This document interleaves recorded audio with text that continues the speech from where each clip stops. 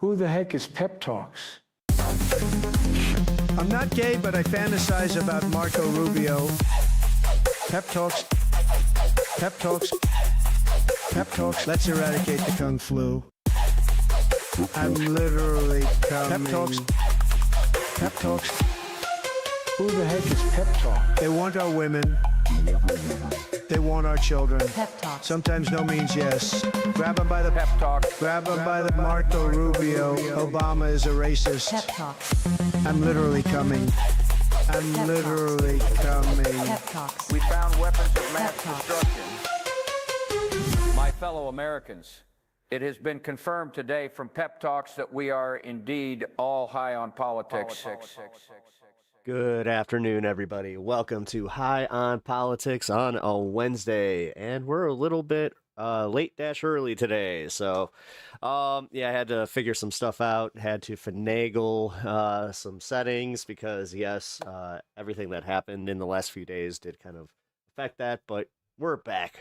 We're back in it.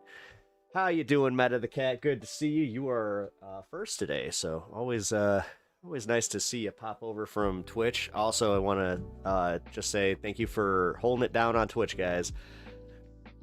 I gotta say, Twitch came through. It definitely came through in the last day and a half here. Just want to say again, thank you for everybody that was hanging out yesterday. It ended up working out because the State of the Union, I did find out that if I had moved away from C-SPAN, it would have been a problem. So, yeah, you know what? So we're all good. The coverage was boring as hell. I'm just going to call it what it is, man. We all watched it thinking that he was going to have some kind of crash out. He was going to say something, absurd, which he said plenty of absurd shit. But realistically, I was talking to my stepmom about this a little bit, and she was going on about how it was one of the best presidential speeches she has ever heard. And I'm like, that's a low fucking bar, because I reminded her of Biden doing really well at his State of the Union and then failing just spectacularly at the debate, and she did kind of concede a little bit where she was like, yeah, he didn't really move off the teleprompter at all, and there were a lot of medals, and it was just like a whole bunch of random stuff kind of happening, and I just was like, it was 2.5 hours, and think about how much time they spent standing up, clapping, and everybody kind of looking around like, I don't want to be the first to sit down. So they're just like, we're just going to sit here and clap. Okay. Okay. Don't know what's happening here. Oh, well, can we sit down yet? It was a whole lot of that going on. So yeah, I got to say that I was thoroughly bored by it, but we're going to discuss it. We're going to go through some of the reactions. Oh god, I don't want to watch Chuck Schumer. It's gonna suck, but you know what, I kind of am. I'm just morbidly curious to see what Chucky Schumer has to say about it. Then we also have some fun with Candace Owens is going scorched earth on TPUSA, which is a lot. There's a lot going on there, so that's gonna be a lot of fun. Have a few updates from Mexico. For anybody that did not see my stream yesterday on Twitch, I had some updates from that. Also, if you were watching my last stream on YouTube, something might have happened. Had a little bit of a situation, but we're all good. Like I was saying, everything is figured out. I'm not going to go too deep into it. I went into depth. If you guys are interested in seeing any of my coverage of what happened, you guys can go over to my Twitch and check out the VOD there, because, yes, I'm not going to really talk too much about it here. I did a smoking game, and so we kind of did something like that, but it just went off the rails because there was nothing... There was no fun to be had. Like, we started a drinking game, and it just... it turned into us just kind of doing little sips and just being like, is anybody keeping track? And I lost track within like the first 5 minutes, where I was just like, screw it. It wasn't even worth it. But I am interested to hear what some in MAGA have to say about like the State of the Union, especially if they're not trolls. Like, again, I appreciate my pops. He is not he's not into politics at all. He doesn't like Trump. But he is more of a right-winger in the fact that when he has voted Republican, and he's one of the, like, annoying voters that loves to bitch about taxes, but then never votes to lower his taxes, in any case. I know you sip your beer. I saw your hair. Oh, really? You like, what's the point of that? What's the point of chugging? Like, I don't know, man. No, hair aside, and I get it. I get what you're insinuating there, but what a waste, man. You do understand that, unless you're drinking like PBRs or some really shitty beer. Man, that's a waste. That's a waste and a half. But here is a Coke for you and yours. Did you just like hand me a Coca-Cola a la frickin' what's her face? The one Kardashian? Or you're just like, here, this will bring peace to the left and the right. It totally worked. For Chula, are you MAGA? I'm interested in getting some of your takes. Also, I'm incredibly stuffed up today, so I'm having a pretty bad allergy attack. I did not take any Benadryl because the last time I did that, it completely ruined my stream. So I'm suffering through it, and I apologize if anybody gets a little annoyed by just the stuffiness, because yeah, it sucks. We have a snowstorm coming. It warmed up just enough today for me to just be miserable. So I was MAGA, but did my research. You were MAGA, but did your research. Can you mind expanding on that a little bit? So what do you mean? Like, you did your research and like now you're not MAGA? I'm always interested by people that don't necessarily think like me, but also, like, one thing that I have run into being a creator on Twitch and YouTube is you have to get through the bullshit first. Like, I always appreciate people that are genuinely okay having a conversation, and it doesn't always start on the note of them having to get their little buzz lines out or get their trolling out or whatever the hell it is. So I think they are a bot. We'll see. Also, for Chula, if you can tell me what's your favorite breakfast item? What do you like for breakfast? And I'm dead serious. If you want to pass the test, then you gotta tell me what you like for breakfast first, and then I will also discuss a little bit more politics with you. But as you guys are filing into the stream, if you guys can do me a solid and hit the like button, it really helps out the channel. Especially right now, I need a little bit of a boost because I had a little bit of a hiccup on the channel within the last week here. So really appreciate anybody that takes that little extra initiative and hits the like. I mean, seriously, I say this a lot, but it does make you cool. It just makes you a much better consumer, because think about this. You already have so many people doing this for your entertainment, and I would wager 80% of the people that you watch don't really make a strong living off this. Like, it's not like they're making millions of dollars. So just giving that little like and a subscription to whoever you are watching, it really helps out. So consider doing that. I was a horrible consumer of YouTube for a while because I had a shit attitude about it, where I was just like, if they ask for the like and sub, then I ain't gonna give it to them. Like, what kind of shit attitude was that? So I have to admit that I have some faults there. But yes, I think that Fortula was is a bot. Sosa Ribeiro, how you doing? Welcome to stream. Appreciate you stopping by. How are you? I rap. You rap? You like the hip hop?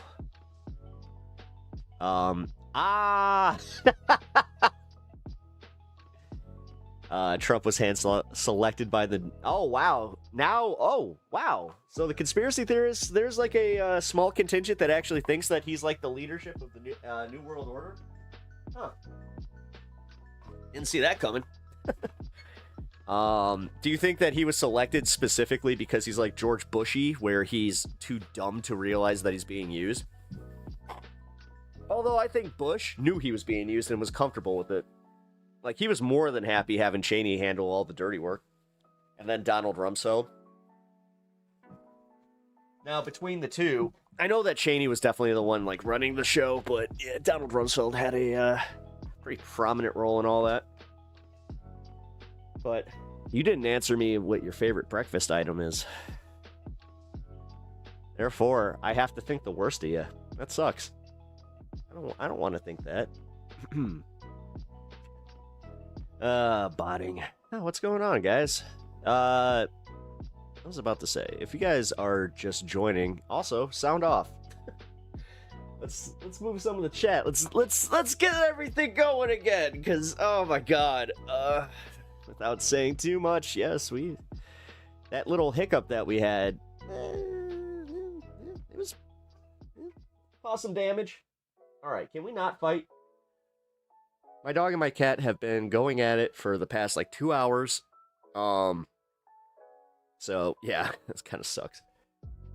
Okay, Pasta Pep. Hey, what's up, Ghost Dog? Good to see you. Good to have you back here. Also, I'm not sure if you missed the Twitch. Hey, like I said, guys, if you were not able to watch yesterday, I highly recommend checking out the VOD at least. So here is my Twitch link. Go and check that out. I'm not even going to ask for you to follow. I'm just going to suggest that it would be awesome if you did. But no, I had a fucking awesome show yesterday, all things considered.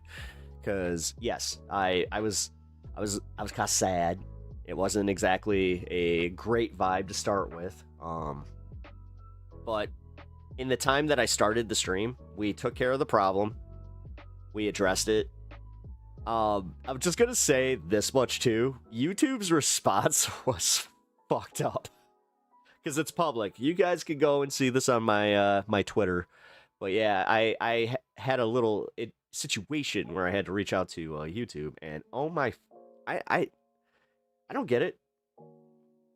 I talked about this with a friend of mine who he had an experience where he got his account banned by PlayStation, and he said that the exact same thing happened where he didn't know what he did. They didn't tell him what he did.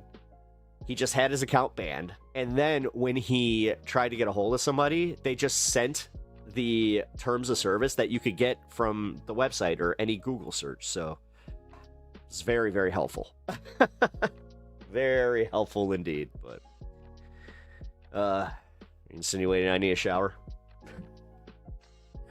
Oh man, why are people so mean on the internet?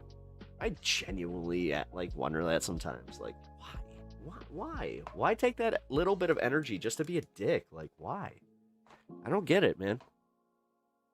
I've been changing my my internet consumption as well, where even if I see something I don't like, I try my best to engage with it in good faith, and also just like, I don't know, I try to let my curiosity kind of make it a little more interesting.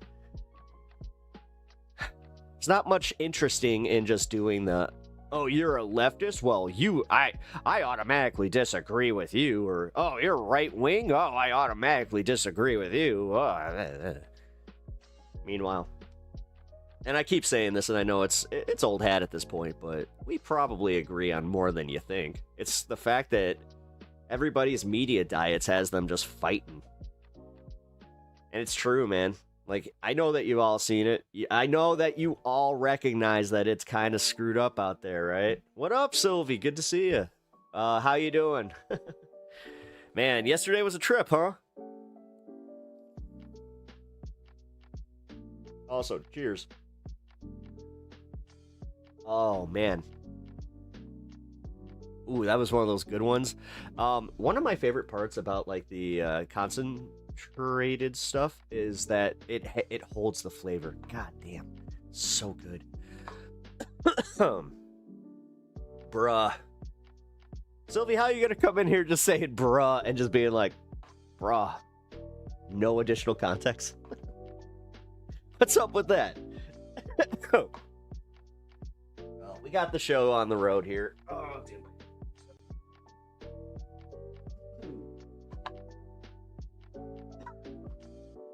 Oh, excuse me. Like I said, guys, I am stuffed up to high heaven today. Hopefully, just being down here helps, but oh my god, it sucks. So, to continue on my bit about Trump here. So, the State of the Union, I didn't have any of, like, the rage reactions that you were having, Sylvie. I mean, actually, Sylvie, I'm glad that you're here. Because you were popping off at it, and, like, I appreciate it. But did you not expect him just to lie, like, as much as he was? Or, like, because, yeah, you were really upset. And like I was saying, I was mostly upset that he was just boring. Like, it was just, it was not good. You know? One of the things that makes Trump, I guess, tolerable is the fact that sometimes he says some wild shit that we can talk about and just not think about other shit, which I think that's part of the point. Let's be real. I mean, for any of the conspiracy theorists in chat, you guys can, like, this one guy thinks that he was, like, installed by the New World Order on purpose, but I don't know. If the orange is talking, he's lying. That's how I assume it. But it was also just, yeah. Natch, yo! What's with the question mark? You okay? Is everything good? Is everybody mad at me? Y'all mad at me? What'd I do? I thought that we had a great old time yesterday. Hey, what's up, Diego? Good to see you, brother. Like I was saying, I had a... Surprisingly, after everything was settled, because yes, I mean, you also, if you guys want to check out a little bit, I dare say crash out. Yeah, I had myself a little bit of a bad day yesterday, so you guys can see that over on Twitch. And that's only going to be there for a few days. My VOD is only available for, I think, a week, and then bye-bye. Goodbye forever. I actually kind of like how Twitch does that, I'll be honest. But, I don't know. There's good and bad with that. But, I kind of wasn't kidding. What's... Did I do something? Oh man, now I feel bad. Now I genuinely, I'm like, oh shit, did I say something piss my audience off? Adelaide Audits, how you doing? Hope you're doing well. Are you one of, like, the audit channels? Like, do you do police audits or anything like that? This is weird. It is weird. Yeah, chat's, like, very quiet today, which I'm not used to. I mean, the viewership is here. That's why I'm also kind of, like, confused. I'm just like, all right, whatever. I know that when I actually start talking about the news is when things start kind of popping off, but I'm more so just concerned about my audience. It's just like, oh shit, where the hell is everybody? Who is live right now? Is this space live? Oh yeah, this space is live, so that's probably gonna be a big part of it. So I also just want to say that tonight I'm gonna try to cover a it's the debate with Kat Abugazale. It's deleting all my YouTube chats? Really? Yeah, okay, so I have had... Oh, I think I know what's going on.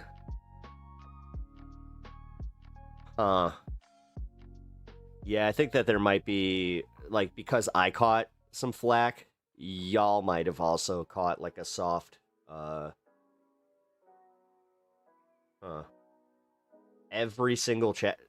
All right, that's Shadow.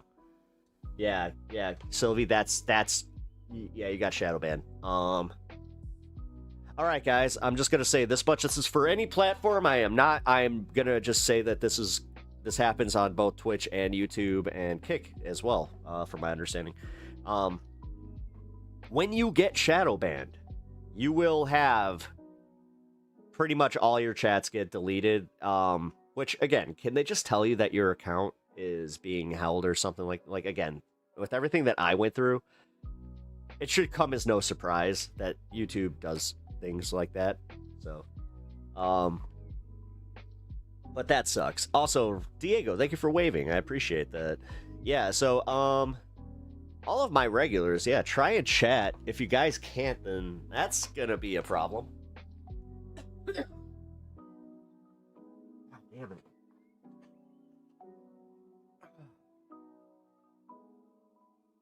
Sylvie, that sucks.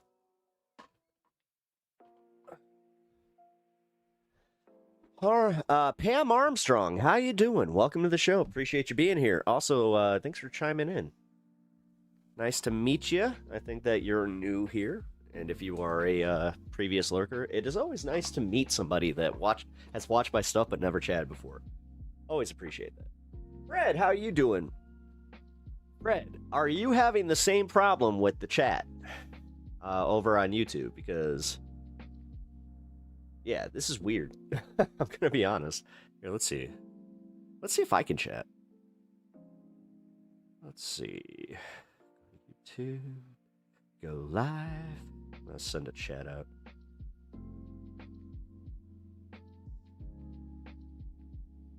Really? Cuba? Oh, no. Fred, you're okay. Alright, so I think that it's... Yeah, shit.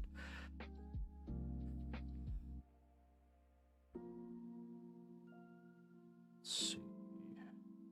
No, it's not letting me chat, so hold on. What the fuck? Here.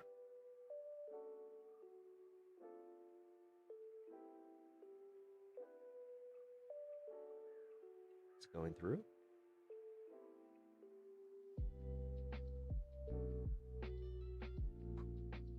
No. Oh, that's weird. Yeah, okay, it's not just you. Yeah, it's not just you, Sylvie. I'm having major issues.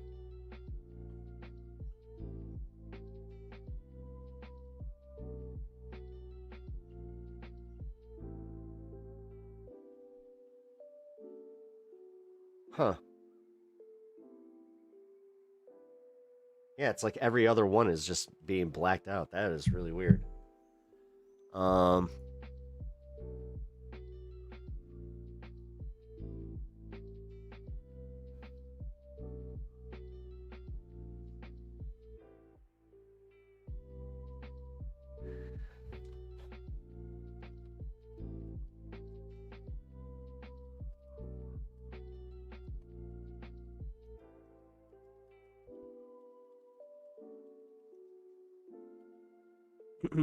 There's also a chimney notification. A chimney? Wahahaha. Al Green looks like Blackula. Yeah, who does Trump look like? Trump literally looks like a fucking, like, a bridge troll that we have just come to accept as, like, yep, that's normal.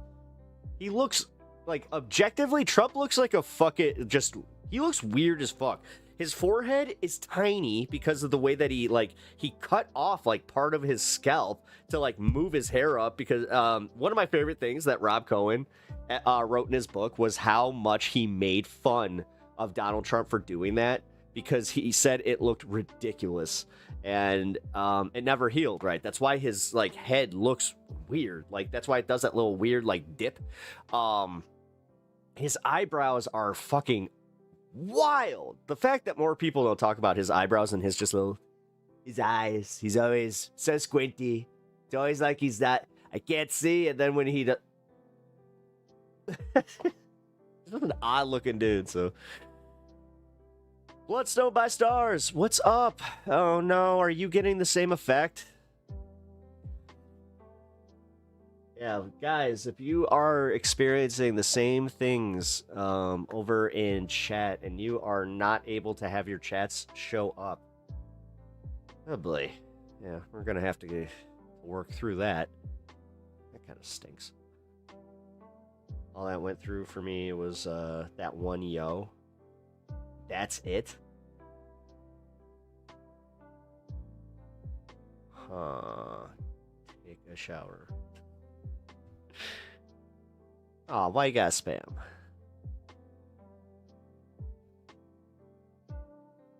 You know, when you spam, that's no bueno. Bloodstone, can you read my messages? I mean, I can see you, Mitch. Yeah, this is gonna be like the next. I sent like 5 things before I got that one, bro. Wait, did you actually get one through? Oh, that one bro. Like the bruh. Really? Hmm. You guys can like the stream though, right? And that's showing up. Oh, dude, no, mine's not showing up. Yeah, okay, so I definitely have some stuff still going on. I think I'm under super secret probation. But I'm wondering if they also got my chat. That kind of makes sense though. That they would go and do that. Yes, you liked it? Oh, thanks, Pam. I really appreciate that.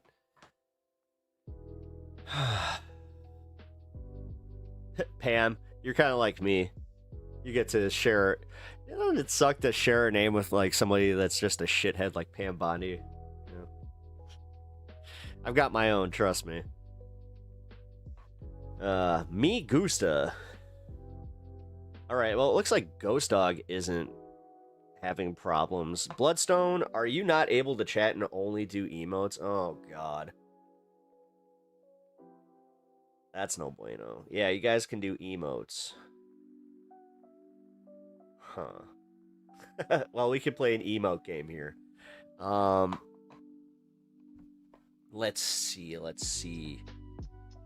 If you... Are you able to say an emote and then hello and I love pep talks? Computronium man, how's it going? Welcome back. I always appreciate seeing y'all come back here. It's really I don't know what the DAO is. Anybody besides Pep? Yeah, dude, this is crazy. Oh, yeah. Check and see if you can chat on other channels, because that might be it, guys. That might be it. Also, the fact that you're all my mods, that is problematic as hell.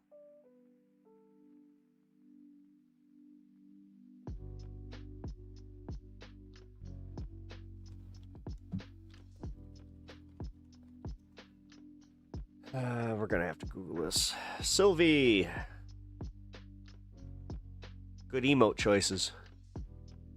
But just so you know, guys, Twitch chat is still up for my regulars. I do still have that mixed in here. And also, I'm not sure if this is going to affect it, but you guys can always try the horizontal stream. Matthew, what's up, dude? Matthew Reidner. How are you, man? Welcome to the show. Appreciate you. How are you? And, yeah. What brings you in today? I always appreciate seeing some newer faces and newer names in chat. Makes me wonder how you found the show, and yeah, we're gonna be talking about the Trump State of the Snooze of the Union is what I was calling it, but I'm not as clever as I thought I was. It's just true. It was a snooze fest and a half. My boyfriend's name is Jeff. That's so fun too. You okay? Hey, Etch, what's up, dude? Good to see you. Welcome to chat. By the way, Etch, we are having some issues with chat. I'm not sure if you're having a whole bunch of your stuff deleted, but I'm thinking that what happened is they are keeping me in a shadow mode, so that's just wonderful. But I have a feeling that we're gonna get through it. Don't get too frustrated, guys. We're gonna get through it. Oh man, Bloodstone, you're being affected too? Oh no. Oh, it looks like Uni's also being affected.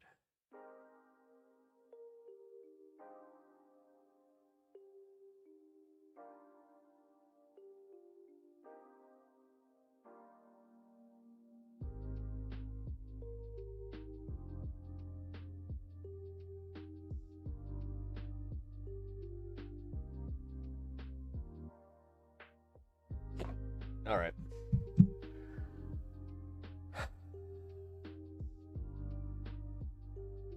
That is so weird that you guys can still use emotes, but you can't actually chat. Huh.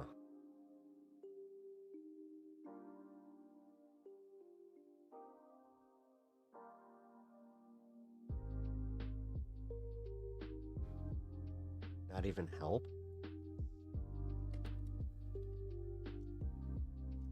Well, damn it. Okay, so... yeah, it looks like this is affecting all my regulars. So if you guys are new to chat, welcome. I do appreciate that. You guys apparently have priority, but this is going to be a little bit of a weirder day because we're going to have to get through this. But just a reminder, guys. All right, then if you guys are part of the Discord, you guys can always get a hold of me there. And I will read out your chats like they're on the screen, or you guys can also go out to Twitter or to Twitch. What the F is going on, guys? I don't know. I don't have anything. Oh, wait a minute. Let's see. Hold on. I did have to reset something, so maybe this affected it.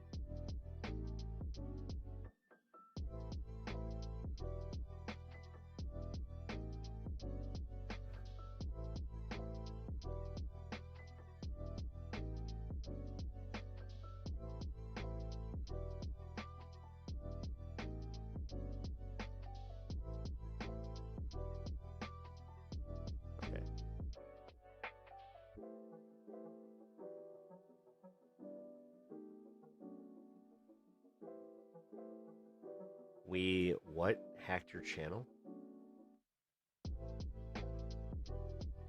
Okay.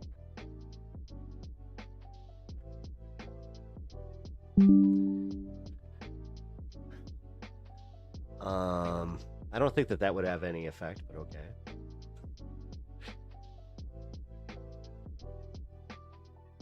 Diddycrats. Oh, that's fun. Meanie Bobeanies. Oh, here we go. Okay, Bloodstone, we're starting to get more chats coming through. I'm already seeing it.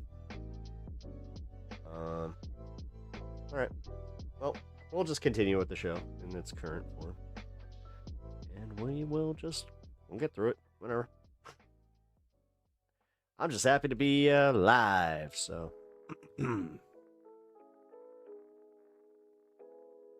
Bots only. Yeah, I mean, hey, Kyle. What's up, man? I'm also glad that you got to join us. I hope you had a lot of fun yesterday. So, you know what? I will say this.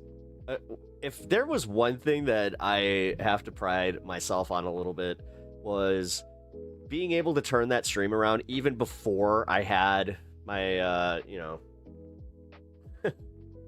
my little freak out.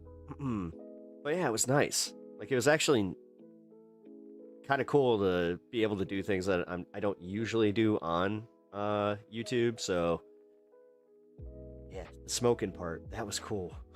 That was really cool. But we're back on YouTube, so you know what that means. You guys will not be seeing the zonger.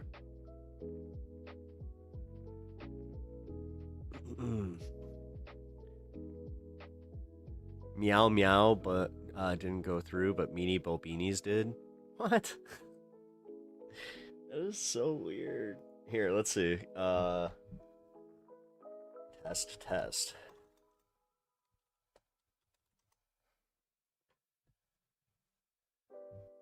Let's see. Does it go through? Huh. I mean, that one, okay. I'm starting to get a few more going through. Hey, Fred, by the way, that coffee one, that's my emote on the Majority Report. Etch, what the actual F? God. All right, so it's happening to everybody. It's literally happening to all y'all. Not all mine are going through either. All right. Well, I hate to ask this of you guys because you are my regulars. If you don't mind just trying to work around this today, that really helps me out. I apologize. I mean, I can't do anything about it, but I just do know that with what happened, that could affect some things with the channel. So I'm going to have to we're just gonna deal with it. Right now, I'm counting my blessings that I'm even back. You know, so. I like how I've only been on for under 40 minutes, and there's already a dude in chat that's just like, we hacked your channel. It's just like, oh. Cool. Like I said, man, why are there just so many cretins out there? Like, what is it? The fuck is it? Or like even with the bots, like, because you do understand that like the worst people had to program those bots to like kind of reach, you know, the shittiness that they're able to. So it's a reflection of the actual shittiness of the of humanity. So yeah, Adelaide audits, just so you know, yeah, we're having issues with my chat. It's okay. Like, JD Vance says Trump's admin will be freezing some Medicaid benefits in to Minnesota because of fraud. Oh, okay. That's just great. Well, we'll see.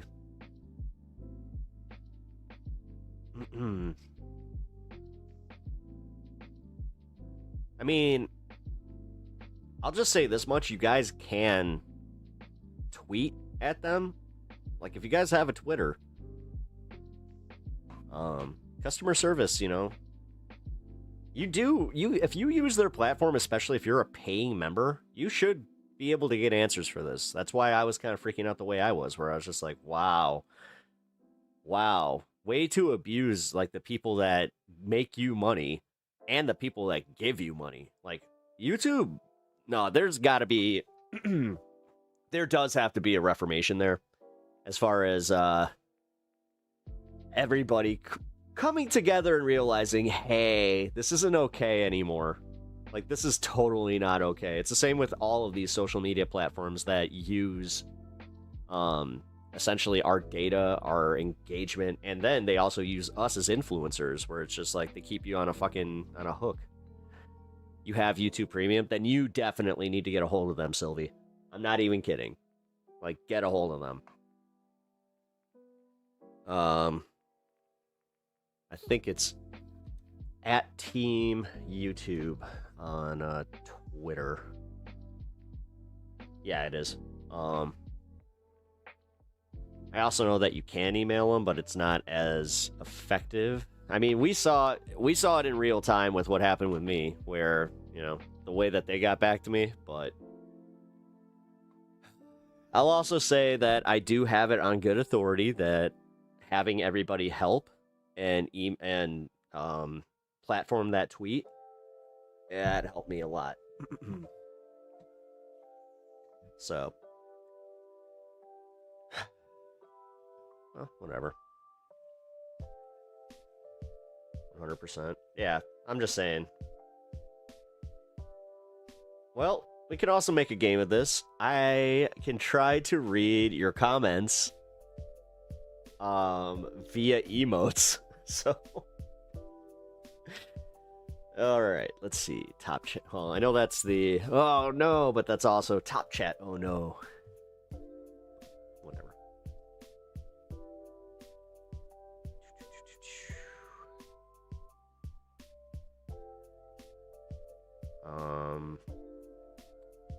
You need an emergency vacuum? Is that what? Oh, wait, emergency. wait. I feel like I'm playing Pictionary. So it's emergency, Peruvian man. No, what are those called? Stonehenge. No, that's not Stonehenge. What are they called? Hey, and there's my favorite guy. I love that dude. My favorite street vendor, or not even street vendor, beer vendor from Wrigley Field of all time. That guy just embodies Chicago, by the way. Peanut cheese? Is that peanut cheese or is that peanut butter? Peanut cheese. Yeah, okay. Peanut butter. Oh, God. Yeah, all right. Well, that's nice that we can just get emotes here. It seems like... my ability to have engagement is going. Oh, wait a minute.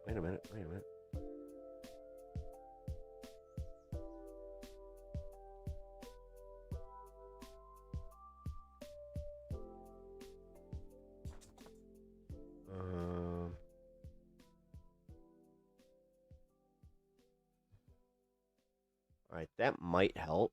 I just had a moderation thing that I saw.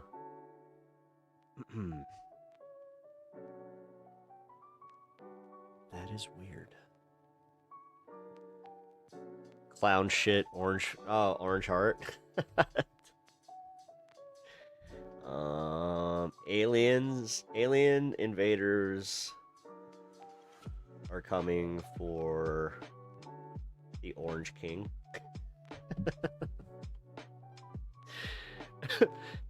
Wow, now this really did just turn into a game.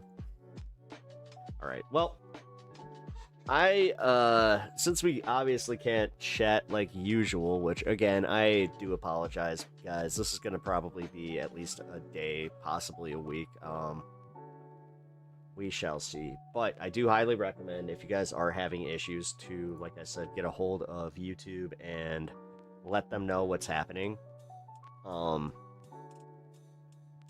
Yeah, we'll just see. Oh, okay. This space is apparently having chat problems too. Well then, haha, that's making me a little bit happier. Not happier, but takes away a little bit of the weight. Okay, so fuck it, let's just get to the segments then.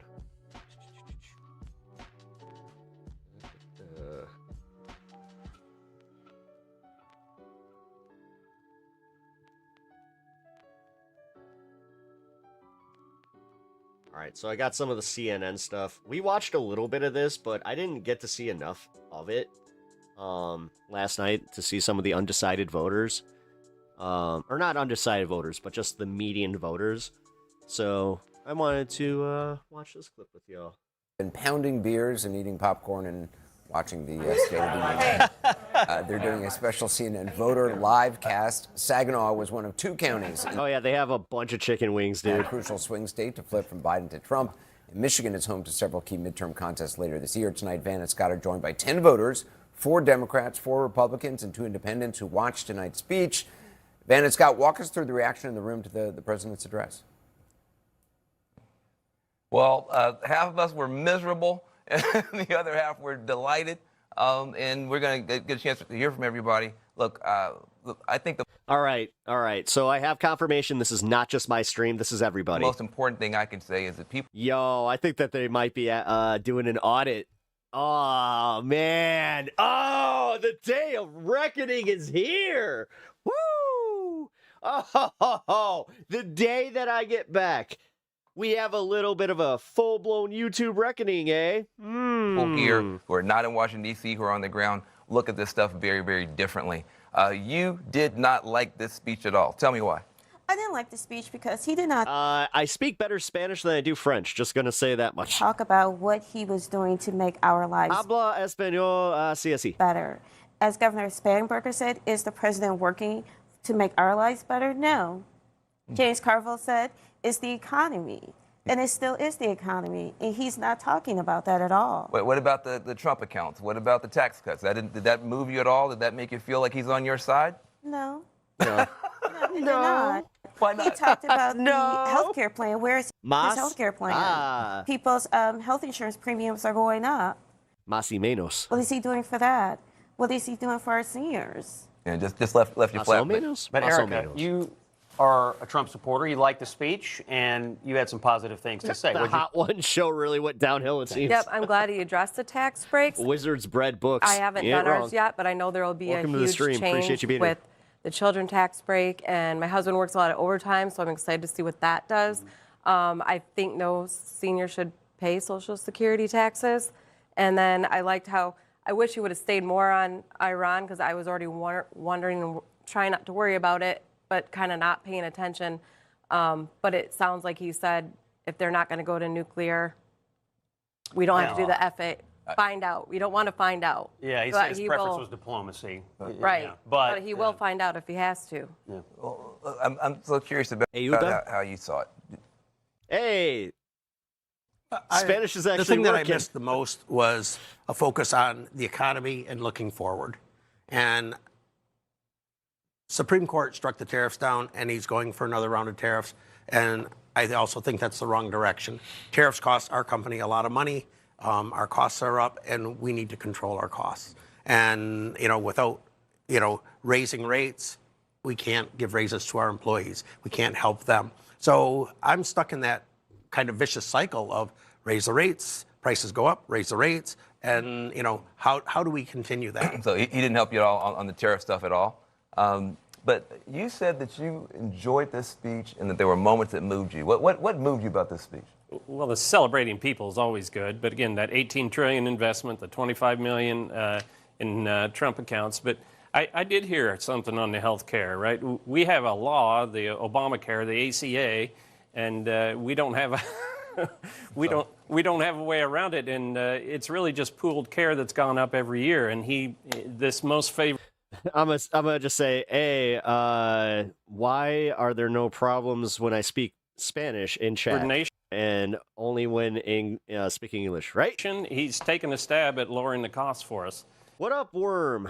Or Josh Worm, how's it going, man? And, unless the legislature We're having some chat issues, but this isn't just affecting me, it's affecting everybody. acts, he's at least doing something Also, if anybody can look up here, that's going to you know what? hit our pocketbook. I think the part of the speech that's probably going to live on for most Republicans is when he asked the Congress, stand up if you think your duty is first to American citizens before illegal aliens. Republicans stood up. It gave him his most sustained applause for the night. I suspect, man, you're going to see this in a lot of campaign ads, that Democrats wouldn't stand up. What did you all think of the showmanship of that, or of sort of the spectacle of trying to get Democrats to stand up for that?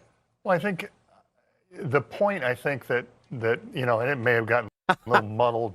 Chat looks hilarious to me right now. In the showmanship, but I think his point is valid. Everybody in that room This is very stupid. represents the citizens in this country. And are you doing your job? He should, the governor asked, is Trump doing his job? Trump asked, are all of you doing your job? But don't you think it was just kind of a cheap stunt? To just, you're somebody who's been in politics for a long time. To me, it seemed like a stunt. No matter what Trump told Democrats, stand up if I say anything. If he said stand up if you like puppies, they would have said we like kittens. There's no way they were going to stand up. So to me, he was just trying to make Democrats look bad. But should they have stood up, Pastor? The role should be to unify the country. And I think this was the opportunity for us to come together as one. We're not a states of red or blue states, but we're the United States. And this was Would you have? Hey, asshole, tell the other side that. Tell the other, you only seem to do that when it comes to questions like that of, oh, well, you know what, they should probably cheer a little bit because we are the United States. But then he says, like the Democrat, you know what, if it was up to me, nobody would be sitting on that side. He wouldn't say shit. Stood up. If you were a Democrat and Donald Trump said, fucking small-brained idiot. Stand up if you are against illegal immigrants, whatever he said, would you have stood up? I would have. The desire to have democracy only represent citizens and oppress all others is the main thing America inherited from Grace Dash Rome. Respected our country, and It's almost like by I would design. have stood to my standards. And I would have stayed to my who I know who I am, and left it at that. You should be a politician. He's a better politician than me. Wait a minute. All right. We have a minute left here. We're in Michigan. Yeah. We are in Michigan. We can see Canada from here, almost.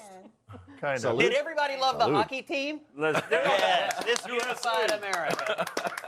We took their sport. We took their gold medal. Jack Hughes, took 2 gold medals. our guy, he took their hot chicks. He's dating one of their hot chicks right now. It's amazing. I know. That's what I'm saying. We took 2 gold medals. The women won 2. And the president acknowledged the women, and he said they're coming to the White House, which I thought was a great thing. Hey, So listen. here in Michigan, Anderson, I have to say, I think the hockey moment was unifying, probably in this particular area more than anywhere else in the country. Everybody, Republicans, Democrats, even Van. Yeah. Even poor Van. on a miserable night said the American hockey team is a great thing. So admit it. Good Ideas meal. thing. I mean, that was a good thing, though. I will say they keep messing with these Canadians and it's messing up y'all's economy. No tourists are coming down here, so let's be nice. Oh! You guys, remember, because I have dyslexia, if you mistype shit, I can actually read it. Guys, I have an idea. Kyle, it worked. The Canadians, but I'm My dyslexia is actually fucking good for me for once. Woo-hoo! glad we won. All right, Anderson. You know, it's that's nice what we got out here in Michigan. We got Good idea, a lot Kyle. of opinions out here. It's nice to see the heated rivalry between you guys. I'm not even kidding. This is helping me. You can watch it later, Scott. You'll see. My panel is here with me in Washington. I do want to play something that President Trump said about affordability, which is obviously something that the governor spoke about as well. Let's watch. Yeah, brother. Are the same people in this Dude, chamber who I never thought that would be a benefit. voted for those disasters. I was devastated when I got that fucking diagnosis, by the way. Suddenly used the word affordability, a word. They just used it. Somebody gave it to them, knowing full well that they caused and created the increased prices that all of our citizens had to endure. You caused that problem. You caused that problem. They knew their statements were a dirty, rotten lie. Their policies created the high prices. Our policies are rapidly ending them. I felt like there should be a level of decor, and we should definitely, you're the United States. That I will soon be presenting That one dipshit in the. Connor with our highest civilian honor, which we will be given and which has been given to many athletes over the years. But when I say many, not too many, like 12, it's called the highest civilian honor in our country. Yeah, okay, so the good news is this definitely is not just my The channel. presidential. The bad news is it seems like this is bad for YouTube. Medal of Freedom. It was the Sodom. Wait. Hold on.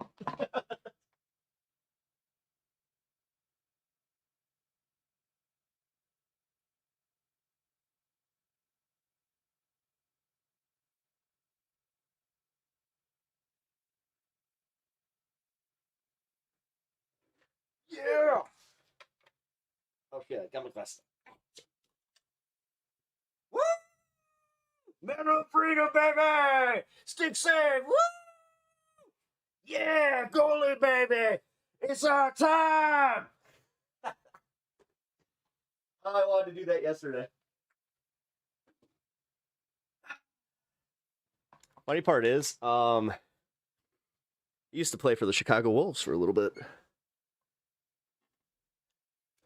About the hockey. You know what I thought was actually really interesting, just listening to those voters and Americans, they were really focused on the economy. And I think that the red meat applause lines that Scott mentioned about stand up if you believe that you're supposed to be working for U.S. citizens, that definitely works really well for the partisans. But the regular people, their takeaways were all about the economy. They were about health care. They were about tariffs. They were about the cost of living. They were about exactly what we've been talking about. Why YouTube? Just this why? whole time. And I think that is very instructive because that moment where Trump got his biggest applause line. Only being able to speak Spanish, conservatives must be melting down. I don't know if it will resonate as much as the White House might want it to be, and it certainly is not going to be the thing that this midterm is going to be. I think one of the problems that he has is that people see these things as distractions. They don't think he's focused. I cannot see this guy and never see his the where the mustache belongs, because he had that mustache for so long. On the thing that was that is most important to them, the thing that was most important to them when they elected him. Hey, Tessa Violet, hell yeah. They don't think he's delivering on that. And even the things that his supporter mentioned there, there is not $18 trillion I like the idea. new investments here. Everybody knows the economy in their communities have slowed. They're worried about their jobs. This most favored nation piece on drugs applies to like 40 drugs. I just realized how many of y'all are actually like bilingual. Drugs are out there. So people know they're not paying less for their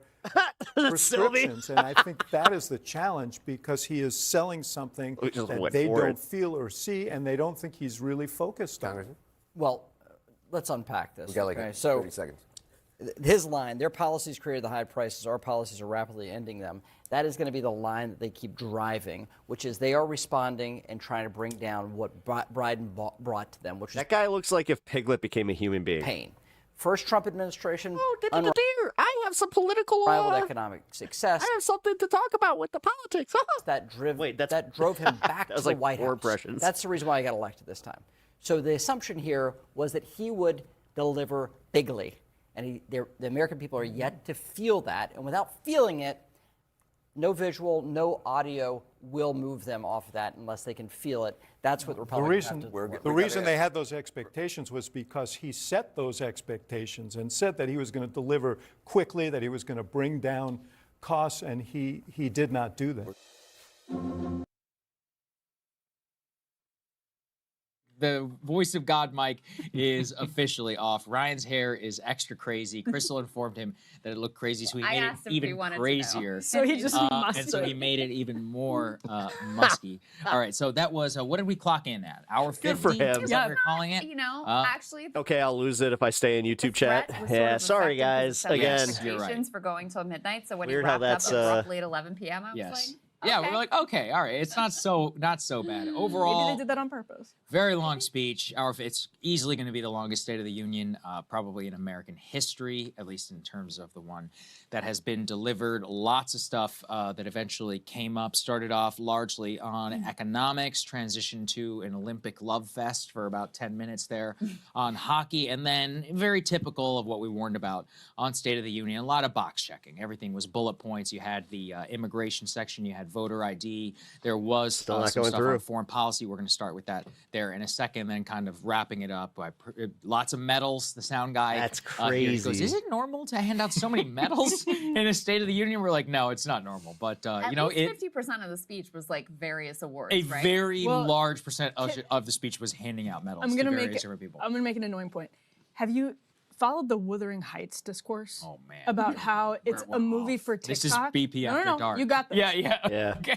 It's a movie for TikTok, meaning Okay. you're stringing all of these scenes together because you want them to become part of the that's Superman and like Fantastic Four. universe. Okay. That's what State of the Unions are now. Because you're trying to check a box not for wrong. every different cohort. Yep. And then you know it's going to get targeted in this MAGA place, morons. in this place, in this place. And so that Again, the fact that that's why the speeches, I think, at least from Trump's Kyle. perspective, are getting longer because then you have more, like, you just can put the metal stuff more raw out. speak material. dyslexic I like that and Pebble. That's Just, very It's not smart. even He'll really be on meant top of this. Right, to be consumed in as full. a cohesive. Yeah, I kind of confirmed it also with somebody with Oh, really? That's actually very interesting. It actually helps because watching it in full, you're like, oh my god. I like how you even laughed in Spanish. I when mean, is that she being gonna said, end? like, none of that was really super. Yes. There were no moments there. I mean, we grabbed some clips. We'll show you some Right. clips. But there was really literally nothing that I was like, oh, that's going to be Right. a moment. I agree. That's gonna Nothing be a super thing, interesting, you know? but he got his hockey moment. He had his Irina Zaritska's parents. Right. He had all of the different veterans. Those will go into the veterans. If you social ask me what media goes most feeds. viral from that speech, it's probably hockey, right? Also because statistically, It was literally people the only- hockey thing. Yeah. Well, let's think all timing. The only thing I'll remember from that speech is like, oh yeah, People are- Medal of Freedom to the goalie. 50. The goalie community, by the way, is freaking the fuck out over that. The vast yes, majority of but- people who watch, it's only going to be the first 15, 20 minutes. Before Yes, 30, there's no I mean, I guess it's like sort of a controversy, but the things that usually go viral is where there's Right. some sort of. Oh, I didn't mean controversy. I meant just people were like, Confrontation "Oh, or some great! sort of- The hockey team is there." That's really all. He all was I heckled thinking. by Ilhan Omar and then I'm sure leaned that- in yeah. and said, you should be ashamed of yourselves. She- that will probably be viral. She yelled at him about Epstein. We'll get to it. we don't have that clip exactly, but by far what we were all looking for going into the speech was Iran, and we got a very limited section on Iran, so we've gone ahead and pulled it. So Control Room, please cue that up as I lead into it. There was some expectation, some speculation. People were worried, oh my God, are we going to announce that we're going to war with Iran tonight? That's not really how it worked. There was even some, I even thought, I said, maybe it's going Say tu hablan español? lay out a deadline, like a declaration, an ultimatum of some kind. It was extremely generic. Must He's speak saying that Iran in- has not yet said the sacred words that they will not pursue a nuclear weapon. Not true, which Ryan will debunk on the other side. Orange But guys, if monsters? we can go ahead and play it, the Iran section from That the one actually speech, broke and me. we'll react on the other side. As president, I will make peace wherever I can, but I will never hesitate to confront threats to America wherever we must. That's why in a breakthrough operation last June, the United States military obliterated Iran's nuclear weapons program with an attack on Iranian soil known as Operation Midnight Hammer. After Midnight Hammer, they were warned to make no future attempts to rebuild their weapons program, and in particular, nuclear weapons. Yet they continue starting it all over. We wiped it out, and they want to start all over again. And are at this moment, again, pursuing their sinister ambitions. We are in negotiations with them. They want to make a deal, but we haven't heard those secret words. We will never have a nuclear weapon. So a couple of things there, saying after Midnight Hammer that they have tried to restart their program. No evidence of that literally whatsoever. Where's the DNI? Are they even going to trot out some fake intel? And then Ryan, if you want to redo your fact check on that latter part, perhaps you can right now. All right, so Foreign Minister Sayed Arakchi today, literally today, before the speech actually, so they could have included this if they wanted to. Arakchi said, quote, All right, so I just looked this up, and there's a this is a VTuber who only focuses on gaming. I've been experiencing issues on YouTube. The bulk of my messages not sending in chat, and today on my members stream, no one could send messages aside from emotes. It's affecting the members mostly too. We did some testing and found that if you type the first part of your message in a different language and then type your actual English message, you don't get shadow banned. LOL. Take Our that for what you fundamental will. convictions are crystal clear, Iran will under no circumstances ever develop a nuclear weapon. Now, when it comes to like diplomatic speak, oftentimes they try to leave some like wiggle room for interpretation, but Iran will under no circumstances ever develop a nuclear weapon. Right.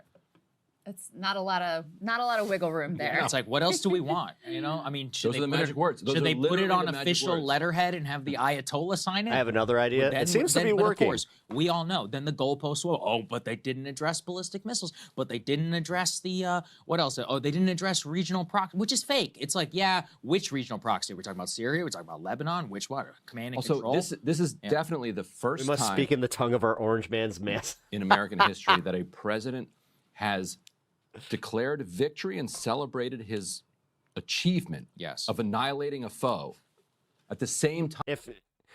If you add nom nom, time that he's promising to re-annihilate the foe. So true. Have you seen the White House press release going around about how back in Oh, June after fucking Midnight A, Hammer, guys. Emily, You where guys they're are- like Iranian nuclear facilities if anything, this is making good content just because you guys are figuring this out in real time. obliterated any I'm a any stable genius. speculation that it wasn't true is been an complete insult. it's an insult to Well, the White House. I was going to say a little bit of breaking news, not on Iran, but on Venezuela. I just got a statement. Why is YouTube chat unironically censoring all English right now? This is insane. Not a single English comment is showing up for me, and I'm the streamer. War Department official, because I asked them about Let's say the Pentagon. yesterday's. Yeah, but Yeah, Yeah. well, I It's the was basic told affecting to streamers, attribute. not chat. I was told I could Chat attribute is to a War broken. Department official. Okay, in the fine, background. So on Venezuela, I had asked who they targeted yesterday Okay. specifically. Now they had a big guest come out Venezuela-wise in the middle of the State of the Union, made a big deal about it. They will not tell me what group was targeted Ooh, okay. Now they're also saying that it could be affecting super chats. yesterday. They're citing "quote unquote" operations security. In the So, boat or on land or? the land. This has been going on for over 2 hours, apparently. So this gets to us to Iran. you have this contradiction. Are you sure? Yeah. Oh, I'm sure, Tom. Annihilated the You might nuclear be, Thomas. You might be okay, but and yet now we need to strike Iran again. And the same thing with Venezuela. We have annihilated the how threat about of this? Natch, that Maduro, works. who's There you go. directing Trinidad Right. and the drug We're running the traffickers. country. Great point. But So what's Trump the has War said we're in Department charge. official saying? Says to protect operation security in our forces, we will not discuss specific groups, targets, or intelligence methods. By the way, Trump in his State of the Union called Venezuela new friend and partner. So Yeah, we that are now works. bombing our new friend and partner. We are bombing our new friend and partner Until that the morale we improves. control. Let's Yeah. like just again, the Iran section of this is going to be the most important, and it was incredibly vague. There was Dude, it literally lasted all of maybe 2 minutes. no time Yeah. that was added to it. The Yeah. post about That was the bad. so-called claim. I know a lot of people were pissed off about that. Even like, well, I don't want to say MAGA, but a lot of like right wingers who were they were planning on having this address because they're like, okay, he has talked about this for the past 2 weeks. We have a bunch of ships and a bunch of military equipment over there. What's going on there, fella? Around, they haven't said the sacred words. It's like Wait again, and I don't see. know what else could happen here, but Chuck this Schumer's is gonna part. be Super chat denied. God damn it. Yes. That the case Oh my god. wasn't made tonight. Right. Well, if people did not watch our That's right. Are you're serious? Oh, fucking A. Our pre- All right, well, just a reminder, you guys can donate to the stream through the Streamlabs link in my description. That's right. coverage, if And I do get all that, so. people did not watch our pre-show into the State of the Union, there was the And you can opt out from getting a Streamlabs account. You don't have to sign up for one to use it. You just got to back out from that and just go to the normal. pathetic effort by Mark Warner and Senator Chuck Schumer, who were page. like, "Oh well, Chris Coons. a lot and of crazy others. stuff said." The president really needs to make his case to the American people. It came. I mean, I don't have the timestamp. Not gonna lie, Kyle is actually really smart. What was it, an hour 15? Probably. Kyle's new method is hard if you're not on mobile. So Hey, it works though. The vast majority of people had already turned it off. Only professional. Oh, chat fuck site wide it seems. Yep, Caleb's Revenge. Yeah, no, I just reported on this. I'm keeping an eye. I'm gonna bring it up on my screen here after we wrap up with this. But I'm just, if you go to Twitter and look up YouTube chat, it's nothing but people freaking out right now. Like us are even watching there. What the fuck is going that on? What the fuck is going on? Why can't I see any? I couldn't get super chats. Point barely. I mean, almost. What the fuck is going on? I mean, there's so many people just a minute freaking maybe out on right now. Iran. I would say 90 seconds, 15, 20 seconds there on the Russia-Ukraine war. It was minuscule, I think, in terms of Hopefully YouTube will have a response. Not yet. the actual part of the speech, but it was the number one thing that we were all looking for. So Yeah. unfortunately, we can't really add a ton of commentary, Well, so- except just to say what he's claiming is not really true in terms of his demand. Yes. So sorry, go ahead, this martyr made post that came out 3 or 4 hours ago. What can we? So this is what's his name, Daryl, Daryl Cooper. like huge podcaster. Yes. Like what can we make of this? Here, Like, I can have we it. talk about this at all? Like, yeah, like it's public. I mean, I have right? it pulled up. Yeah. Here's what You think the cartels hacked he YouTube? said. He Okay. said, Trump I mean, somebody said that they. has been cornered. I mean, at the beginning of the show, they were threatening that they did His that. options, so. as he sees them, are to start a war with Iran on something like our own terms, or to be dragged into it at a time in the manner of Israel's choosing. Can y'all hear me? Nom The nom. third option, Yes, telling Andrew. Israel to fight their own war, is not on the table because he believes that if he does that, Israel will use Oh, I haven't tried super chats. I was making a joke. Oh, okay. weapons, and he and members of his family will be in physical danger. I'm not totally sure why those two things are tied together, but anyway, the rest of the post says the military buildup has had three purposes. First, he hoped that Iran would capitulate and submit to an agreement strong enough to calm the Israelis down for the time being. Fanciful. Second, to have enough forces to deal with the fallout if Israel attacks and Iran retaliates against American bases and allies. And finally, to potentially strike first and at least be able to control the first phase of combat. The talk of limited strikes reflects his hope that Iran can be intimidated into buckling because Trump genuinely does not want war. That's where we're at. I've never prayed for. How long is this? Okay, hold on, guys. This is a minute, so I'm gonna do this real quick because this is breaking news right now. YouTube.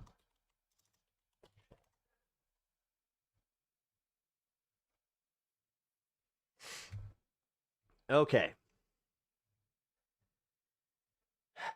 Dave, at Team YouTube, for YouTube live chats, there's a problem where you respond to a chat and your response does not get posted. I and others are experiencing this. Thank you for everyone that came out to the stream. For some reason, YouTube chat wasn't working, not even for me with outgoing messages, so hopefully this is fixed. I've been experiencing. Oh, this is the first one I saw. Youngblood. I've been experiencing the issue on YouTube of the bulk of my messages are not sending in chat, and today my members only stream. No one could send messages aside from emotes. As I said, I think for some reason the members are getting affected by this. We did some testing and found that if you type the first part of your message, okay, we already read that. Why is YouTube chat unironically censoring English? This is insane. Not a single English comment is showing up for me, and I'm the streamer. VTubers, if anyone else is having this issue where chat is being instantly automated on YouTube. So many people in chat couldn't send any messages. I thought I was going to have to talk to myself for the entire stream. I'm having an issue at Team YouTube. I'm having an issue where in my YouTube chat disappearing. Let's check Team YouTube. And we're back. This is from the 17th. And that's the last time that they have a message on this.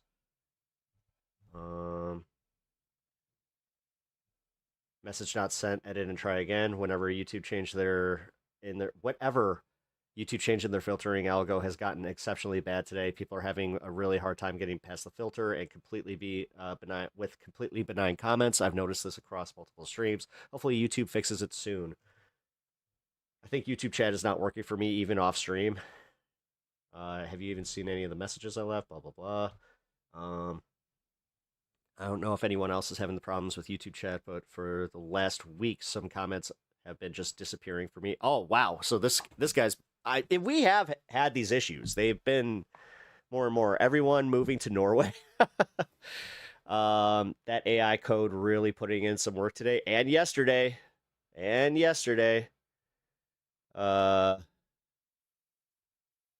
Hey Ash, I didn't know where to put this, but YouTube has been having issues. Okay, so they're actually like tagging the streamers through this. At YouTube, do you even test things before? Yeah, thank you for fucking saying it! Oh, King John! Love it! I don't even know who this guy is, but he deserves the credit for this, because he's dead on! YouTube, do you even test things before implementing them anymore? Your site's more broken than ever! Not being able to interact with a live stream audience kind of makes me feel like I ought to stream somewhere else. Huh. What's up with that? That's fucking crazy! Not me noticing any of the YouTube chat messages issues because I'm used to a rate of one chat every 25 minutes. Samoya. Aw. You two get your shit together, hell yeah. This is 45 seconds ago. YouTube's been super wonky recently and filtering out tons of messages. Twitch issued a warning for showing a combined chat on Twitch on stream. He's opting to show split chat on stream instead. The technical rule is that you can't show any other chat than Twitch chat on stream, but why is YouTube chat glitching so hard? Literally every single tech news since 2025. Chat control, age verification, California 3D printer, blah, blah, blah, blah. Team YouTube. Could you fix this problem, please? It's extremely annoying when you're trying to chat in a live stream, but your comments don't show up for the streamer and the rest of chat. 14 hours ago. 5 minutes ago, yeah, I tried chatting in chat, but my messages never came up. That's for Game Boy Luke. Okay, now fix the live chat. We only send links and messages and mass typos. Blah, blah, blah, blah, blah. Okay, it lets you speak in other languages and emotes, but not English. Please fix your YouTube chat. That is where we're at right now. Seriously, what the fuck is going on with your live chat censorship? It censors like 80% of my chats for nothing. You are completely ruining YouTube. Bot verified at robot 000. All right. I don't know why, but that one gets me. My streamers, or at least the most popular ones, be like this. Blah, blah, blah, blah, blah. All right, that takes care of that. But all right, so YouTube, get your shit together. Oh, Play-Doh Esperar hasta los teorías de conspiracy. Okay, para presidente no. Oh. I kind of got what you were saying there. Nom nom bot. Is the nom nom thing working? Hey, what's up, Adrian? Good to see you. I'm glad that you stopped by. Adrian, we're going through it. Also, Adrian, I had a fucking terrifying day yesterday. Wasn't sure if I was gonna be streaming here as a platform. Yeah, that was no bueno. Yes. Also, the Twitch problem, or the Twitch problem, the YouTube chat problem is being discussed on Twitter, and I am going to keep a eye out on this because this is crazy.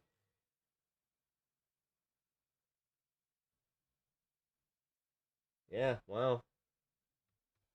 This is affecting like huge streamers, so okay, cool. Like I said, I'm happy that, I mean, I'm not happy about this, but I am at least a little less concerned that this is affecting other people.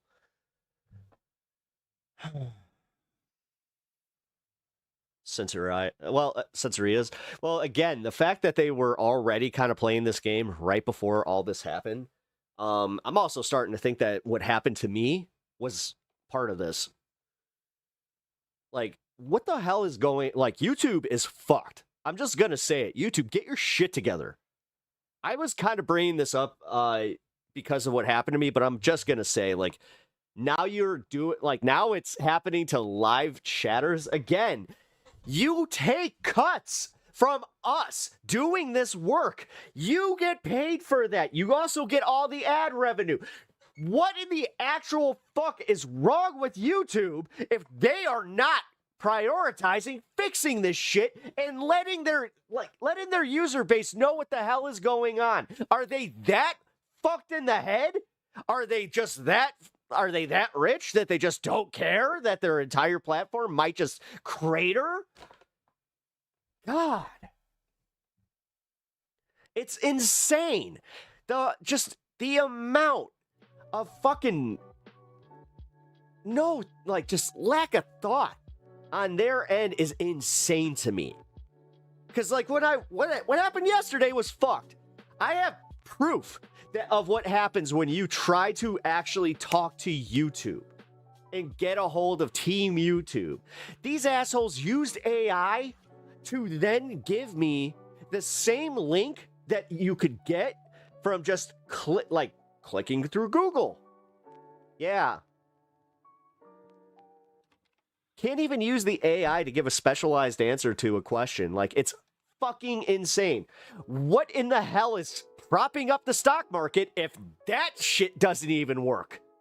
Huh? Anybody else starting to kind of see the correlation here?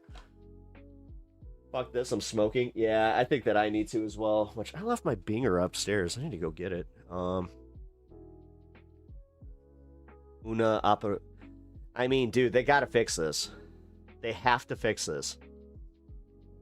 Otherwise, I mean, how they just gonna not address it? How in the fuck they just gonna just sit here and let this happen?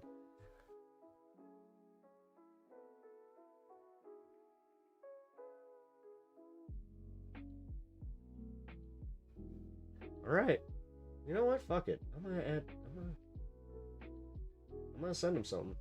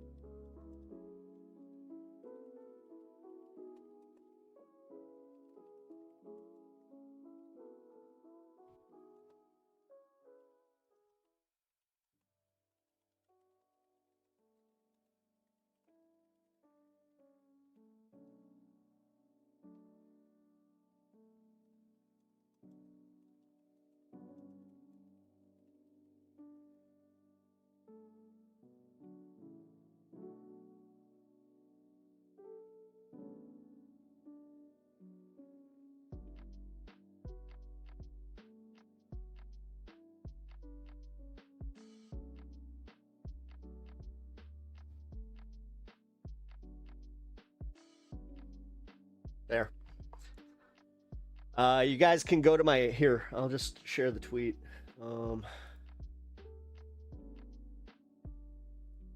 So I just sent this tweet. I'm not sure if I'll even be able to link it. Let's see. Let me guess. It's not gonna let my links go through either. That's wild. That's fucking wild. Oh, of course. Why wouldn't it?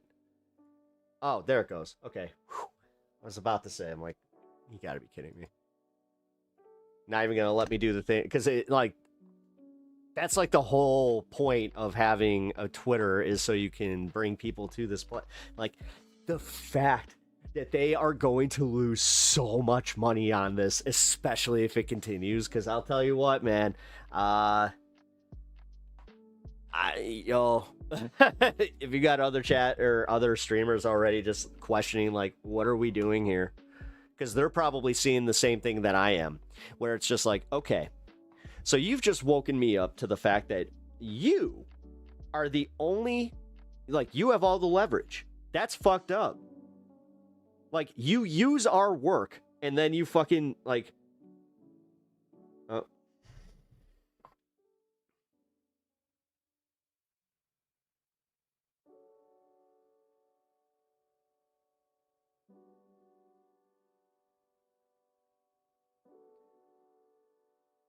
Well, that sucks.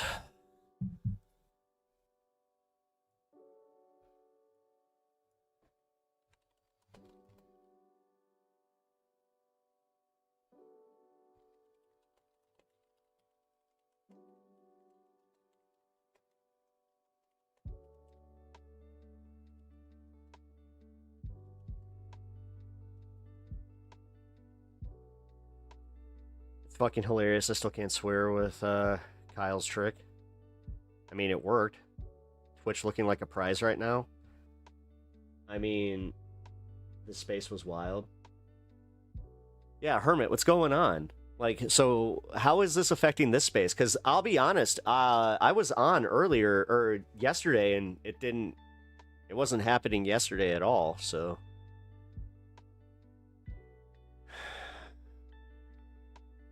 Tango and VPN.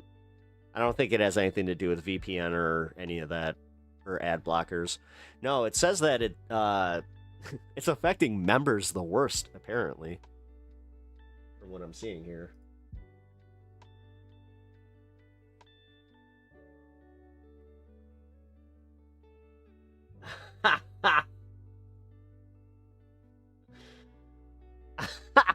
What the fuck? Sometimes, every once in a while, AI. Fuck it, I'm not a big fan, but damn, that was funny.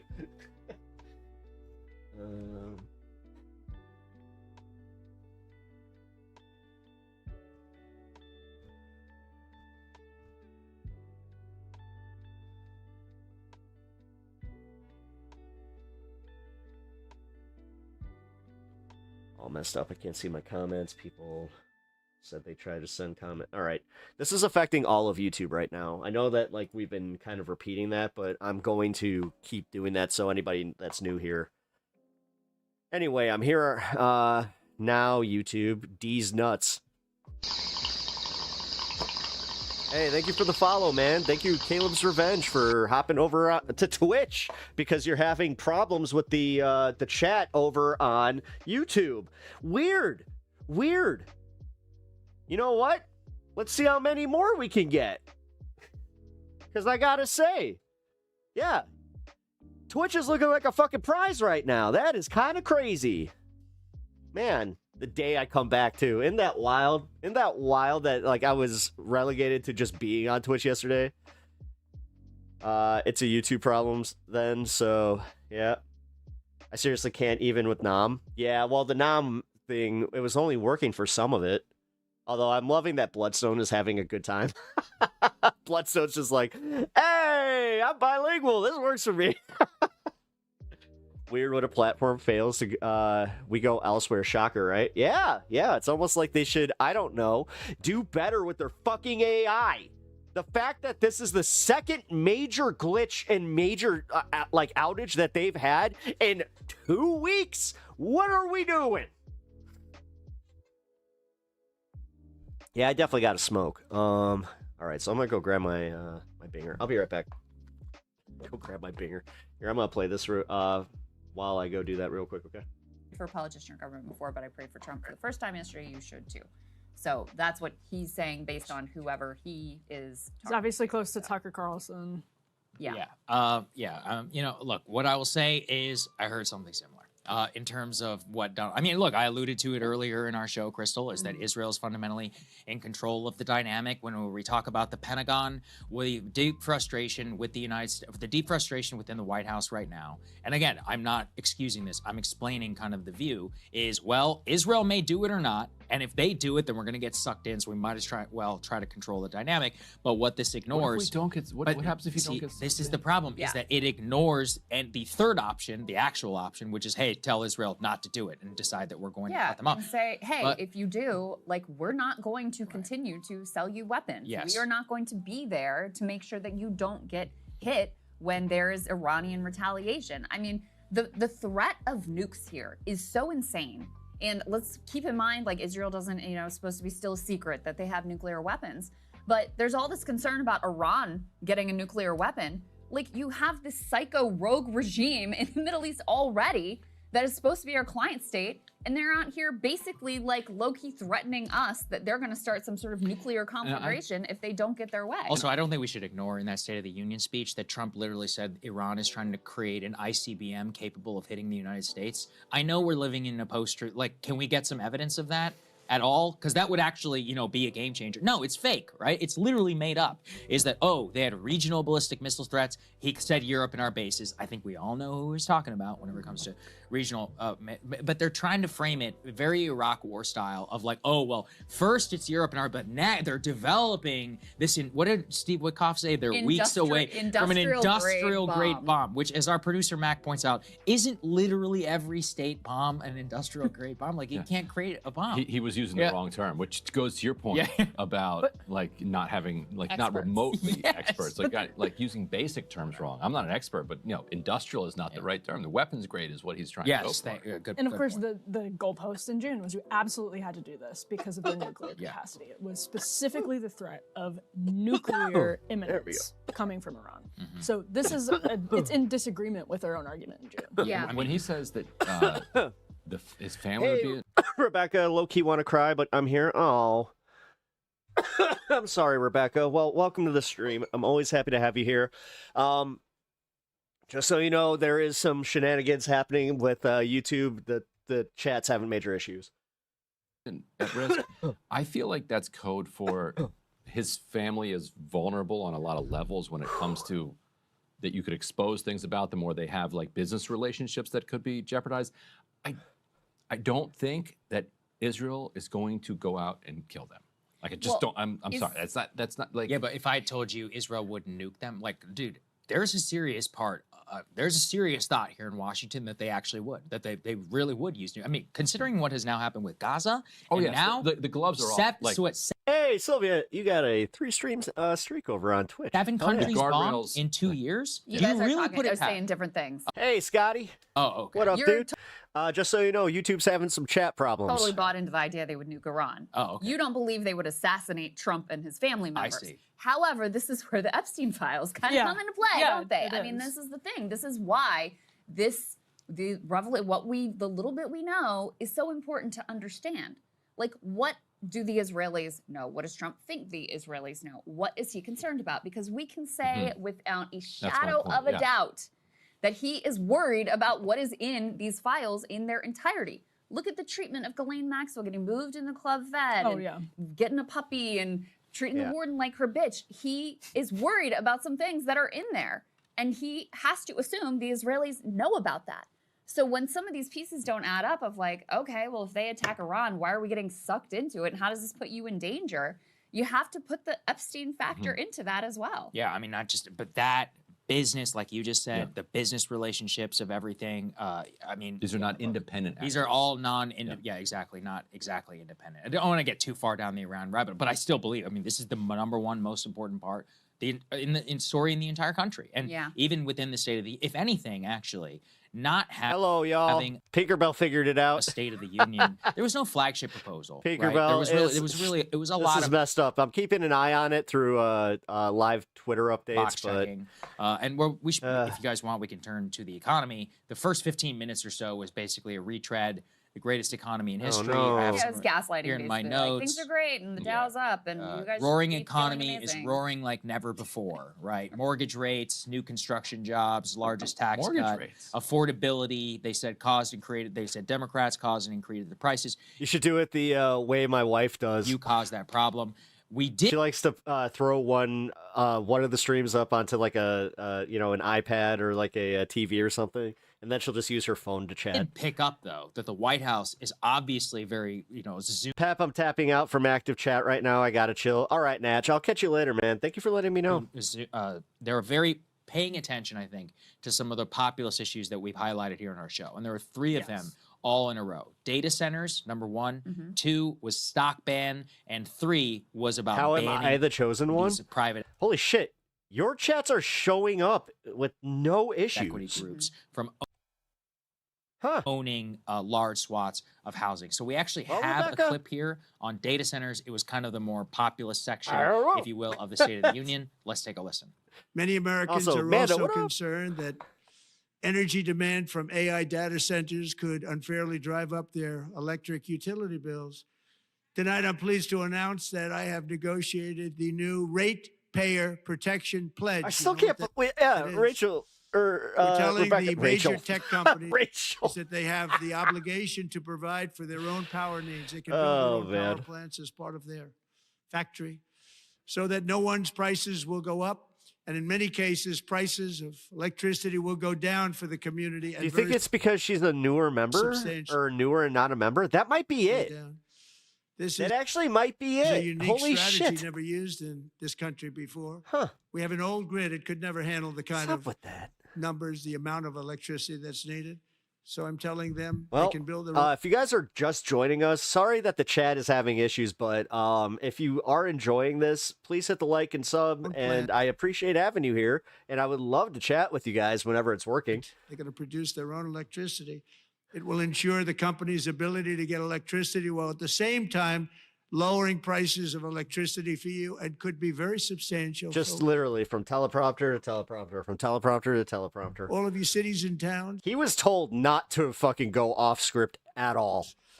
You're going to see some good things happen over the next number of years.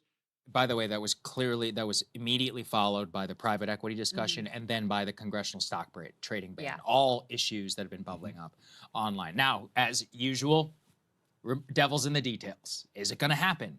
This is a rate pledge allegedly privately agreed to by companies. Where's the fact sheet? Are they actually going to do it? Is this going to be national policy? Now, part of what have we learned about the data I center? can't fight? do data center. You can't do Twitch because it needs a There's login. a state and a local issue. Is sorry. every state and local locality actually going to be able to agree with this, right? So I'm very doubtful that this will actually become national policy, but for me, this is a reminder that they can see some of the writing on the wall. And despite the first 15 minutes or so, which was very much like we're in the roaring economy, everything is Biden's fault, that was a midterm section where they're like, we need to reclaim some ground here. There was no credit card interest rate cap, which I did take notice of. Interesting. Yeah. But let's talk about whether that was actually good politics or whether this guy is living in a bubble. So, Crystal, you live in a rural area. Come to rural people and you say, you know what?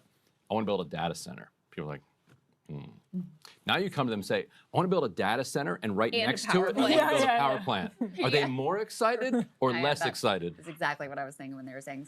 But I mean, it's sort of irrelevant because I view it as a fake proposal anyway. Right. Like We're lying about the power center. Right. I mean, Power I think it's a fake proposal. I think it's an attempt to recognize, like they recognize it's a problem for them.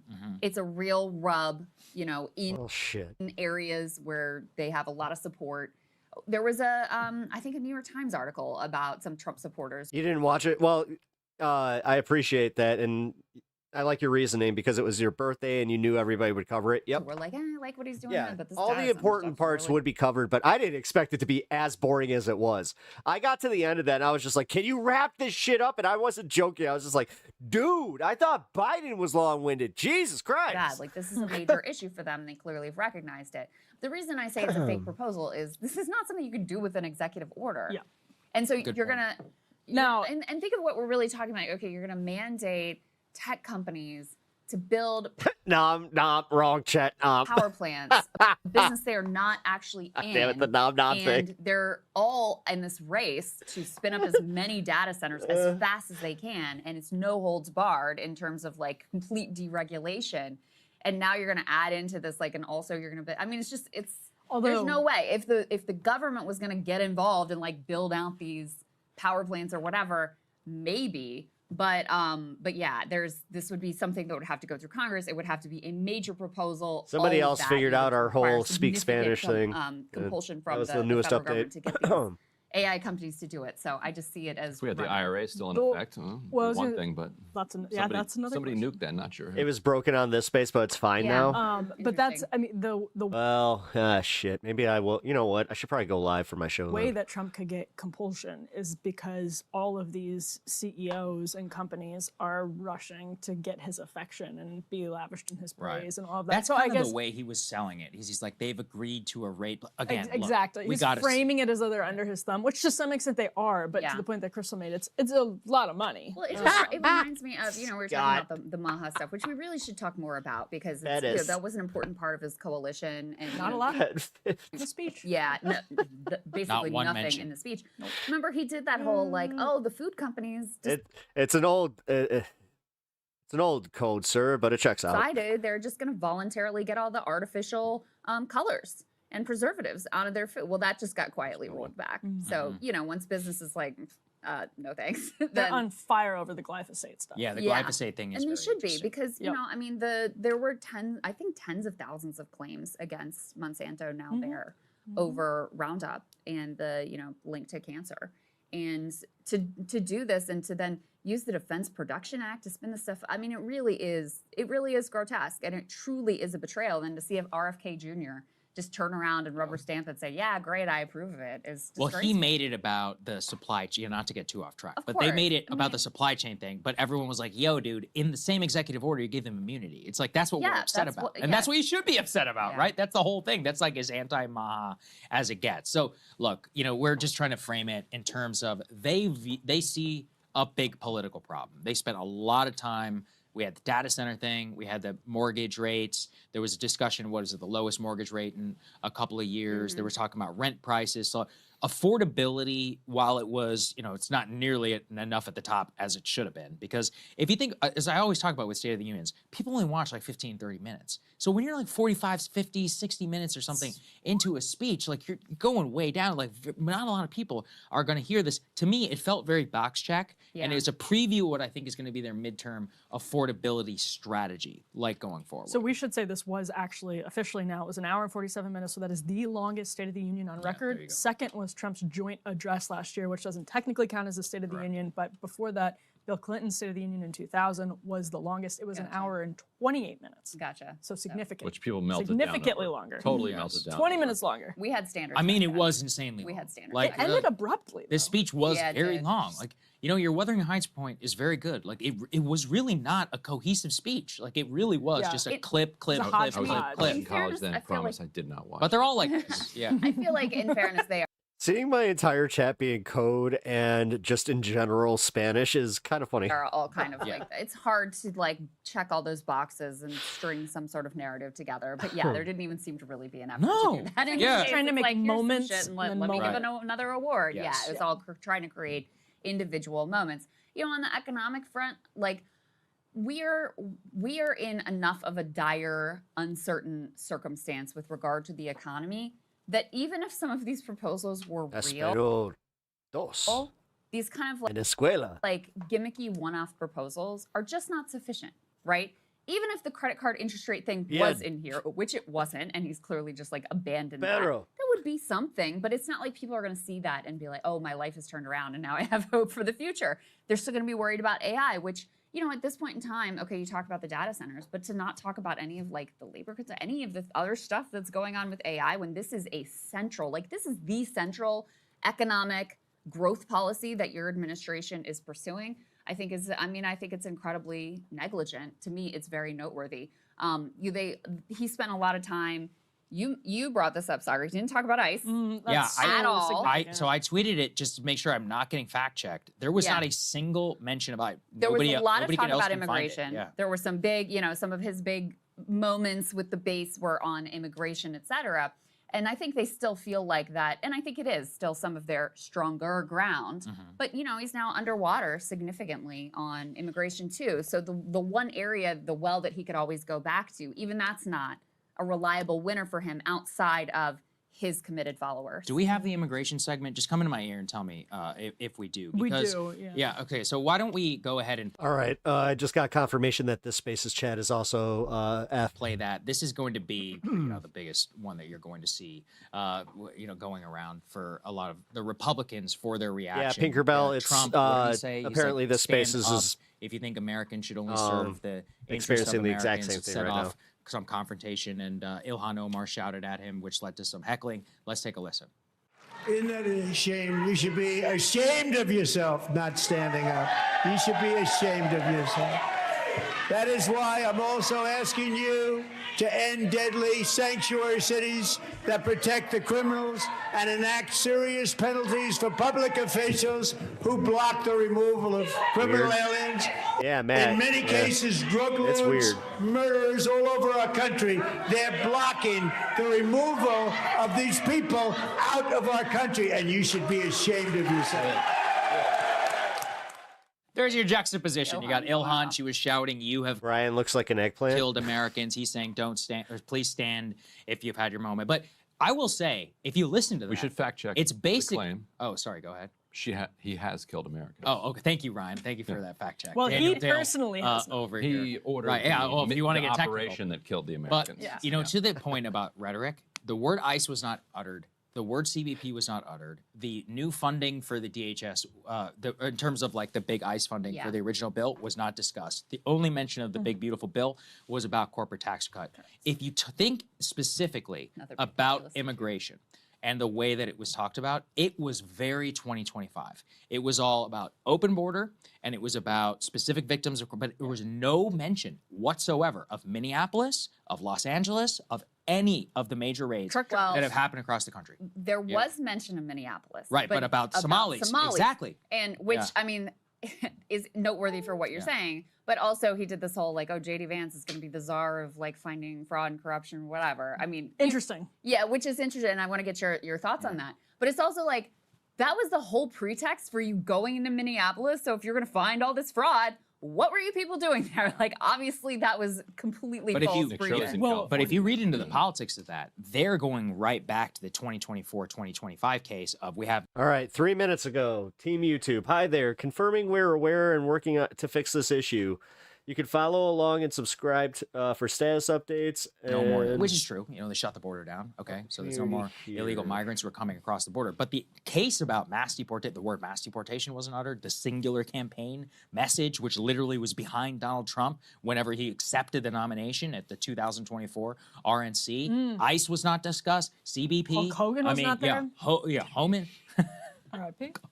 I thought you said Homan for a second. I didn't say Tom Homan. Sorry. All right. Hulk Hogan. All right. No, this is they're addressing the issue. Apparently, it's been upvoted like 600 times. I was like, okay, sorry. This is a classic Emily situation. But thinking derailing as usual.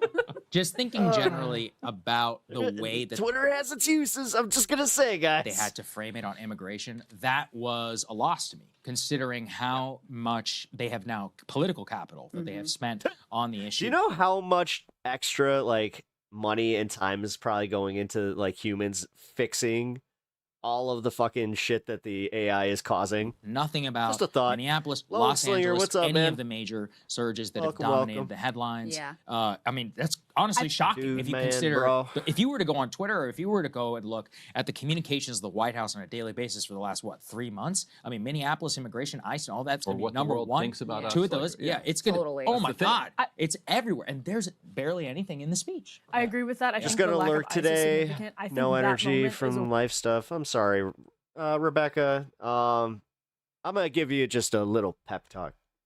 I know I should probably do more of these. It'll be okay. win for Trump.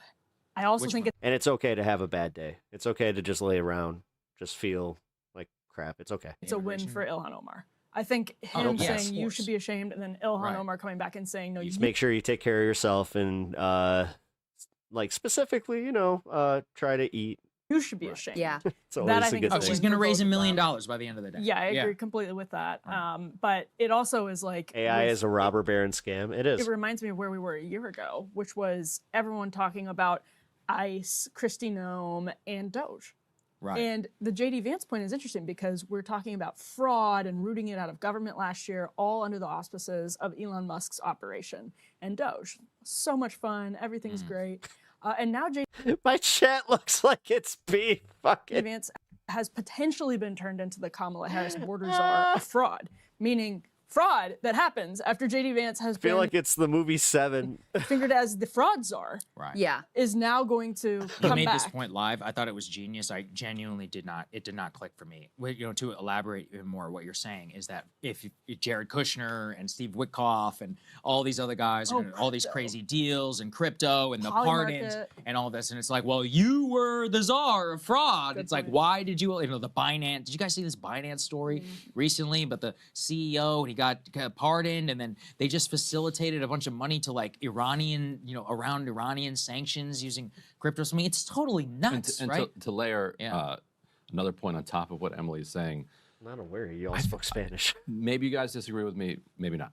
This is the most corrupt administration. Like, okay, maybe some grant. No, I was like, teapot dome, bro. Let's not get carried away. The reason I Yeah. say this is the most Yeah. corrupt because it's the entire Senate and Congress and Grant, like during the teapot dome, like they're all trading. Like it's all rotten all the way through. Right now, the White House is far and away leading the charge on this crypto level of corruption, like this getting the Billions UAE, and getting the billions UAE to of buy dollars. half of their crypto thing, and then going to Pakistan and telling them they got to put in $1 billion, and these guys have to put in $1 billion. You got to put I in $1 see what billion. you're saying. I see what you're saying. Whereas members of Congress aren't there yet. Maybe. Right. Give us 5 years. They'll have their own. They're on a smaller scale, but not even close to this level. Yeah, that's fair. So they're so much more corrupt than even the average Washington politician. And then you're going to say that JD Vance is the one who's the sheriff on all of this. If Democrats take control of the House, we're going to have some interesting hearings. We're going to get a lot of interesting information. How's it going, Jimmy? About Jimmy Canada. stuff that's gone on the last couple of years. And you'll be able to lay that at the foot of Sheriff J.D. Vance. Like, hey, weren't you the corruption Welcome to the czar? show. Yeah, what happened Who with is that? also Like- supposed to now balance the budget. Trump said that JD would root out fraud in the service of balancing the budget. So it's like the classic Veep Yeah, you burden. might as well put a gun in and your he's mouth. Do you remember delivered. what Biden? All right, good luck, buddy. Balance Get the in there. budget. I mean, you remember what Biden gave Kamala? What, Oh, yeah, immigration and what immigration, else? sorry. The border. Yeah. Not just immigration, but actually the border. Right. Yeah. Yeah. And she was like, "Do not come." Yeah, She's right. like, "I got nothing else." For Yeah, you." yeah. What else we got? And then what else? Oh, gun safety, which, like, they were not passing Wow, Sagar's laugh. Wow. anything on that. Like, they were doing nothing on guns. So they're like, Kamala, you do guns. And then when it was very clear that they weren't going to do anything on Whoa. voting rights, they were like, Kamala, you take voting rights. So it's like you just Stay testing whatever you crap and are not going to get done and is going to get worse. you give to Again, I mean, dude, they're getting roasted on Twitter right now, the guys. person you don't like. They not just great for updated JD everybody, Vance. including It's myself. really like, That's a good point. He did not have to do It's that. bad. Genuinely Like, did not Trump did not think have about to do that. I think it is important, but in terms of reading into the tea leaves of everything, speech starts out, economy's good, it's all the Democrats' fault. Then we have our Team USA hockey moment. Then we get, which lasted more than 10. Look, love Team USA, but man, 10 minutes is too long. All right, and so then we get into the more populist economic stuff. We have a couple of throwaway lines, one big beautiful bill. That was I'm about looking 20 at some of the minutes into the timeline. speech, by the way. Right, That's, so yeah.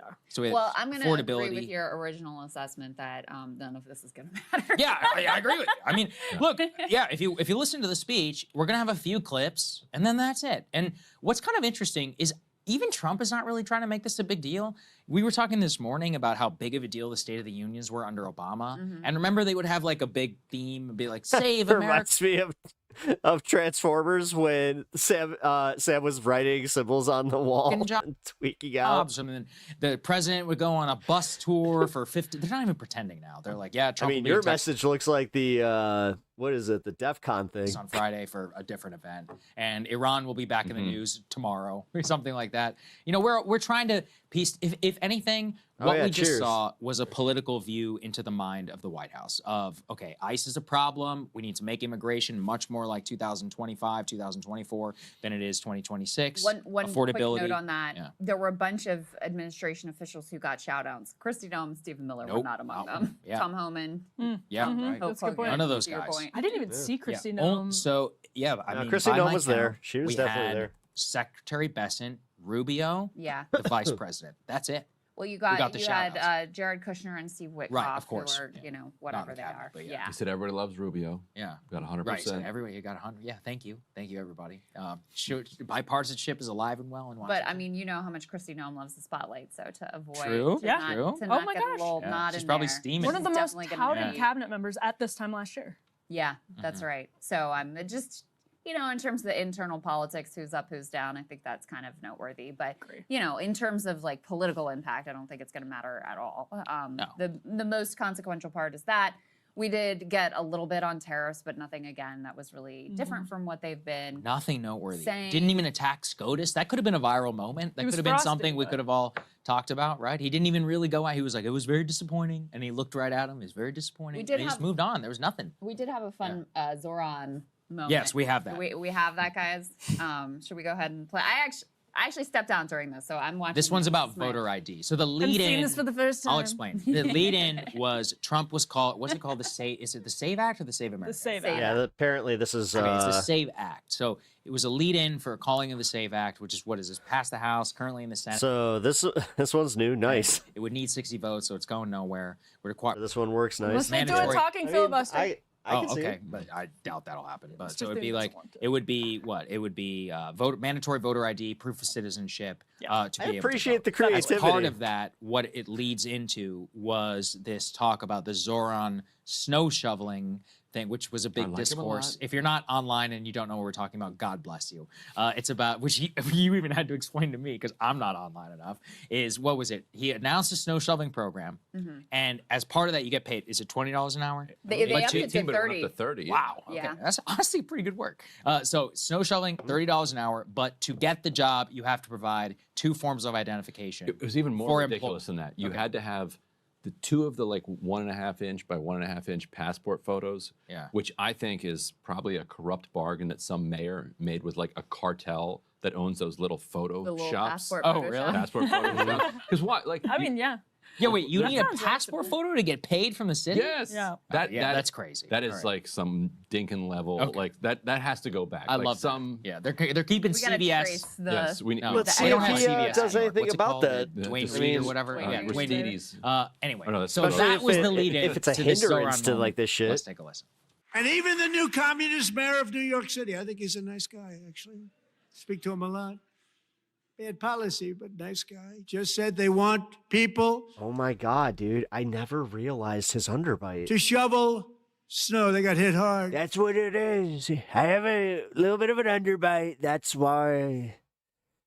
Oh man, that's them an to show- extra layer to the impression. Shovel snow, but Damn. if you apply for that job, you need to show 2 original forms of ID and a social security card. Yet they don't want identification for the greatest privilege of them all, voting in America. No, it's no good. JD doesn't trust Mike. He doesn't trust Mike. Look, he has his shirt covered. No good. Both Republicans and Democrats overwhelmingly know what agree you're on into, the man. policy that we just enunciated. And Congress should unite and enact this common sense, country-saving legislation right now, and it should be before anything else happens. So there you go. Nice guy. Still talk to Everybody's him a just- lot. Mayor. The communist mayor. But he's a good guy. I talked to him. He's a good guy. I talked to him a lot. Nice guy. I say that about Sharp Ryan dresser. all the time. He's a nice guy. I talk to him Communist. all the time. Talk to him all the time. He's a good guy. I guess, yeah, I mean, it's all accurate. On a more serious note, Right, with not regard privilege. to all the election and the voter stuff, I mean, he did make this point of like, oh, the Democrats can never win if they don't cheat. chat And, looks as we're fucking watching crazy. heading into the midterms and all the shenanigans they're already pulling and the seizing of the, voter my rolls in a variety of states and a lot of red states going along with whatever they're doing, purging people who belong on the rolls, the seizing the Fulton County voting machines, the ballots from 2020, whatever Tulsi Gabbard's up to, potential Maduro deal. There is a lot to be concerned about with regard to whether the midterm elections are going to be free and fair. What sort of, we know there are going to be shenanigans. He what joked about sort a of third term in shenanigans the they're going to speech. pull. What's Did that? He joked about a third term in the speech. He said, did, "It yeah, should be he my did. third, This should have but been my third term. Strange things happen. Yeah. So I know that a bunch of Democratic AGs are sort of like war gaming, what the possible scenarios are. And I think we were talking before, he is aware that his political positioning is quite bad at this point. He's aware of the historical trends. El He starts Presidente es loco. about that too, of the party in power. He's aware that people aren't buying what he's selling. He's a bit confused by that, but he Was that as fun to type as it was to say? clearly has some awareness that it's not looking good. And certainly he knows Sí. that if Democrats take back Sí. in one chamber, then Es you're, muy any loco. agenda that you had potentially going through Congress, not that much has gotten past your Congress anyway, grinds to a halt. You've got all these investigations. It's gonna be, no, a lot less it's fun. muy loco. I think they don't even care about agenda. I think all they care about is not having Me es very smart. to literally live on Capitol Hill for investigations, Yeah, it's- which is a huge. I mean, Me it's speako el Spanisho so well. going to be the best. But if Dems retake the Senate, and that's not out of the realm of possibility, you have a literal impeachment on the table. Oh, it's not it's- just it's House crazy. impeachment. You have an Well, actual no, wait. How many votes do you need? You need 67, though. I was Yeah, going to say you need 2/3 in the Senate. 2/3 in the Senate. Yeah, You want that's 67, true. yeah. You would get That's a true. trial. You would You'd have get the it- trial. you'd get the trial it'd be in the the trial of the Senate. century. By the way, on this, nobody's talked about this, but on Bezos still has my original account, and I hate this. voting I'm bill that he sorry. wants to do, like the main thing it would do is make it more difficult innovator. to register to vote if you're a woman who has changed her name at some point. But the problem is that Sorry, I actually haven't looked into this. How? Yeah. Why? Because of passport Birth documents? certificates. it's because you have to get your birth certificate and your passport. If and you you're like, are one of the people who doesn't have a real ID or a driver's license, Wait, that who doesn't have qualifies. real ID? Millions There are of a people. couple of states that don't. How? You don't know how to sub? Or they have Virginia it. is one of them. You don't have to have real ID. of the people that this would affect, the ones that would affect You the should most just be able to hit are my women who change their name. there's a little button on the bottom, like of the 80% of stream. Democrats change their name when they get married. 90% of Republicans change their name when they get married. Married women went for Trump. I appreciate that over though. Yeah, the Harris. Bezos subs. Thank you. Like he won this group. Shit, hell yeah, And thank you. The ones that are more Yeah, likely no, to thank change their you so names much for that. I are really more likely appreciate to be that. Republican. Oh, the SAVE Act was So he's- drafted before even the 2024 So he, election. yes, I think this is like 30-year-old legislation that they just took off the shelf and didn't update. Democrats could let it through, and it would hurt Republicans more, is my point. Well, I've always talked about that with mail-in ballots. Remember back in 2020, Trump literally would have won the state of Georgia if just the number of people who voted by mail had actually voted, because it was a significant number. About whatever, it's not even worth getting into. I left myself in YouTube chat, but I'm out of Spanish. Well, it sort of reminds me of the redistricting thing, where like, Texas. Hey, now puff up, 420. What up? that the Thank you Latino for, support for the Republicans stopping on fallen by. through the floor. What up, man? Drew their lines based on something happy to have approximating you here. Trump's Latino support in the state of Texas could end up really Cheers. screwing themselves Mhm. with the redistricting. Not to mention that Democrats, came in hot and were like, okay, bet, we're going to do this in California, Virginia. That's Mhm. another thing. Spanburgers Might going cost within the themselves legislature 20 there. seats. And I Yeah. think that Hell yeah, dude. California's map got held All up by right, SCOTUS you know what? recently, I'll puff for that one. I believe. Did it? Or it was, I thought it went I think through. their Got some Jack Herrera. affirmation was held. No, not held up. I mean, it was affirmed by Oh, SCOTUS. yeah, yeah. They were I like, think yes, that's you're right, allowed yeah. to go through. Any final thoughts? What do you guys think? I mean, it didn't. I agree with everyone that This changed It everything. didn't. Yeah, this was the Things will never be transformation. the This is same. transformed. After watching Biden's brain melt in this very desk, I'm not sure it'll ever. Nothing It's will never ever. gonna match Nothing's that. ever gonna come that back was to legendary. We were all eating God. like We're the like- takeout food, and like Whoa!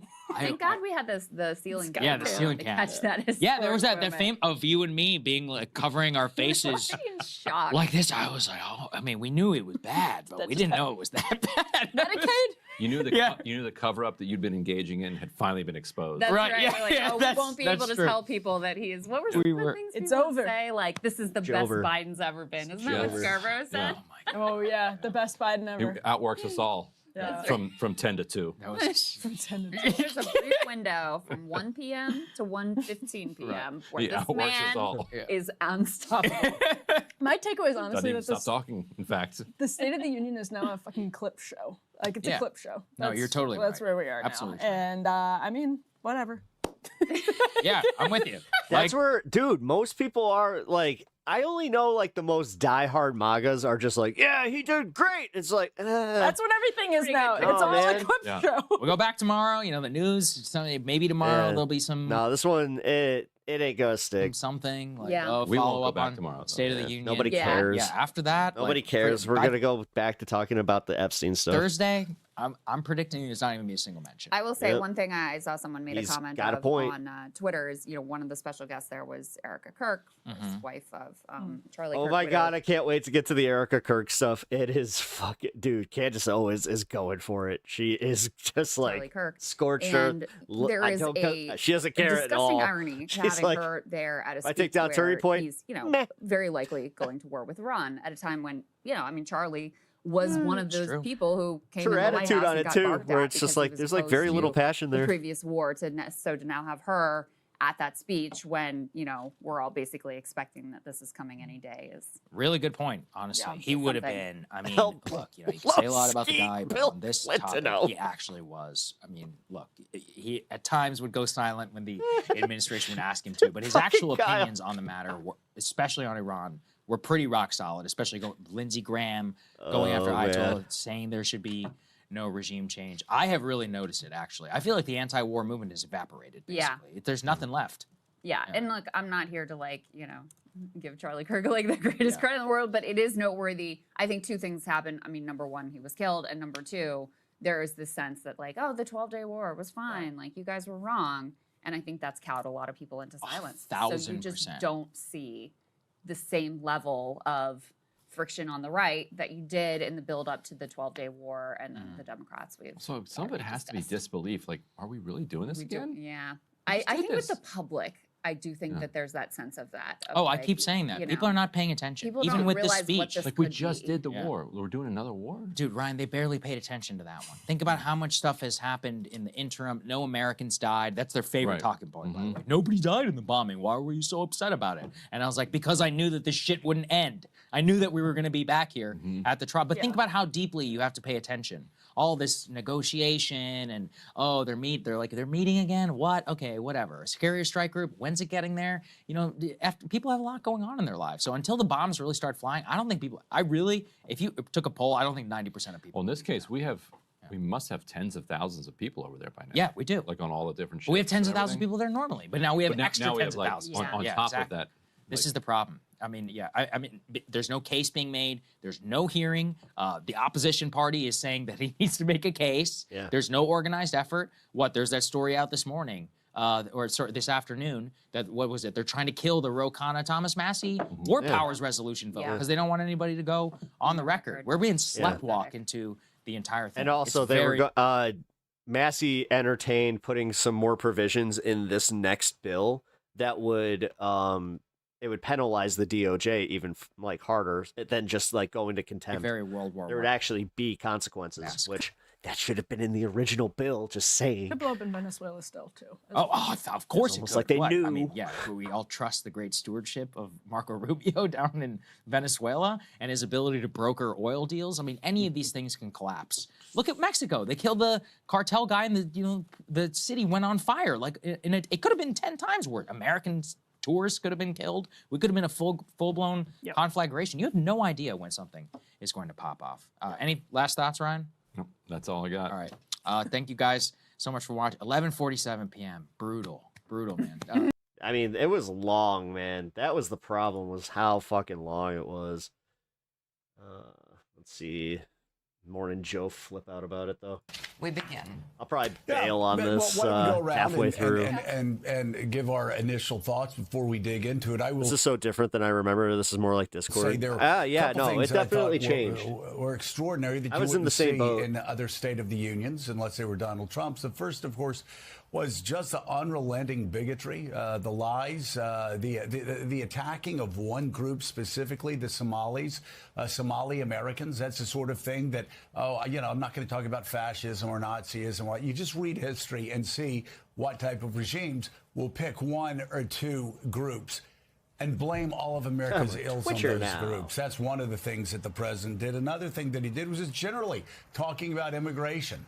Again, it's un-American. It goes against what the Republican Party has always stood for. It's gone against what Ronald Reagan stood for. And this continued lie, and it is a continued lie by this Republican Party, and they know they're lying when they continue to suggest that immigrants... Yeah, Ogie, just hit subscribe. There's a little button, or you can hit this, like the subscribers, where you see it, like the number on my channel. Commit crimes at a higher rate than those who were native. Sorry, born I totally Americans. forgot to And get to that. every My study, bad. one study after another study shows this is a tired lie, and yet you have an entire party that seems in large part to be based upon this lie. Speaking of lies, it's not even a fact check. It's just a straight out lie because everybody knows watching, everybody knows speaking, everybody knows in the audience. They understand Donald Trump is lying when he's saying that the price of meat is going down, the price of groceries are going down. They know he's lying when he says that he inherited inflation at 9%. No, he inherited inflation at about the same rate that it's at right That was complete bullshit. When he said that shit, it's like, it got to 9. now. Like, Jesus, he really does that. It's like, is he that stupid, or does he think we are? When Joe Biden left office, Hola. it's about the same. What's up, Robin? As Good where, to see where you. it was there. Yeah, we're Also, still the dealing with idea this that in you're going to have chat. J.D. Vance, who's going to investigate waste and fraud and abuse and corruption when his family, Donald Trump's family, has made at least $1.9 to $2 trillion personally since he came into office. Oh my And this God, whole I just got an AI ad in the search for the YouTube situation with chat. idea about no stock trading, add up all the money. And by the way, I've always been against members of Congress trading stock. That's absolutely insane. But even add up right now all the money that they've made. It doesn't come close to the amount of money that Donald Trump has made himself personally, put in his own pocket. It's still not. Over It's still the broken. past year. So you see that and you go, well, that's kind of interesting. And Willie, I've got to say also, the election conspiracies, he continues it. It's one thing for him to be doing it out on the campaign trail, lying day in, day out, lying day in and day out about election conspiracies. There's no way Democrats They have to get can better win at countering that message then. without this cheating. He just says it all the time. Come he on, said man. it in Georgia. I'm going to sit through this fucking Chuck Schumer response, and I'm going to tell you what. That's going to be a reason why we are in this position. All the time. Trust You've got me. a Republican You listen governor to in 5 Georgia seconds said, of that, no, you're like, that's not oh, right. yeah. You've got a Secretary of State in Georgia. Republican says, no, that's not right. The same one that Donald Trump tried to cheat and get the 11,000 votes to win Georgia back in 2020. He keeps saying that every day, and every day Democrats are winning by 30, 40, 50, 60 thanks for the, percentage points uni in love. races across America. We saw it Appreciate again that. last night while this was going on. So, yeah, there was a broadcaster that said that speech was extraordinary. Yes, it was extraordinary. It was extraordinary. No, it was for extraordinarily many boring. reasons. Most of them just he did shit that no sane president would ever do. It was really, really crazy to be watching that in a state Was it of the union crazy? It was. Yeah, and it was long too. The It was longest long and State of the Union in sleepy. It was American Trump at history. his 1 hour, sleepiest. 47 minutes, almost 2 hours long. Broke his own. If he record. started yelling at the Dems a little more, like that's what I thought was going to happen. But the no. election lies. It's a tick that he can't get past. We heard it in the clip coming in when he said it again. This should have been my third term. He said, suggesting that somehow the 2020 election was stolen. Again. It does strike you watching that address in the Yeah. House chamber. That's the same Yeah. House of Chamber where Voting is so rigged that he's here. supporters People storm- are so stupid when they don't think about that. They're just like, yeah, we should prove that the 2020 election was rigged. It's like, how about 2024? Why do you not believe that 2024 was also fucked with if 2020 was? That makes no sense. An attack Nothing changed on January 6, 2021, and he since has pardoned all of those people and tried to turn the page and whitewash history on that event. You mentioned the Somali attacks. He called Somalis living in Minnesota, quote, Somali pirates who have ransacked Minnesota. That was Talking a straight about up racist. Somalis and Somali Americans living in the state of Minnesota.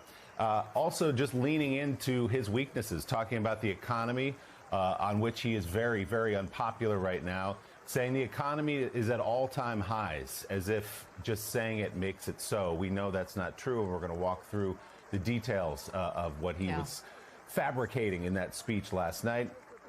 Also talking and celebrating about his immigration crackdown. Deeply it reminds me of what a unpopular in this website I country used to right frequent now, turned including off among many moderation for a day Republicans because the and mod certainly team among got tired of independents everybody bitching suggesting about that it how had they been a modded stuff, success. YouTube collecting And then workaround for me, Joe, on symbols. the question of tariffs as well, to add to the ban list. Didn't have that Do you think that's what they're- confrontational moment with No, the Supreme really? Court justices who were sitting there on the front row. He did criticize the decision without going I mean, so far dude, as to shit's rip so fucked. I got to be things honest. the That wouldn't Supreme surprise Court me. as he has in the past several days. But interesting that Yeah, as he welcome to said, the stream, "I don't everybody. need If you guys are experiencing the fuckery that is YouTube chat right now, to do tariffs, I'll do it on my own." I'm also The giving Speaker real-time of the updates on House, that. Mike Johnson leapt to his feet in But applause. welcome to stream. Appreciate you being support here. The idea that the President of the United States does not need Congress, perhaps not just on tariffs, but on anything anymore. Yeah, Mike Johnson getting weaker by the day. It's like the final Harry Potter. He just kind of keeps shriveling up. It's getting sadder and sadder. If you listen to the words that he said, I will say it's very interesting. David French, I saw. There are a lot of people saying, "Oh, they're going to attack the Supreme Court. He's going to attack the members of the Supreme Court." Were there. I saw Amy Coney Barrett. Hey, Joe. And How's it I going? looked at Amy Coney Barrett while he was speaking, and I thought, that's a woman I probably Welcome wouldn't to stream. cross. Yeah. she's Serious about what she does. She's tough and she's serious about what she does, as are the other members of the Supreme Court. But it's interesting, he chose not to attack them, chose to be polite. It was very interesting a week after he said that. I have a feeling that's what's happening. owned by I do. foreign I got a feeling about that. Yeah, that was interesting. Yeah, they might be doing a these Supreme bot Court purge. Justices, as you indicate, they're fine. I mean, They dude, can the way that handle it. They YouTube is can take responding this. is very And you know nonchalant what right now. They're demonstrates just like, we know that this is an issue and we're looking into it. Chill.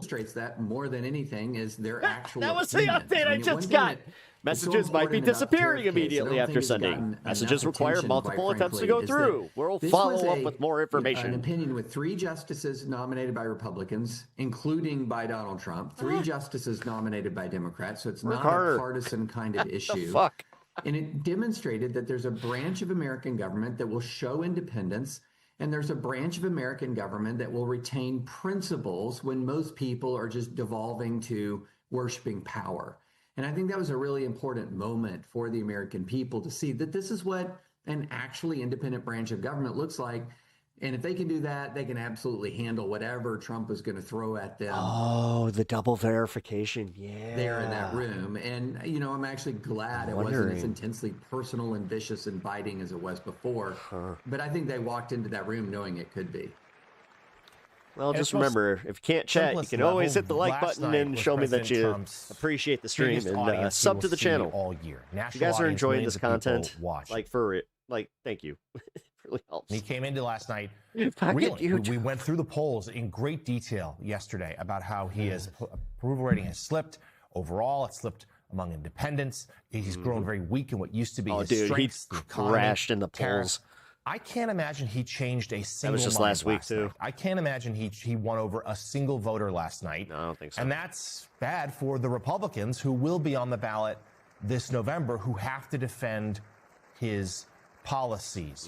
We went through some of it already. It didn't move the needle the way it needed attacks to. on the Supreme Court, all the same. A lot of blistering attacks at Democrats, the racist remarks, it seemed, about the Somalis in Minnesota. We also got next to nothing about Iran.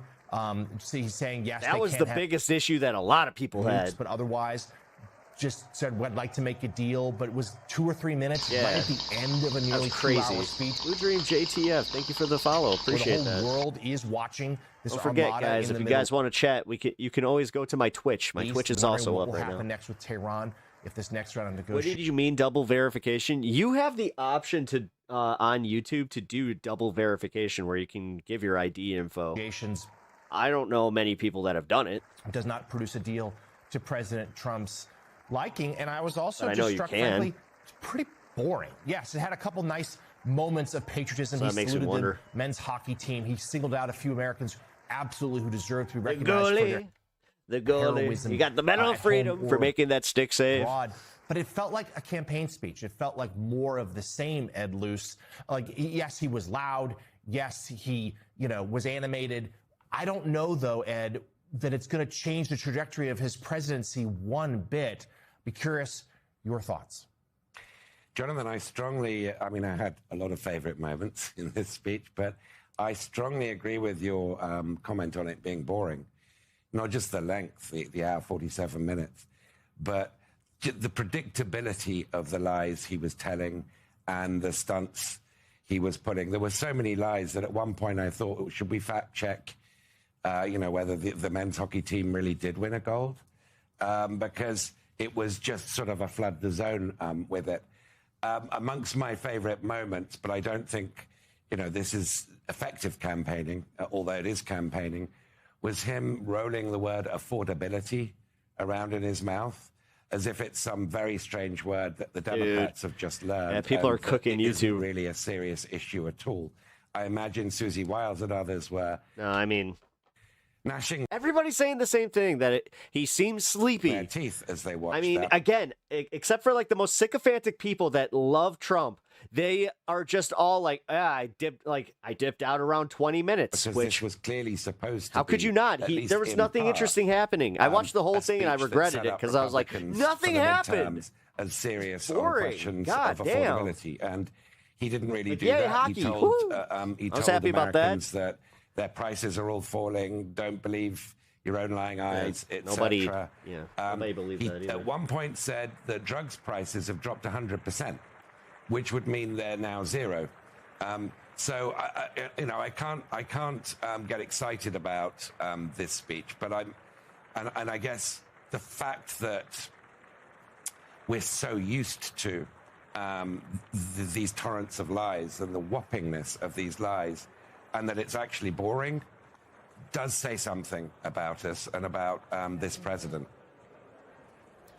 Yeah, it's interesting. I forget the character, the movie character that couldn't say, I was wrong, but it would just again, kind of tumble around in his mouth, couldn't get it out. Here, the president can't say the word affordability where it comes out. Sorry, Blue Dream, you're being and this is you got to replace the E with a 3. This is what politics is. You give a 2-hour speech, a 3-hour speech, 4-hour speech. It's going to be reduced down to a couple of Look at our seconds in big, campaign beautiful ads. P And for Donald president. Trump, the ongoing Amazing. problem is that most Americans say the number one problem in America is not immigrants. Number one problem in America are not all the things that he said were number one problems in America. In fact, they wildly disagree with him on election integrity and so many of these other issues. But it is affordability. And he just sort of tossed it aside, once again, mocked the use of the word. So that was one problem. I got to say, the bigger takeaway, though, here, and a lot of older Republican women just finally coming around to the idea that this voter ID thing might not be a great idea because they just realize they can't get passports by the time the election happens. It's really unfortunate. And guess what else he shut down? Unfortunate for America. I think it's unfortunate for the president, too. He still thinks he can do this by himself. Says, I don't need Congress. He does. I drank some water. Took a minute, though. Article 2 needs Article 1. Basically, I can do this without the courts. I'm sorry that you're going through it. He needs the courts. I mean, this is a president. He's been president now for 5 years.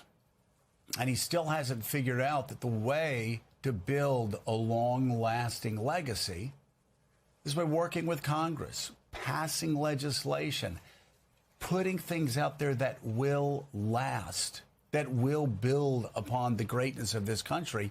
And he just can't get there. He's still saying, despite over 2 centuries of the United States Constitution that says the exact opposite, he keeps saying, I can do this by myself. I don't need Congress. If you don't Drinking get water Congress, is a good step. Good job, it gets Rebecca. swept away It is. the first day in the next administration. It's really unfortunate that he still believes he can do this by himself. I think it was the Fonz that you were talking about. You can't say The Fonz that couldn't say, I was wrong. I'm sorry, and I was wrong. I think also, there were these Democrats who chose not to come, and I can't judge it at this point because there's nothing normal about a House full of Republicans clapping for repeated lies, repeated misstatements, repeated misleading facts, and misleading attacks. Clapping for that and clapping for, in a way, it's clapping against everything that we're about. It's clapping against the Constitution. It's supporting something that is absolutely not based on what this country is about and just one person. And that's where we're at. And it's going to be an interesting few months ahead to see if Democrats can get their footing, but also to see if some Republicans ever step up and do the right Well, thing. and we're going to talk about this later, too. You have actually the United States yesterday in a vote for supporting Ukraine, siding with communist China, siding with Saudi Arabia, siding with Hungary, siding with the worst autocratic regimes on the planet. And they chose to do that instead of supporting peace in Ukraine. So, yeah. One of many examples. It's one of many examples where Republicans, they think they can duck their head and survive this by pretending that all the things that Donald Trump is saying that are abhorrent to most Americans will somehow be overlooked. It's not. Yeah. They need to stand up and speak out, and hopefully that will encourage the president to start working with Democrats. There are also a lot of other things going on. And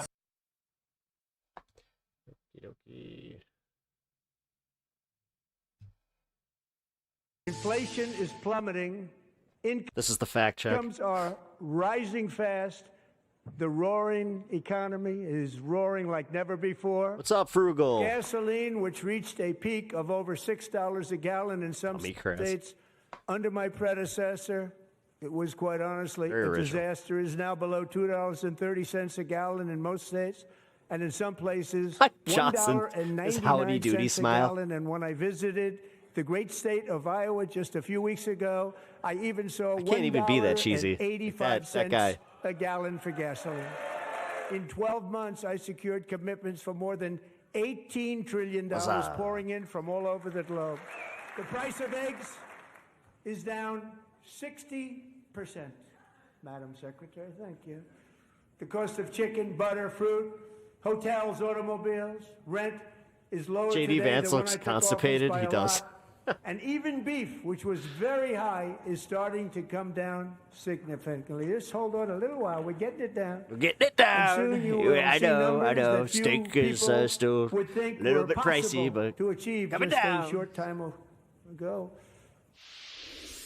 All right. A lot to Let's sift through there. see. The Speaker of the House nodded along. We'll correct some of the information you Rolodex. just heard there. Real GDP growth in 2025 was down to 2.2%. In 2024, the last year of Joe Biden's presidency, U.S. gross domestic product grew 2.8%. The president also claimed there to have brought in $18 trillion in investment. As Morning Joe economic analyst Steve Ratner has pointed out time and time again on this show, the White House website itself cited only $9.6 trillion, and even that is an exaggeration. That awkward moment that you're fact checked by your own administration. Relying on pledges made from countries. Ooh, self-burns. Those are rare. That may never materialize. As for gas prices, in no state yesterday was the average below $2.30 a gallon. The nationwide average is $2.94 and it went up again. a gallon. It went up again because of the whole, is he going to war? Is he not? Uh-oh. Daniel Dale of CNN We points don't out only the tiniest fraction of stations across the country have gas prices anywhere near what the president claims. While the average price of some grocery items like eggs and bread have come down, others spiking. The cost of beef, notably, that has risen significantly. The president also touting a retirement savings plan, but he actually was referring to the Savers Match program, a piece of bipartisan Yeah, that legislation was signed by President Biden. It was Biden's One more accomplishment. Item not related to the And he's just economy. The president claimed they wanted to put my name on it. I didn't even. That wasn't even me. That was one of my cabinet members. He said, "Sir, I want to call it the Trump accounts." That wasn't even my idea. It was he told on himself right there because it was totally his idea. the man accused of killing And a he woman on a demanded train that in be a thing. Charlotte last year. Put my name on was it, in the country goddammit. because of I'm open taking all border of Biden's good policy. shit. Suspect, though, actually was born in Charlotte. So, Jonathan Lemire, in a speech that is 2 hours long, those are just 4 God, or it was 5 so long. It just. fact checks, as Joe said Hey, at the top of the show. We could spend all RT. 4 of our hours What up? How you doing doing? that. But interesting that the president For Obamacare. trying so hard to lean Now I'm gonna into just start the economy, which talking is a like real this, yeah. weakness for him right now. Yeah, no question. And there's such I'm continually struck by just how there's such a disconnect with what he says and what most Americans are feeling, and therefore telling pollsters. You know, as you say rightly, Willie, I mean, he's really underwater on the economy right now, which in 2024, that was sort of his central campaign pledge, was to get prices down, to battle inflation. You know, he always paints a rosy picture of the economy in his first term, and it was pretty good. Nowhere near as good as he says, but it was pretty good, and he did a good job selling it. So Americans had this sort of nostalgia for it pre-COVID. You know, and now he's not delivering what he promised. And that fact check was good. He also ticked through a couple things where prices have dropped. It's true hotel rooms have gone down slightly. Most of the other things he mentioned haven't. They've been slight increases or stayed flat. And, you know, President Trump in his pre-politics life, and certainly here in office, he knows the power of repetition. He knows the power of saying the same thing over and over and over again. So trying to assert his own reality. All right, I just got a live update from YouTube. Still nothing. Others, and maybe even himself, what he's saying is true. I just even got when the it's not. equivalent and of, Joe, meh. that was last night. This on felt it. like a rally speech. This felt like something he would say at any other time. YouTube. You know, he said it maybe a little louder with a more grander backdrop at the State of the Union. But it's simply not true, and Americans know that. And outside of perhaps his hardcore base, you know, who will believe anything he says, most Americans know the economy is not booming like he says. Prices are still high. They're still hurting. Oh, and they're going up, man. Well, you know, you're talking about he's always done this. It reminds me at the beginning of Morning Joe, you know, when The Apprentice was out, he would fax to us, or I think it was faxes. He would fax to us, say, here are the ratings for last Caleb, week. Apprentice, Octopath number 1 fan. again. And How's he it would going, man? circle it, and it'll be like number You don't 18, already sub to the channel. You know what to do. 19, and it's it. Come on. There, and I'd like go, I don't understand. Mika, can you? What? I don't understand. And we'd keep going back and forth. Mika's And just pretty soon we checked out. figured She's just no like, matter what it was, it backs it, say, Oh, Apprentice, well, number talk about 1 this. again. Well, you have the same thing that's happening here, except we're talking about the future of this country. And look at the economy. I mean, the economy grew at a faster clip under Joe Biden, I think, all 4 years than it did last year. It grew at 2.2%. Nico was And checking mind you, emails. there are a lot of countries who would I think she just like gladly started have an economy scrolling. that Just like grows at 2.2%. Though I will say our stock market Subscribe. lagged Thank you. behind most stock markets worldwide. But, you know, David French, I've been to quite a few of these things. And I will say that if a president got up and just lied through his teeth, I wouldn't be sitting there clapping like Mike Johnson and like the other Republicans. This goes back to our tribe. Like, how do they clap? I mean, by the way, that's my Twitch in the link there. yes, we can talk about the demagoguery. That is absolutely shameful. We can talk about all of the things that are absolutely shameful.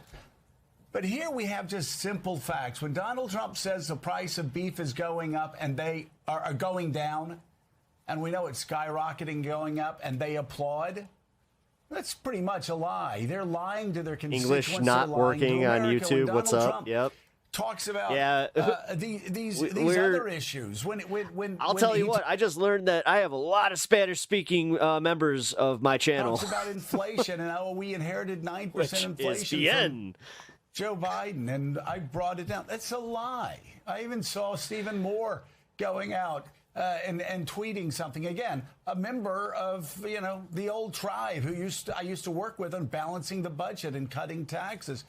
But you go through on the economy lie after lie after lie after lie after Not lie. me. Hello. Donald Trump says it. That's what he does. Right? Welcome, That's what welcome. he does. So, question is not what he does. It's the reaction by Republicans. Reaction of. Hope y'all are having a good day today, and I hope everybody's having some, positivity in their life. Our former tribes members, and they sit there and they jump up and they applaud for things they. I'll tell you what, in all my years there, I did not stand unless I wanted to stand. And if somebody was lying, if a Republican president was lying, Ça va I would bien, et toi? cross my arms and I would grimace and I would stay seated. These people don't do it. Ça va. Joe, you're really hitting on something important here, because from the beginning of this Trump phenomenon, you've had Trump, and Trump is Trump. It was the same kind of speech he's been giving forever and ever. But what gives him power is the love that the people have for him. That's what gives him his power. And the thing that was so telling is it's not just this applause, it's also this, it looks like delight. Actual delight that they take when cannoli. he says some What's of up? these Good to things, see you. and especially when he engages in these very personal attacks from that Matt podium. with two T's. So it's gone from, Donde and we've said this está 1,000 mi- times, people Oh. saying, I'm voting for Trump in spite of all of that. I don't like all of that, but I like other things. To the reality is now a lot of Trump's core base, and right there in that chamber was, were the representatives of Trump's core base, that Trump's core base loves him because of all of this. But, I think the American people are getting tired of it again. They got tired of it before. I think they're getting tired of it again, perhaps a little bit earlier. And you cannot lie your way out of people's experiences. They're going to still believe their own experiences and believe their own eyes more. They're going to believe what a president says in a speech.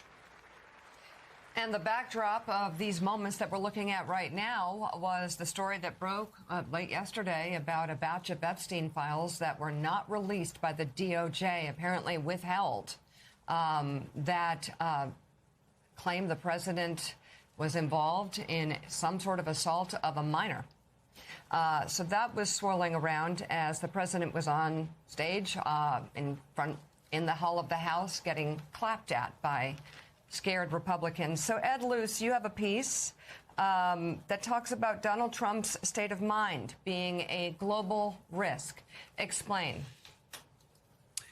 So I think, as we've just been discussing, we're all very aware of his serial lying, his sort of compulsive lying, which in itself is not a sort of I like how we've just normalized that. 25th Amendment thing. It doesn't prove you're irrational.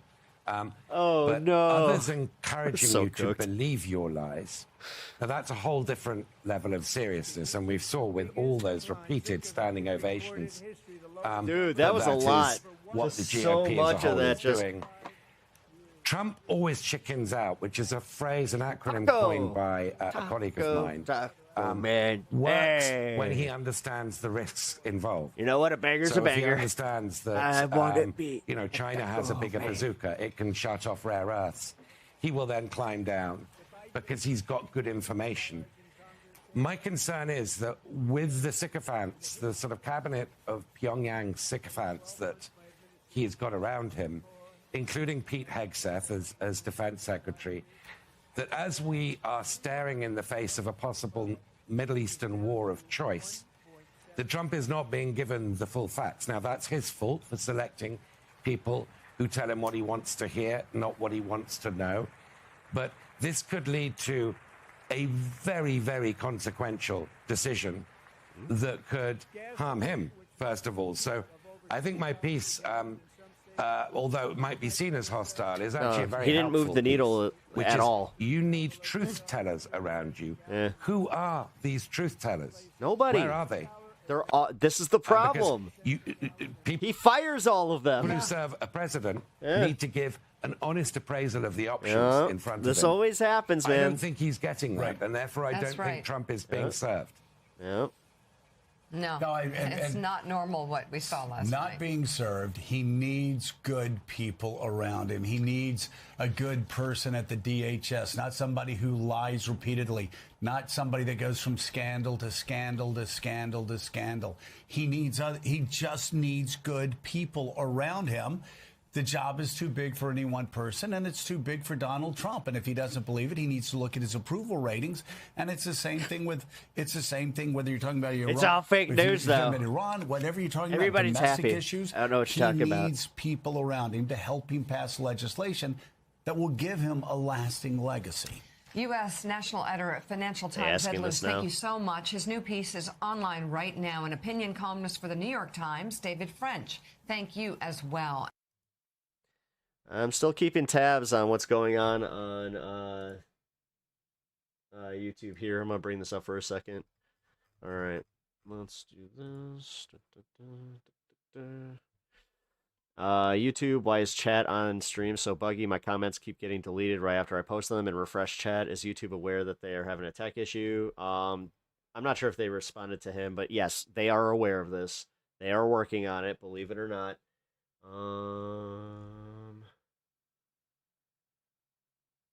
So with the current YouTube chat stuff going on, I don't really know when I'll stream again, as this stuff looks really annoying, and I'm not planning to deal with that. Oh, come on, man. You gotta work harder, man.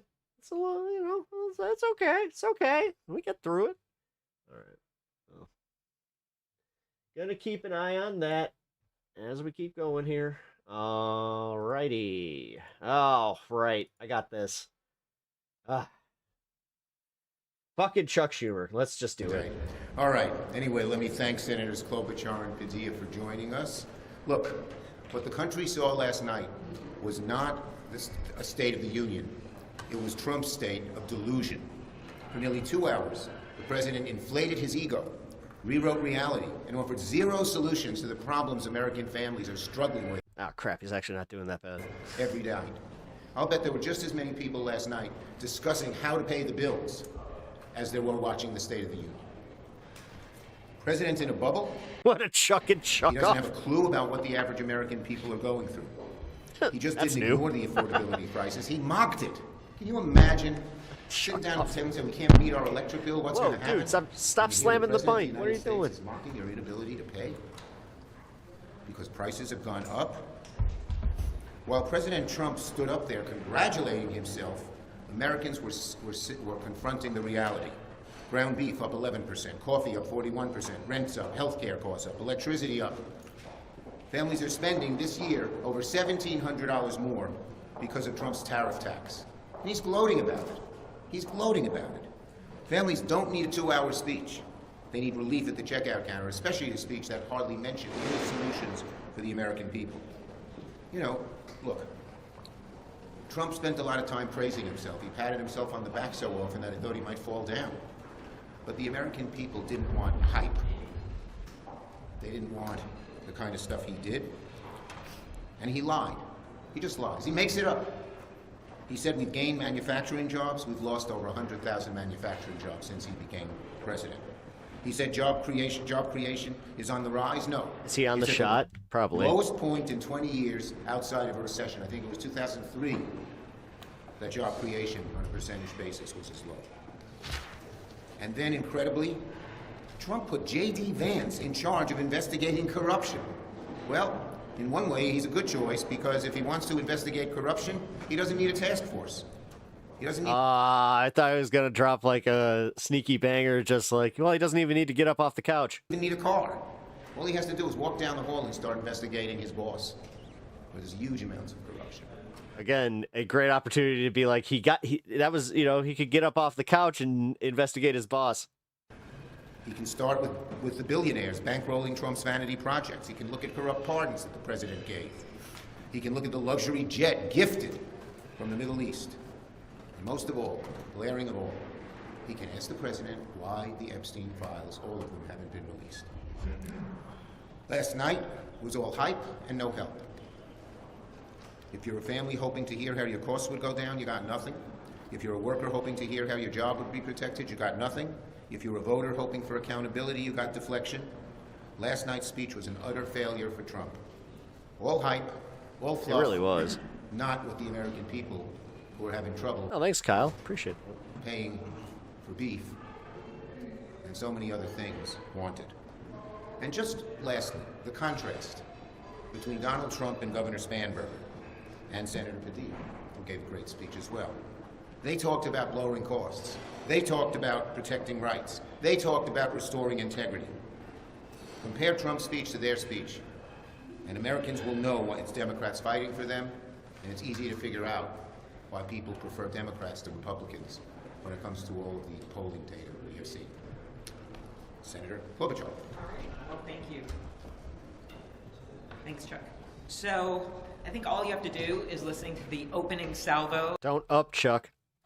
of Donald Trump's State of the Union last night to know that he is wildly out of touch where so many Americans are. These were his words. He said that Americans feel better, richer, stronger than ever before. He said that is the state How many YouTube trolls do you think are just typing into the void right now? of our union. You know, And I think we know very well that isn't true. You've all seen the numbers of where Americans feel, so it's not just anecdotes. But I thought the most interesting thing that I did yesterday was listen to some of the guests that my colleagues had brought to the State of the Union, including Senator Duckworth's guest, a guy named Jeremy from rural Illinois, whose premiums had gone up so much that he had to change health care plans because, of course, Donald Trump's and the Republican Party's failure to do anything about extending the tax credits.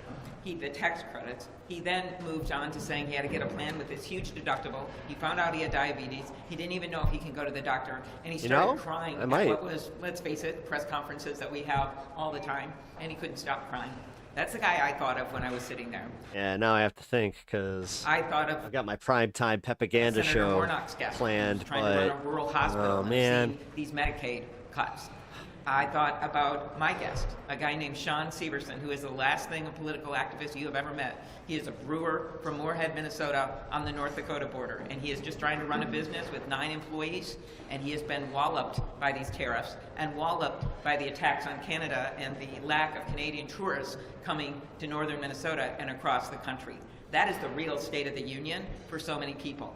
And since the last Tuesday, when Chuck met with all of you, we have seen the tariff decision by the Supreme Court. And for a lot of the senators, we have seen already our small businesses English is back. coming to us and say, wait a minute. Oh, English is finally back. We can finally, okay. He's doing this wow. again. He's doubling down. Now there's going to be more uncertainty. We have over 100 changes to All right, tariffs guys, already, go and try it's only the gonna get YouTube worse. chat if you So want that to. chaos that we're talking about, it's not just not enough staffing at the VA or farmers trying to get loans at the USDA or the horror of 3,000 ICE agents roaming the streets in the metro, Minneapolis, St. Paul, and now so, by the way, in our Oh my God, these Democrats are so boring. I mean, Trump was just as boring as they are. rural areas. Like last night was objectively just boring as fuck. It is also about the economic chaos by this man's policies. So what Abigail Spanberger and Alex Padilla asked yesterday was basically, is Trump working for you? And the clear answer for so many in this country is no. And what I was most struck by at the State of the Union, and I'll end with this. Oh my God, Chuck is so old. Yeah, 107 he minutes, is. 1 hour and 47 minutes. And he spent 2.9 minutes on affordability.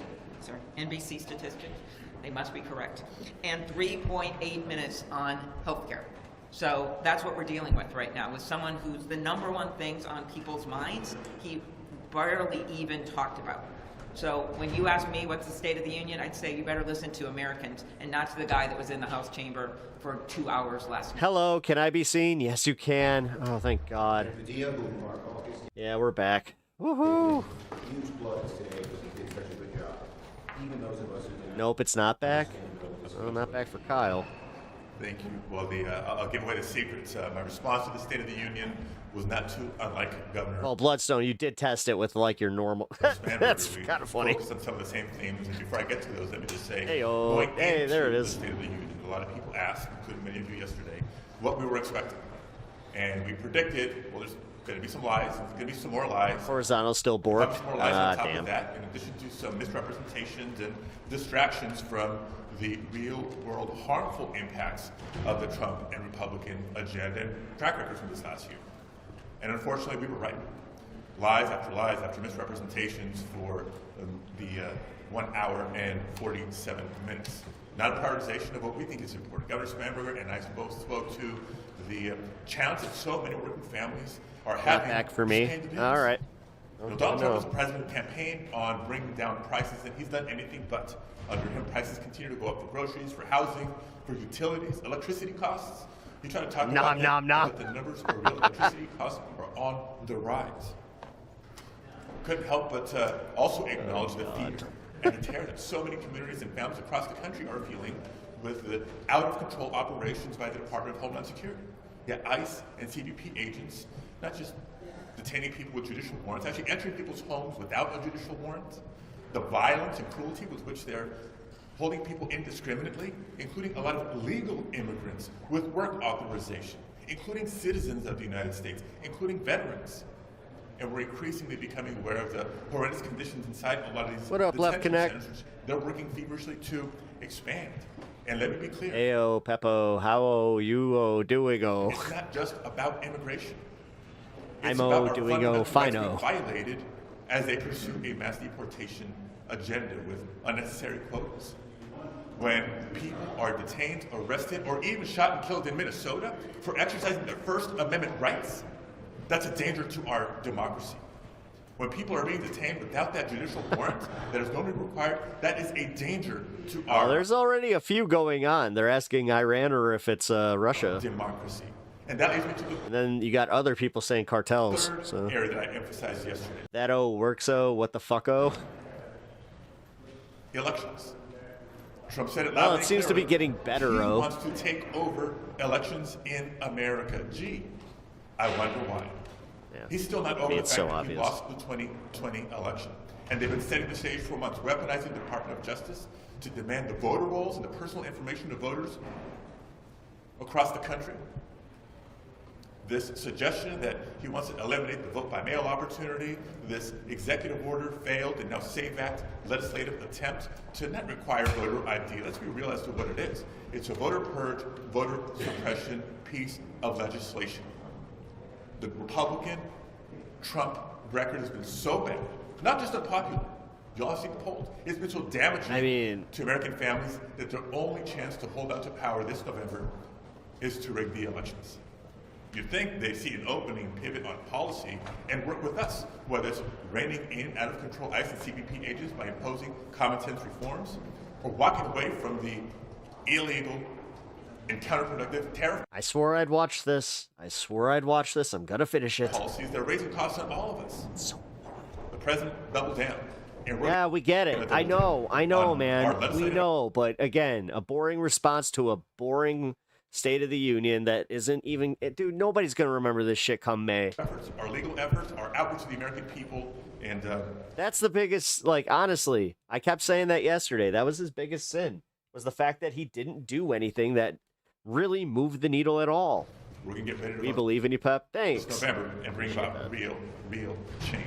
Nice Chuck Schumer in the background. He forgot he's there. Emphasize that theme of elections from here. I'm excusing myself, too. I thought this was the cafeteria. I like hearing that we're having Democrats on the Rules Committee shedding light on what is happening with these threats and what it means, not just for us in Congress, but for state and local officials. We have with us the Attorney General of California, Rob Bolton.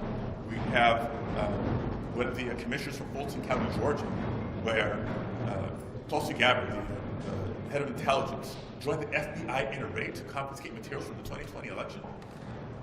We got to stop living in the past. Accept the laws. Let's work together to improve people's lives. That's what we're going to stand up for. And thank you for being here. Thank you. Okay. We almost done? Yes. One more? Walk us through where negotiations over DHS funding stand. Have you talked to the White House? Do you have plans to? And would you support pulling it apart to fund Coast Guard, FEMA, other avenues, and separate it out as some in the House have proposed? Do Jeffrey support that? Let me say two things. First, we sent them trolls are back. a proposal a week ago Monday. We still haven't heard back. Crickets. And so it's in their court.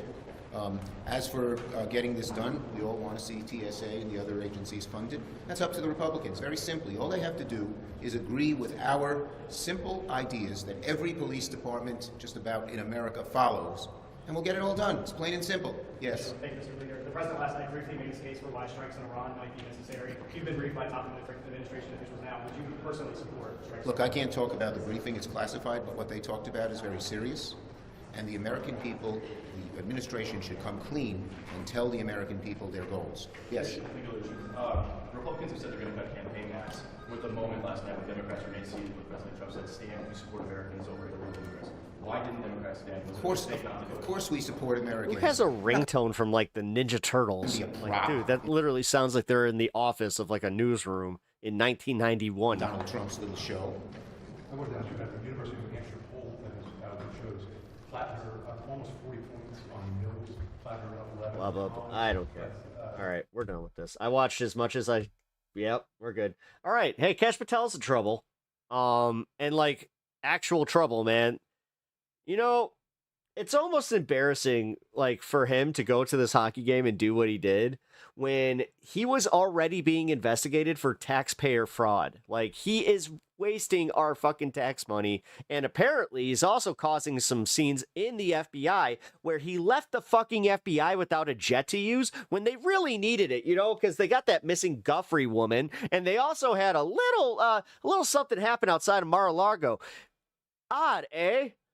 Senate Minority Whip Dick Durbin is demanding a formal review of FBI Director Kash Patel's use of the Bureau's private jet. Good for him, man. It comes after Durbin said credible whistleblowers came forward saying that Patel's travel had delayed the Bureau's response to 2 major crimes.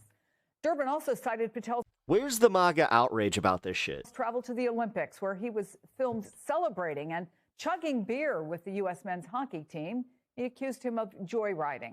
Joining us now, MS Now senior investigative reporter Carol Lenig, who was first to report Patel's use of the FBI's jet to the Olympics. Carol, what more can you tell us now about this whistleblower's accusations and the reaction inside the FBI? Well, Chris, I've never actually seen reaction like this inside the FBI. There is a depth and a breadth to the outrage of people who currently work there, including people who were, you know, in their private lives, Trump supporters and supporters of the president's agenda. So not liberal leaning or inclined to dislike the FBI director, but they are feeling really ashamed of some of his choices in terms of his use of FBI resources. Something happening? And this very expensive Gulfstream jet that took and ferried Kash Lena Matera, hello. Patel to the Olympics in Italy at a cost that they estimate will be somewhere between $100,000 just for the flight and hundreds of thousands of dollars for the travel.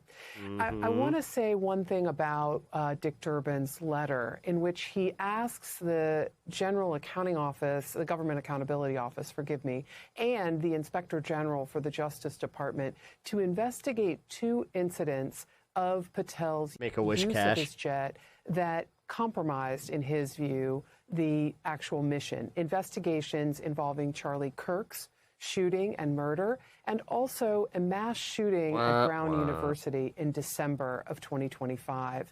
In both of these instances, Durbin said he had whistleblowers who were claiming that Patel's use of the jet made it either difficult or impossible for others to respond in a timely way in the FBI to those 2 investigations. I want to add one more thing, Chris, if you don't mind giving me this luxury. Ken Delaney and my colleague and I were reporting and learning about this Brown University snafu days before the Durbin letter came out, and we were poised to report on this, but we were still trying to gather new information. Our sources had the same accusation against Patel, which was that his flight for the weekend to Florida meant there was only one other jet available to take emergency evidence collection teams to Brown University during the mass shooting, and they were not able to take that plane because that second plane just wasn't available to them. So in one of these cases, and we are out of time, Again. didn't they have to get in a car and drive many, many hours to get to the place where they needed to do the investigating?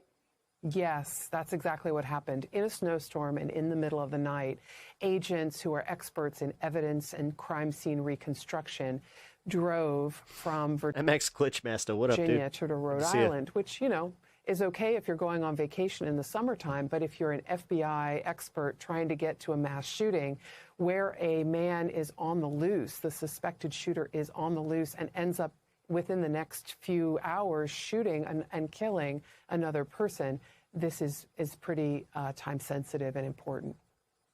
Carol Leonnig, thank you. Yeah, seems pretty important, you know.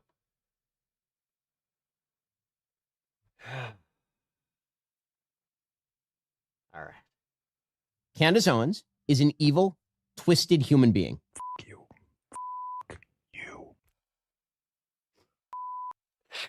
Why is the whispering he's doing really creepy? You go yourself, you demonic scum. Candace Owens is going to get ERIKA Kirk murdered. The gods have truly shined their light upon us today, my friends, because the entire right-wing grifter sphere is the most outraged they've been since Bud Light decided to put a trans woman's face on a beer can. And the reason why they're angry is very, very funny. But why are they so apoplectic, you ask? Well, it's because Candace Owens decided to treat one of them the same Good luck on the cancer fund. I don't agree with your opinion, but I am not evil. way she's treated What opinion? other I haven't really given my opinion in a minute here. people My opinion on Trump's for years. performance, which was just, again, so sleepy. And you see, they don't like getting a taste of their own medicine, so they're melting down as a result. And I personally find this hilarious because they're totally But I also appreciate that. Thank you, Randall. cool with innuendo and false allegations and conspiracy theories against their political opponents or just regular people when they think there's some political payoff for it. But now that Candace Owens is going after a sacred cow on the right, all of a sudden, they're concerned about facts and evidence. So Candace Owens released a trailer for her upcoming investigative docuseries about ERIKA Kirk titled Bride of Charlie, which I'm assuming is a reference to the movie Bride of Chucky, presumably because there's a striking resemblance between ERIKA Kirk and Chucky's wife. I mean, don't blame me for it. Candace is the one who made that reference, but Candace makes it clear in this trailer that she's going after ERIKA Kirk hard. And here's a clip from that trailer. ERIKA Kirk has been named the new CEO of Turning Point USA. My husband's dead. Like, I'm not trying to be morbid, but he's dead. It's weird to say excited. Describes Whoa. your husband's funeral Fucking Lionel. as the event of the century. Merch, hats. We have 50. Hey, I'm glad, dude, at least the right wing is also turned off by this shit. I am kind of glad to see them, 1,000 plus having a little internal tiff over this. hat orders. Nobody knows why she's out there in a God. glittering pantsuit in a recreated tent that her husband tragically was murdered in, throwing merch out. Everyone grieves. I saw one of the saddest photos of like a dude that had to be in his 70s standing in that in that Differently, so if and someone's just like acting doing weird, like the touristy photo thing. I was like, don't read ew. into that. Zionists, the Prime Minister of Israel, all lied through their teeth about Charlie Kirk. Her operation was in Constanta, the epicenter of Sorry, Romania. I have to do like little pauses. Trafficking scandal. Weird conversations to have with a 15-year-old.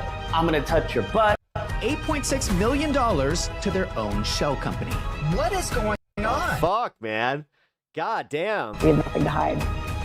I mean, My aunt used to tell me, never do something that you don't want on the front page of a newspaper.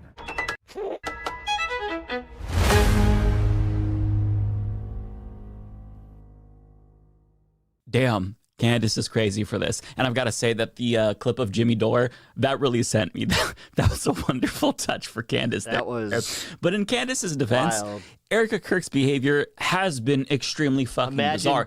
Jackie Kennedy posing for photos in a bloody convertible. Does that warrant a multi-part docuseries?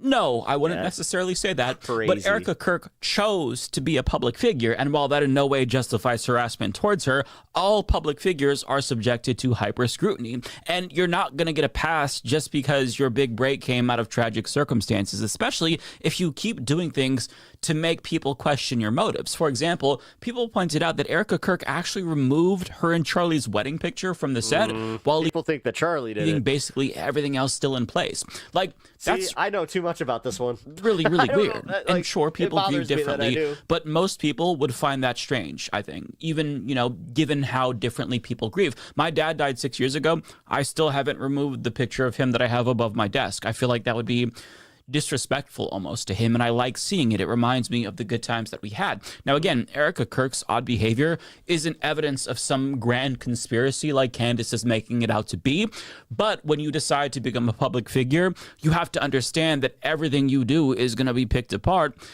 and especially that's going to be the case when you're in this ecosystem where right-wing grifters get paid to pick every single thing apart. But conservatives seem to think that ERIKA deserves some permanent veto of all criticism because she was married to a white supremacist podcaster, but it just doesn't work that way. And Candace is just doing what she's always done. She hasn't changed. Everybody else has changed. The only reason why conservatives suddenly take issue with her antics is because she's going after one of their own. See, when Candace Owens was transvestigating Bridget McCrone for years, that was totally fine. Yep. When Candace Owens released a propagandistic piece slandering George Floyd, who was murdered by a cop on camera, they never clutched their pearls and accused her of going too far, even though, unlike ERIKA Kirk, George Floyd never asked to be a public figure, and he isn't even here to defend himself. But that didn't matter to conservatives. In fact, the same people criticizing her now actually promoted her hit piece on a murder victim, like the Daily Wire. But fast forward to today, and both of the Daily Wire's co-founders are accusing Candace of being, quote, evil for targeting ERIKA Kirk. So in case you're not keeping up, it's A-okay for Candace Owens to go after a black man who was murdered, but she's crossing the line by going after a white woman whose white supremacist podcaster husband was murdered. It almost seems like Candace Owens was only useful to them when she was attacking black people at their behest, but now that the tables are turned, they're crying foul. That's interesting, isn't it? Well, here's what I say. What's good for the goose is good for the gander, and they're now forced to deal with the monster of their own making. They're all playing this out for money. I could agree with that. And they fucking hate dealing with the monster of their own making. Yeah, it's a work. And by they, I mean basically every single conservative podcaster dickhead. Let me tell you something, Candace Owens. You call me a grifter. You say that I haven't grieved my husband enough. Well, let me tell you something. In the right-wing ecosystem, I'm gonna take the elbow right to your face and get you with the 1, 2, 3. System, who is undoubtedly pissed off at what it is the same shit Candace Owens is doing now. Transvestigation was cringe garbage. She even tried to tie the French trans-Israeli Mossad. Oh yeah, dude. But would have cheered her on if, she chose somebody that they felt was a more deserving target. But let's get to some of these examples of outrage here because they were not happy. For example, Laura Loomer says none of his so-called friends are standing up for his poor wife, Miss ERIKA Kirk, as she's viciously attacked. Charlie thought he had friends. He had leashes. If Charlie had friends, they would be standing up for him. Charlie and I sparred at times over his nonstop gatekeeping and holier-than-thou attitude at times. I love how she's shit-talking Charlie as she's trying to defend his wife. But I would never be so depraved as to attack his widow. This is sick and twisted. You'd attack him now that he's not here to defend himself, though, right? Mark Levin says, Candace Owens is a monster. Yeah, those who defend her are monsters. Those with platforms who are silent are useless cowards. Robbie Starbuck says, this is wildly disturbing and inappropriate. What Candace is doing is indefensible and deeply dishonors Charlie's memory. ERIKA was the love of his life and the mother of his children. He's not here to defend her in a way that he'd want to. He would have gone to war over this. Cat Turd even chimed in saying Candace Owens is pure evil. She's a demon straight from the bowels of hell. That's a little melodramatic. Just the sight of her makes me gag. Listening to her arrogant cringe voice is like nails on a chalkboard. Gunther Eagleman says, whether you are a Candace fan or not, this is evil. Jordan Peterson's daughter says, thought I'd chime in, although it's obvious that this is demonic. Mean high school. Well, I mean, the fact is, some of the investigations, and this is how I know about the picture, are pointing that they had a huge fight the day before he got Kirk. Girl tactics taken to the next level. TikTok is rife with millennial mothers gleefully enjoying this. It's so embarrassing to be female sometimes. I swear we're all not that dumb. Well, I don't think that anybody was saying that, but thank you for pointing that out, Michaela? Pastor Greg Locke says, this is what happens when bitterness is all you drink. I've warned and warned, but people refuse to listen. Real Candace Owens is an extremely evil person. She is bent on destruction. I don't care what you think about ERIKA Kirk. This is out of bounds. Emily Schrader says, I don't care if you are left or right. If you like Charlie Kirk or think he was awful, if you love ERIKA or hate ERIKA, this is beyond the pale of anything that should be accepted in society. Oh, that's rich coming from a fucking conservative.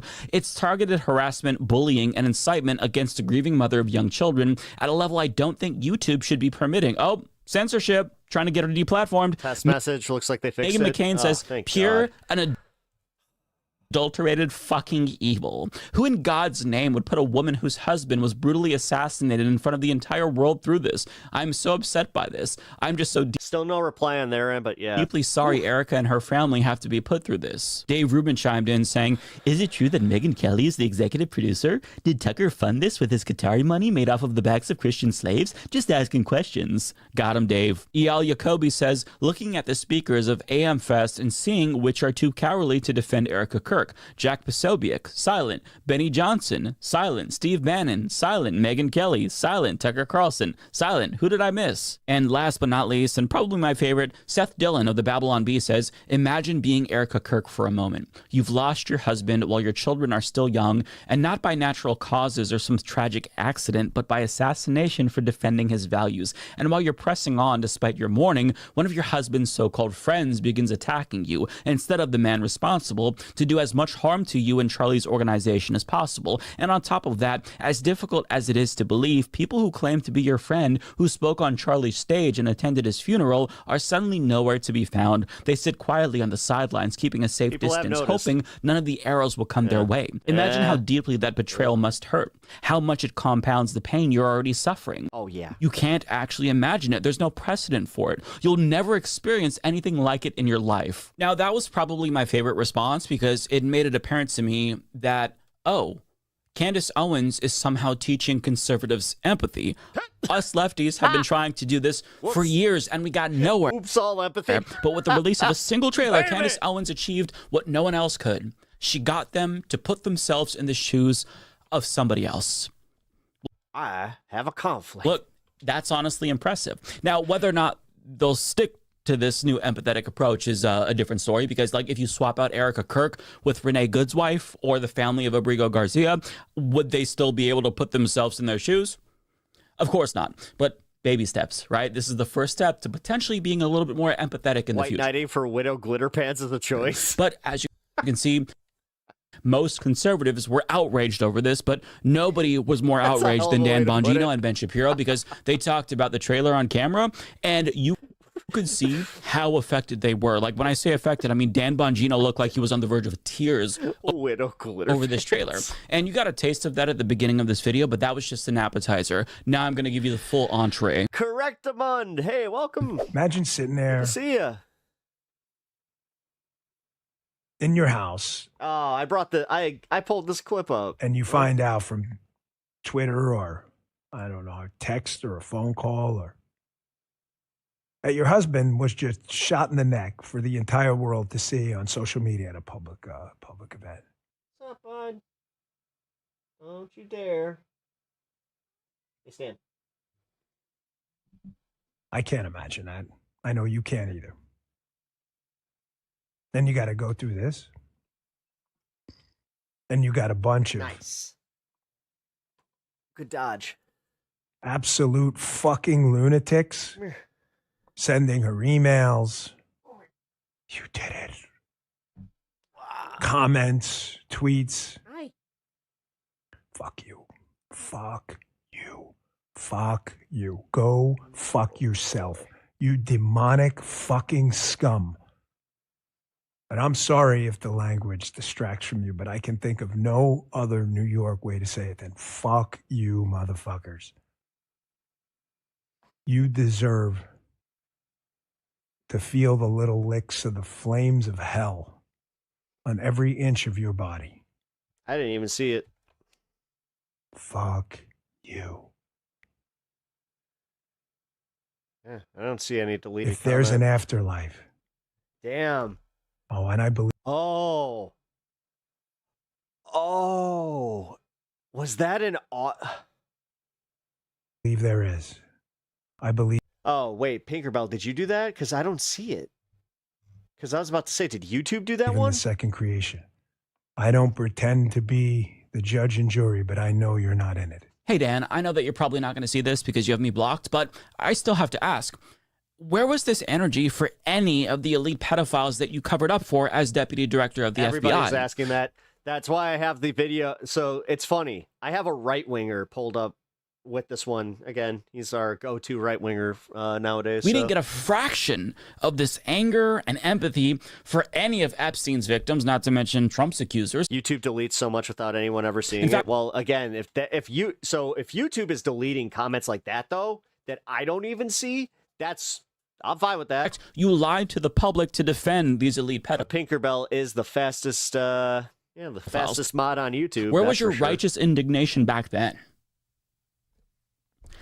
I just can't with these people. It's so hard for me to take conservatives seriously when it comes to issues relating to morality, because these are the most morally bankrupt people in the fucking world who spend 99.9% of their days thinking of new ways to make life worse for most people on the planet. So spare me the fake fucking outrage. But I do want to dive deeper into Ben Shapiro's monologue because he seemed genuinely shocked by Candace Owens' actions, like he couldn't fathom how a human being could be this cruel. I mean, watching a genocide unfold for 2.5 years wasn't shocking at all to him, but a trailer for a hit piece on the widow of a white supremacist, that is shocking behavior to him, and he just can't believe that anybody could possibly be so cruel. Candace has spent the last several months attacking the widow of Charlie Kirk, ERIKA Kirk.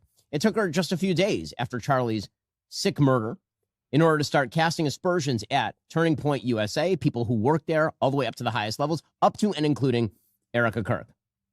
She was doing that very, very quickly, and she's been doing it for months. She came out with something that she had announced she was doing, which is a series. This is a trailer for a series, a teaser trailer, that is titled Bride of Charlie, which is supposedly now an expose on the evil, nefarious, predatory nature of ERIKA Kirk, the widow of Charlie Kirk, who again was shot in the neck, not by some sort of vast conspiracy involving French intelligence and Egyptian airplanes, but the Egyptian airplanes. That's who it was. Trans-loving I forgot gay what man country it was.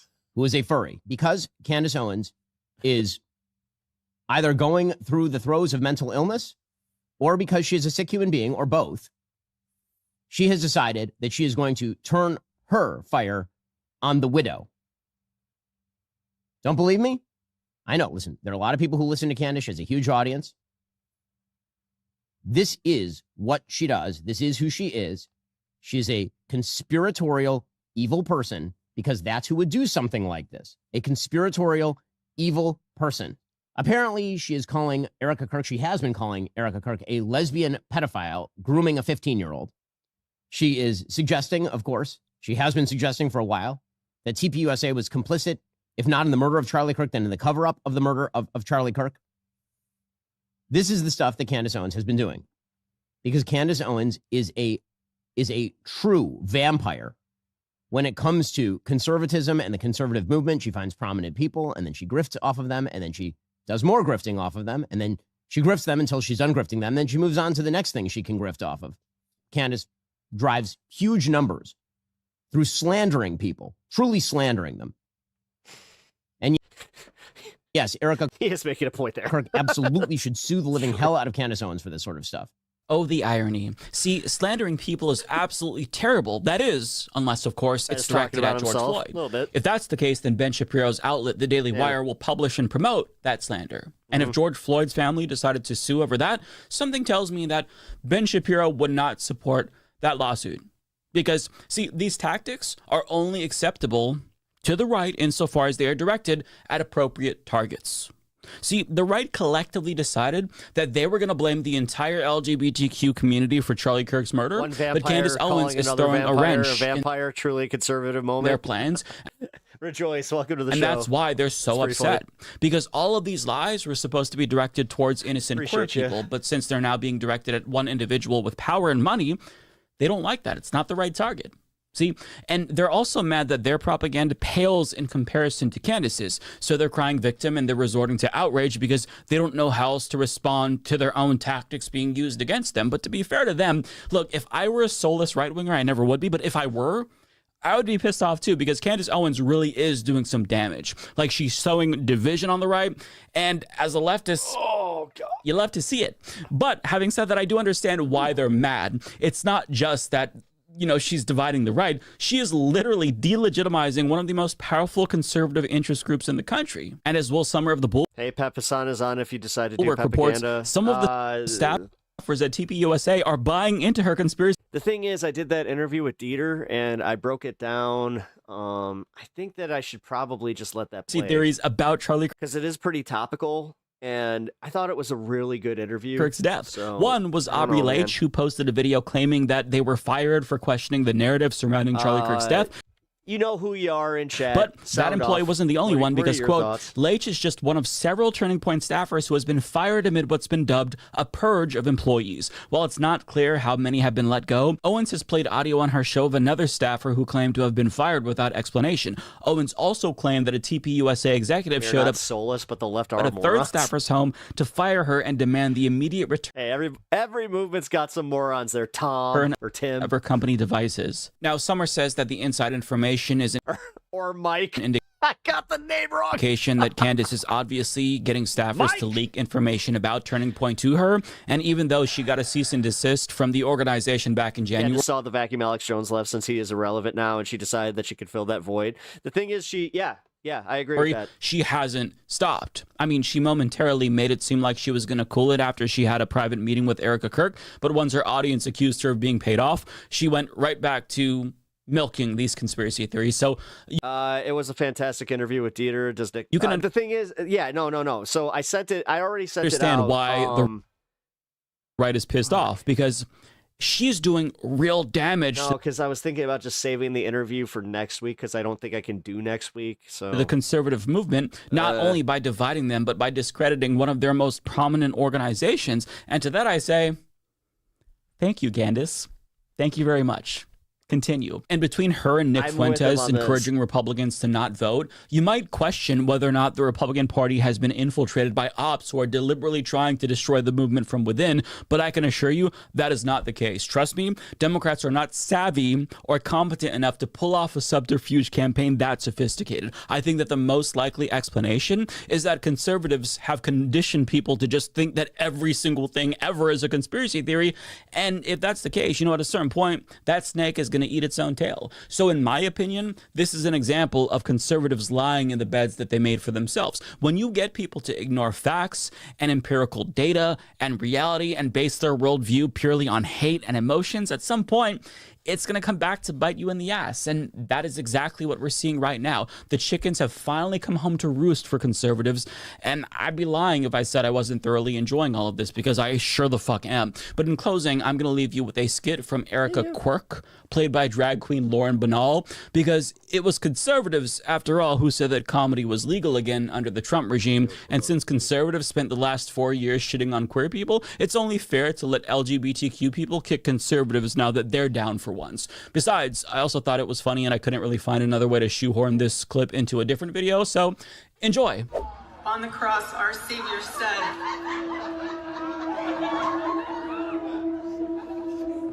"Father, forgive them, for they not know what they do."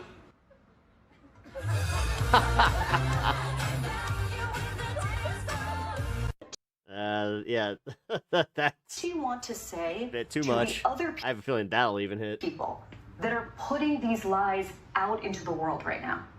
Stop. The eyes. All right, the eyes sell it. That's pretty fucking funny. To feel the little licks of the flames of hell. Oh my gosh. On every inch of your body. Fuck you. And the Academy Award goes to, drumroll please, Dan Tough Guy Bongina. Stop trying to eat wow. headphone cords. Look at this performance, everybody. Absolutely crushing it. And the Academy goes wild. Stop. Stop. Girl.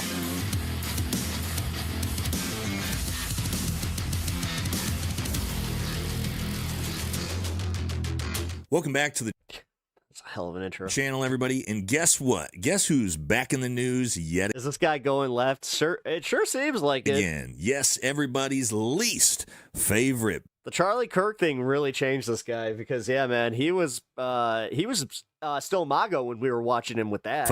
And then all of a sudden, he's like, oh, you know what? Now I do kind of fancy myself like an American firster. Protector Dan Bongina is making waves this week. And what for? Well, if you haven't seen, he went on an insanely emotional theater kid beta male crash out over Candace Owens, of course, because yes, all of these male MAGA influencers just can't seem to do anything but attack a female podcaster because that's what tough guys do for sure. Now, I'm going to try to keep this one a little lighthearted because, again, Dan's just insanely emotional, over-the-top theater drama kid performance. See more and more people. Hey, Declan, I appreciate that. Dude, it's big of you, and it's big of a lot of people to admit that they were wrong about something, especially MAGA. Like, if you guys were really into it, and then you're just like, whoa, I saw the light and I got out of that shit.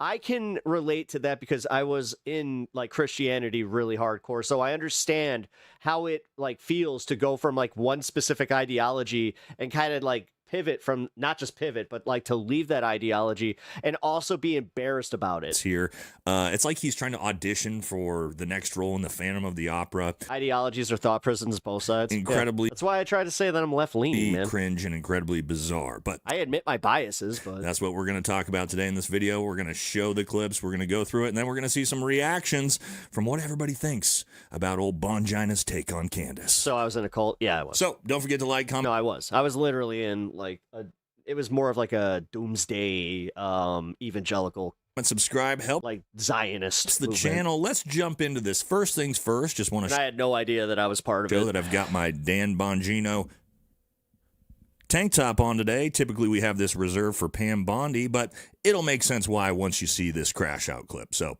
let's just jump into this thing and dissect. Being humiliated humbles you. Because it's a rough watch. All right, so Dan looking like an absolute psychopath to kick this thing off because there's nothing tougher than a guy that verbally berates women. So buckle your seatbelts and hold on to your butts. Here we go.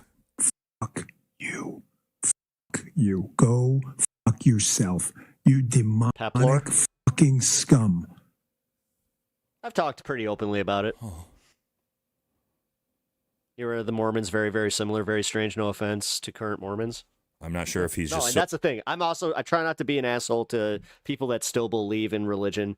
I personally think religions are, they are used to control populace, or like, populations, couldn't get that one out.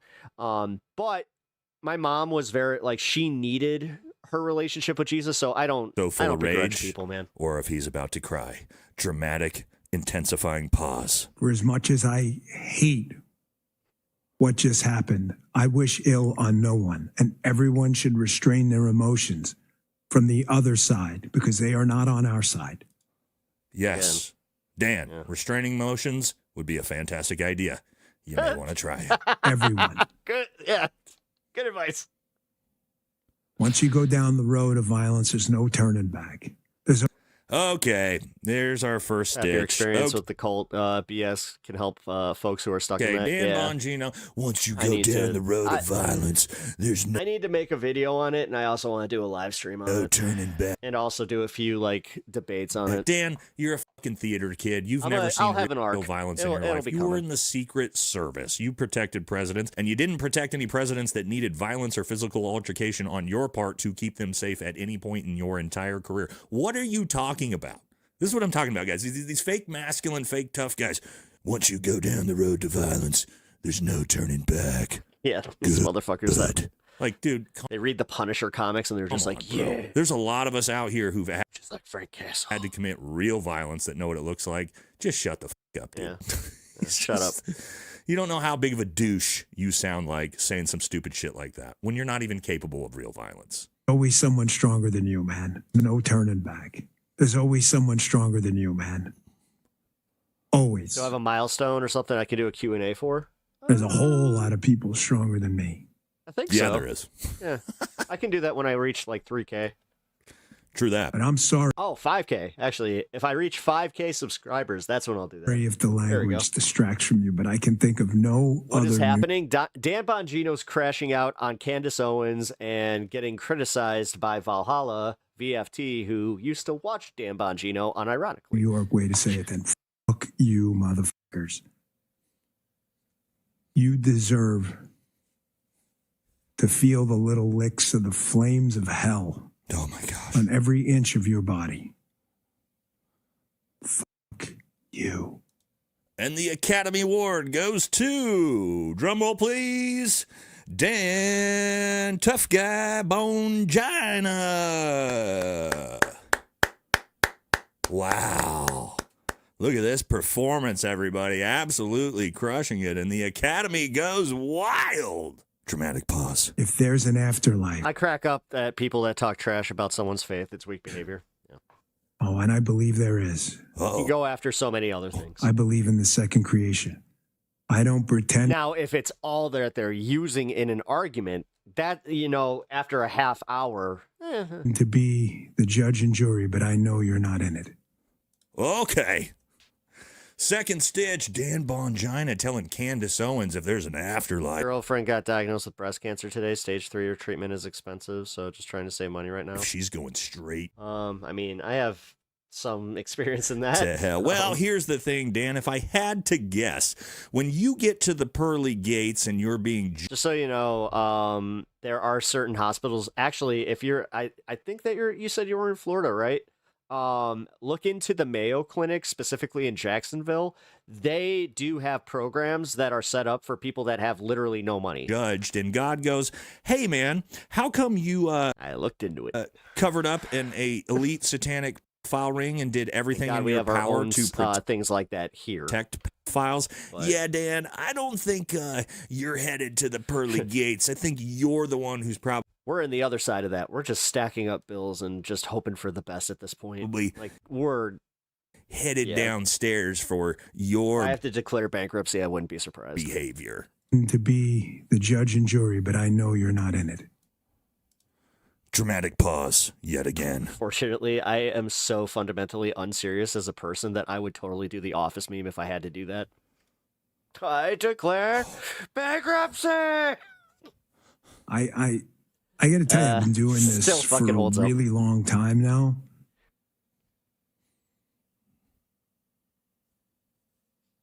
And as I said in the beginning of the show,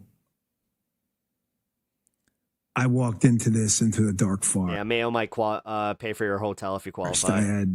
I didn't know where it's going to go. I did not have this all mapped out. Yeah, no, that's why I know about this one, because I was just like, do I have to go live in Florida for a little bit? Because I don't know what to say. People have tried. You live in the Dakotas? Nice. People have tried screaming and yelling. People have tried a middle of the road. I know that Minneapolis also has similar hospitals that work within that same, like those same parameters. Approach. Nothing works. So yeah, what he's talking about here is everybody in Rebecca, I'm so sorry. They're trying to shut Candace Owens and everybody else in the space who's been trying to find answers on the Charlie Kirk case, trying to shut everyone up.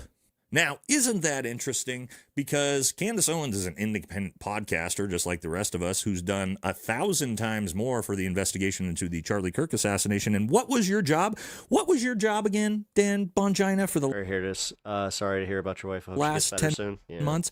Oh, that's right. She's going into the real thick of it, man. She starts chemo radiation mix coming up in the next 2 weeks. It's deputy director of the FBI, the guy in charge who could have actually, I don't know, been investigating this entire case. She's but responding what did well, you though. And your buddy The first round of chemo went really, really well. So KASH PATEL do? You shut the investigation down after 48 hours, and now it's looking like an absolute shit show because, well, initial hearings are starting to show that magic 30-06 that you and KASH PATEL told us we had to believe, it's got 5 different people's DNA on it. So, yeah, not only is nobody going to shut up about it, but you should probably shut your mouth, you hypocrite, because you're the one who was in a position to actually do something about this, and you did literally nothing. And why did you do nothing? Because you spent your entire time redacting the Epstein files to protect pedophiles. God, I love how much my ex-MAGA people are fucking just not having it. You fucking dork. Ignore it, it metastasizes. Address it, it metastasizes. This is again why I can respect those that left the fucking cult and admit that they admit their folly. I wish I had the answer. Sorry about your wives. That must be really hard. It sucks. I can only make decisions for me. I can't make decisions for you as to what you want to watch or what you don't. This isn't about views. Pizza first. Mexican food lasts a little bit longer. Or who's popular or who's this. I don't care. I'm just telling you I'm making a decision for me now. I don't want to be any part of that. If you're part of that, please leave. If it is half my audience disappears tomorrow, good riddance. Well, Dan, it's interesting that you say that. Let's go ahead and look at the metrics of your channel over the last months. Oh, God. Since you came back, since you... He's doing a channel metrics breakdown. Oh! If you don't like it, I don't care if half my audience leaves. Coming in with the Let's steel look. chair. Well, Dan, it's interesting you say that because we actually don't have to look very far because the very top comment That was 2 days ago. actually shows your audience. And so as you see my here, God. here's the chart of Dan Bongino's viewers. Started out strong February 3rd with 51% of his total viewer base watching. In 2 weeks, he is now fallen over half his audience down to 24% on February 17th and dropping. So, Dan, you don't have to worry about half your audience leaving you. Over half your audience has already left you. You think you might put 2 and 2 together and see everybody hates your fucking guts and hates all your takes. All right, let's see how dramatic this dork can get. Dude, he fell off hard. That INR motherfuckers. Yeah. That usually only happens when there's a bot purge. So I think he just realized that blink right there where he's just like, are we back? Yes, MX Glitchmaster, we back. Don't want you. Nobody else wants you here. The people who watch this show don't want you here. Sane people, and that is the majority of us hate your guts. God damn. Don't worry, Dan. There's not that many of you. The majority of people actually hate your guts. You should look at your own comment section. Now, Dan posted this video over on Instagram, and I always like to see what Dan's own comment section thinks about his takes. Let's take a look. Oh, I love these. I do this, so I always love a good comment section. Here we go. As you can see, it's the video. You go yourself, you demonic scum. Okay, and let's see the top comments. I wish this was your outrage over the Epstein files. Next one. I mean, for me, it's files molesting and sex trafficking kids, apparently with government co-signing, endorsing, and involvement, while good men, quotations, talking shit about you, Dan, who were tasked to take it all down, did nothing. Next comment. I used to like this guy. He's been compromised at this point. Actually, Rebecca, I'll just say this. That's usually how it goes. Comment. My wife was very much the same. Dan, you're wrong. My wife is a rock, and she fucking... When she got the news, she was like, all right, so I have ass cancer. What do I do now? Lost all credibility at this point. And I was just like... you could go through... She said that to the doctor, by the way. I was like... The rest of the comments, they're all just shitting on him. We don't want you. Nobody wants you. You were the spawn of Satan. I promise your parents, alive or dead, are looking at you now in horror that they spawned a demon. Your last name will live in infamy. Your kids will deny knowing you. Oh my gosh. I don't want anything to do with you. So, hey, Dan. Does ranch go on pizza? Fuck yeah. Let me just... Although not on the pizza. You gotta, like, use it as a dip. Let you know what your kids are going to We're not savages. learn about you and what your legacy and your children's legacy is going to be. My wife sounds like she's a G. No, she's a real G. You will forever be known I as swear the... to God. She like makes like little shirts like with a cricket and all that, and she was just like, I'm making a shirt that says cancer touched my butt, so I kicked its ass. File protector. Your kids will grow up. Perfect. All their friends at school will make fun of them for their dad. The first thing that she said to us was just like, oh, I'm not letting this beat me. Being the file protector. That's the legacy you're going to leave. That's your current legacy. The only reason anyone is watching your channel right now is to see what kind of curiosity. It's literally they're hoping that you fuck up. Shit like this you're going to say next so that they can clip it and use it for content like this. I see you out there. I know exactly what you're doing. Yes, YouTube chat is working. You can just go. It's not an airport. You don't have to announce your fucking departure. Just go. They are. Your audience is leaving. We're tracking. Starlight's Zen Space. Hello. Got it. You don't have to. And here's the thing, Dan. Dan doesn't need to tell his audience that they should leave because Dan's audience has already left. I'm the anti-clicks view guy. I don't want you. Your views, your clicks, nothing. Dramatic pause. Don't buy anything. Don't do anything. Don't touch anything we do. Just go away. After what I saw with ICE, I'm conflicted about BS. I really am. I have people who are here on green cards, great aunts. We are established here, but oh my God, this is vile what ICE is doing. I appreciate that you're saying that, man. I know you can't because you have to spread your cancer everywhere. But we've got warriors in this audience too who don't want to listen to your bullshit either. Yes, you do have. Hey, thank you for the 250 jewels, Sherry TX1. Really some appreciate people who that. are supportive of pedophiles, Dan, and your audience. And guess what? If you guys haven't already subbed to the channel, please do. Really, really helps me out, especially if you're enjoying the content. I do like having discussions with people that don't necessarily agree with me, as long as you know you can be cool. What the rest of us, we don't like this guy right here. This guy's not cool, so he goes by. Don't care. We're not buying any of your merch to begin with. Dramatic pause. Dramatic pause. Are we clear with each other? You can just get the f out. Oh my God. Oh, guys, are you ramped up? You feel that testosterone coursing through your system? Tough goddamn Bongino bringing the hammer against female podcasters. And this is a really actual common thing with all these guys. Let me show you some other people that have been doing this. So if you're ever wondering if your take is very good or not, if it's done sub, thank you. The same really take as that. Ben Shapiro, it's probably not. I do hold that you should be doing that for any channel that you enjoy. Candace Owens, as you may have heard me it's a hard game out here. Refer at the top of the show, is an evil, twisted human being. Because you're Candace such a Owens tough guy. Oh yes, big tough is either going through the throes of that guy's like, no, I mean Valhalla. mental illness, fuck, dude. Or because she's a sick dude was a fucking sniper in the military. Human being, or both. Ah, yes, another theater kid, Ben Shapiro, with the exact same take as Bongina. But remember this one? Candace Owens is a fucking evil scumbag. Hey, what's my hero? Tim Pool. I'm Tim Pepper. Tim Pool. Yay. She is a degenerate. Yeah. She is burning everything down. Whoa. And she's gloating and smiling while she does it. Edgy. Ah, yes, Tim Pool. So far we have Dan Whoa, Tim Pool, so cool. Kickflip. Bongina, Ben Shapiro, Tim Pool, all with the same take. Yes, 3 theater kids, all with the combined muscle mass of a 14-year-old high school girl. So impressive, boys. And so let me explain what's actually happening here. Why is Dan Bongino and Tim Pool and Ben Shapiro and all these MAGA influencers going after Candace? Is it because they actually have some moral issue with Candace Owens or what she's doing?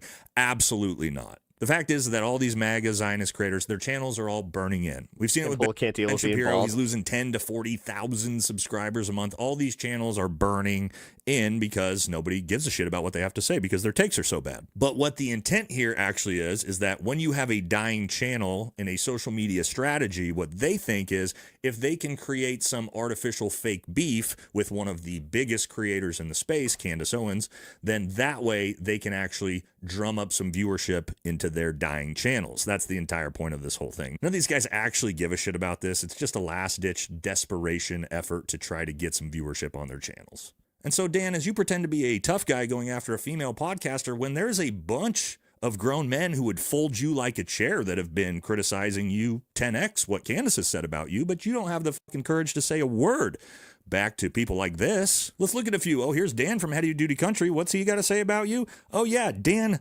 Cuck Bongina crashed out over the files. And Bongina, damn, dude. They're losing all their freaking military gun nut dudes. Favorite guy ever.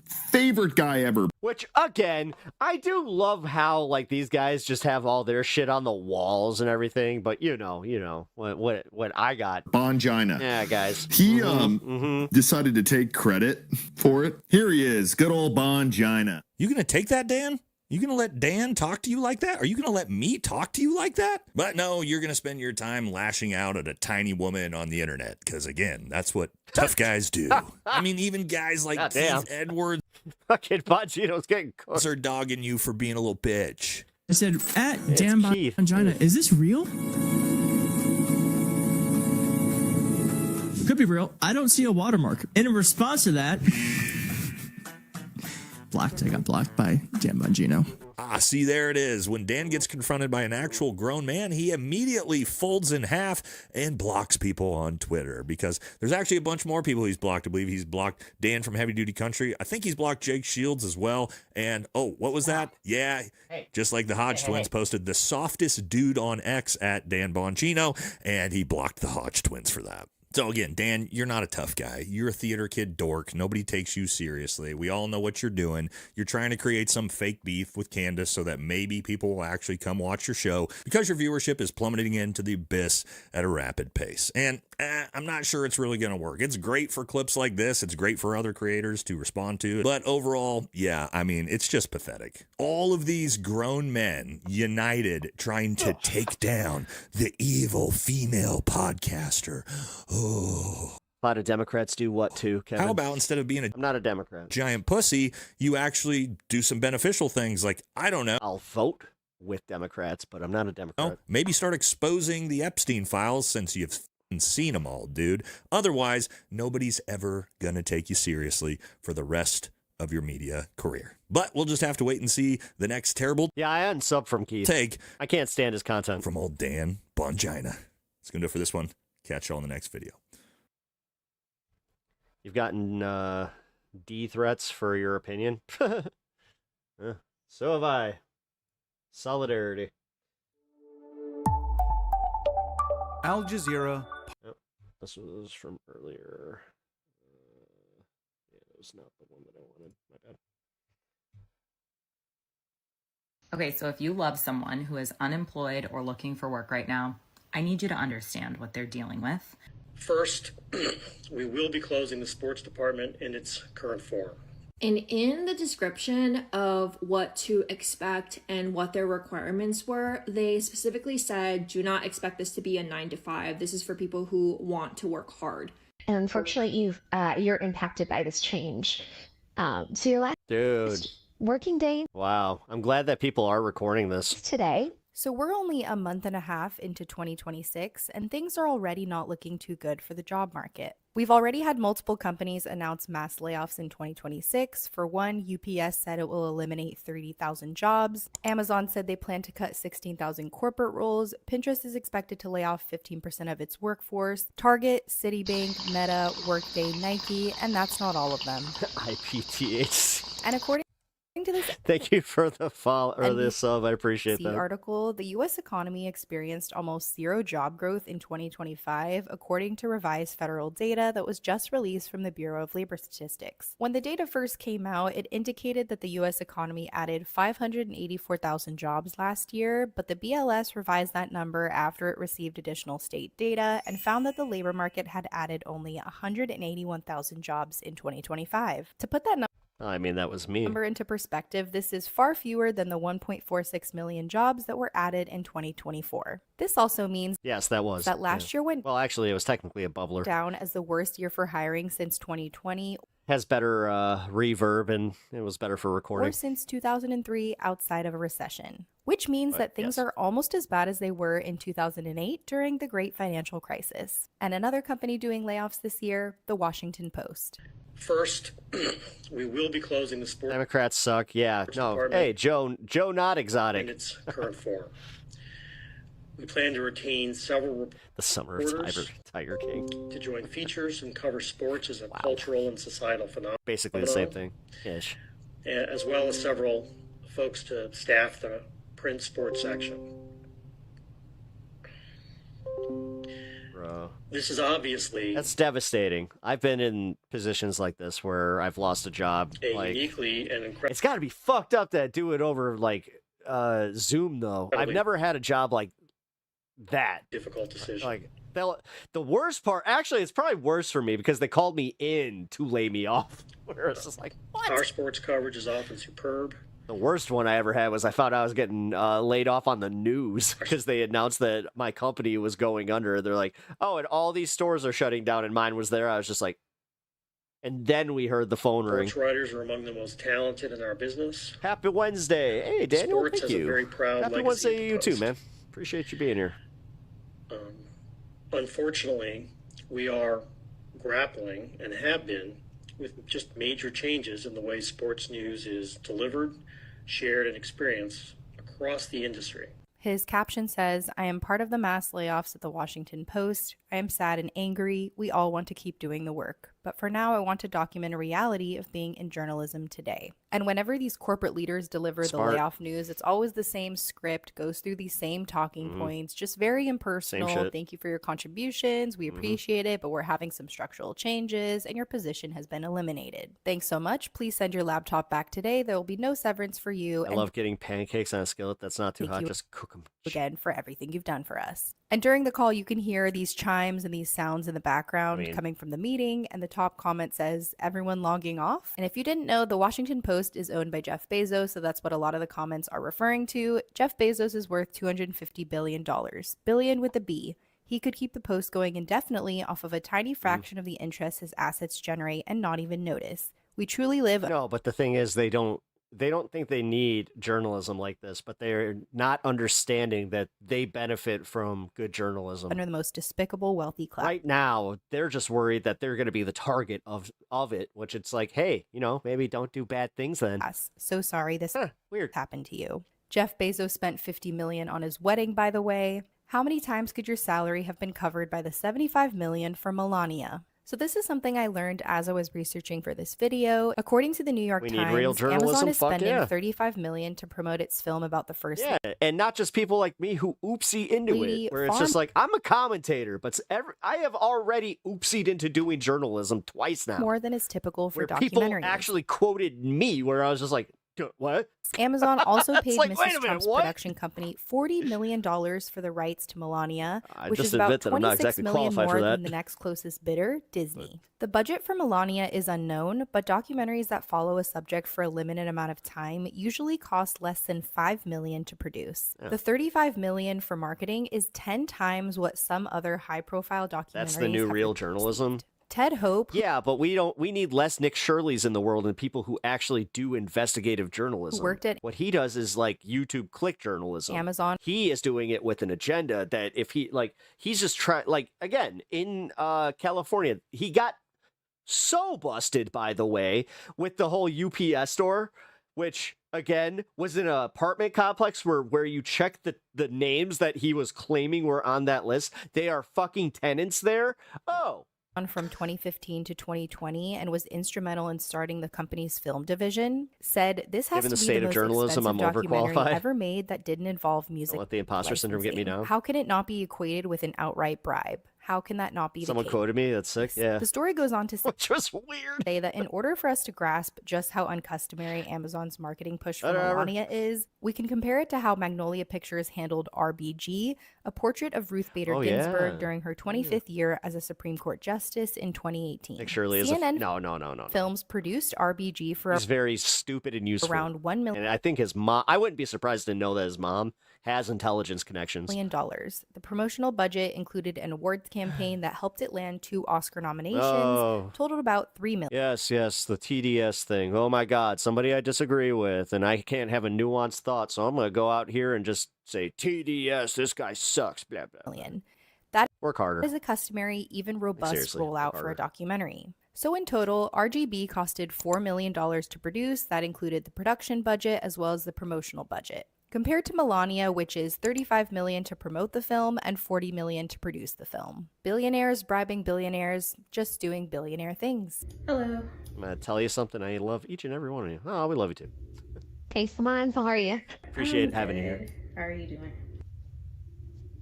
Hey. Hey, thanks for making time on short notice and share. My invite was rambling and not awesome, and you do not have to turn your camera on if you don't want to. I have a couple of notes to share with you. Oh man, she knows it's coming. But I'll be glad to have those notes to make sure I cover things. But I will also follow up with an email, so you don't have to retain everything I'm going to say. Made the difficult decision to restructure the XD org.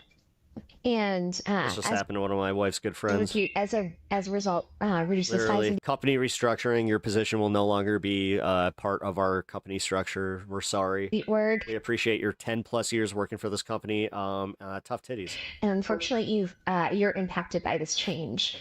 So your last working day is today, but the good news is you'll be paid through February 2nd. Those are the most important pieces of information. You should probably ask yourself why all your opinions benefit Rich and not you. System access as an employee will be turned off at some point today. I'm not sure when exactly. In your Workday and Benefits portal, you'll still have access to until February 2nd as an employee, and then after that, you'll have access to it as an alumni. And then I'm going to email you the specifics of your severance, benefits, and a few other details that will probably be helpful later, and I'm ready to go through them. I want to pause. I know I just rattled off a whole bunch of really big news. Is there any questions or? Yeah, I just got fired. And this is the thing. If you react the way that I'm saying right now, they will actually okay, so I had this happen. I won't say the company, but when I got let go from a company, I had an ID tag because he did the same shit. Do you have any questions? Is there any concerns that we can address? And I was like, you just fucking fired me. No. And he was just like, well, did you want to finish your workday? And I just threw my tag, and he was just like, whoa. We don't need that kind of aggression. I'm going to have to ask you to leave. I was just like, oh, get the fuck out of here. Or anything that you want to ask? Are there any reasons other than just restructuring? What's the reason for the restructuring? That's a really good question. It has to do with the company is doing consolidated priorities this year and next year. They are looking to, so the org, it has nothing to do with performance. It has nothing to do with location, and everything to do with the company wanting to do less in tech and take on less priorities. And as a result, the team. So in essence, it's not you, it's me.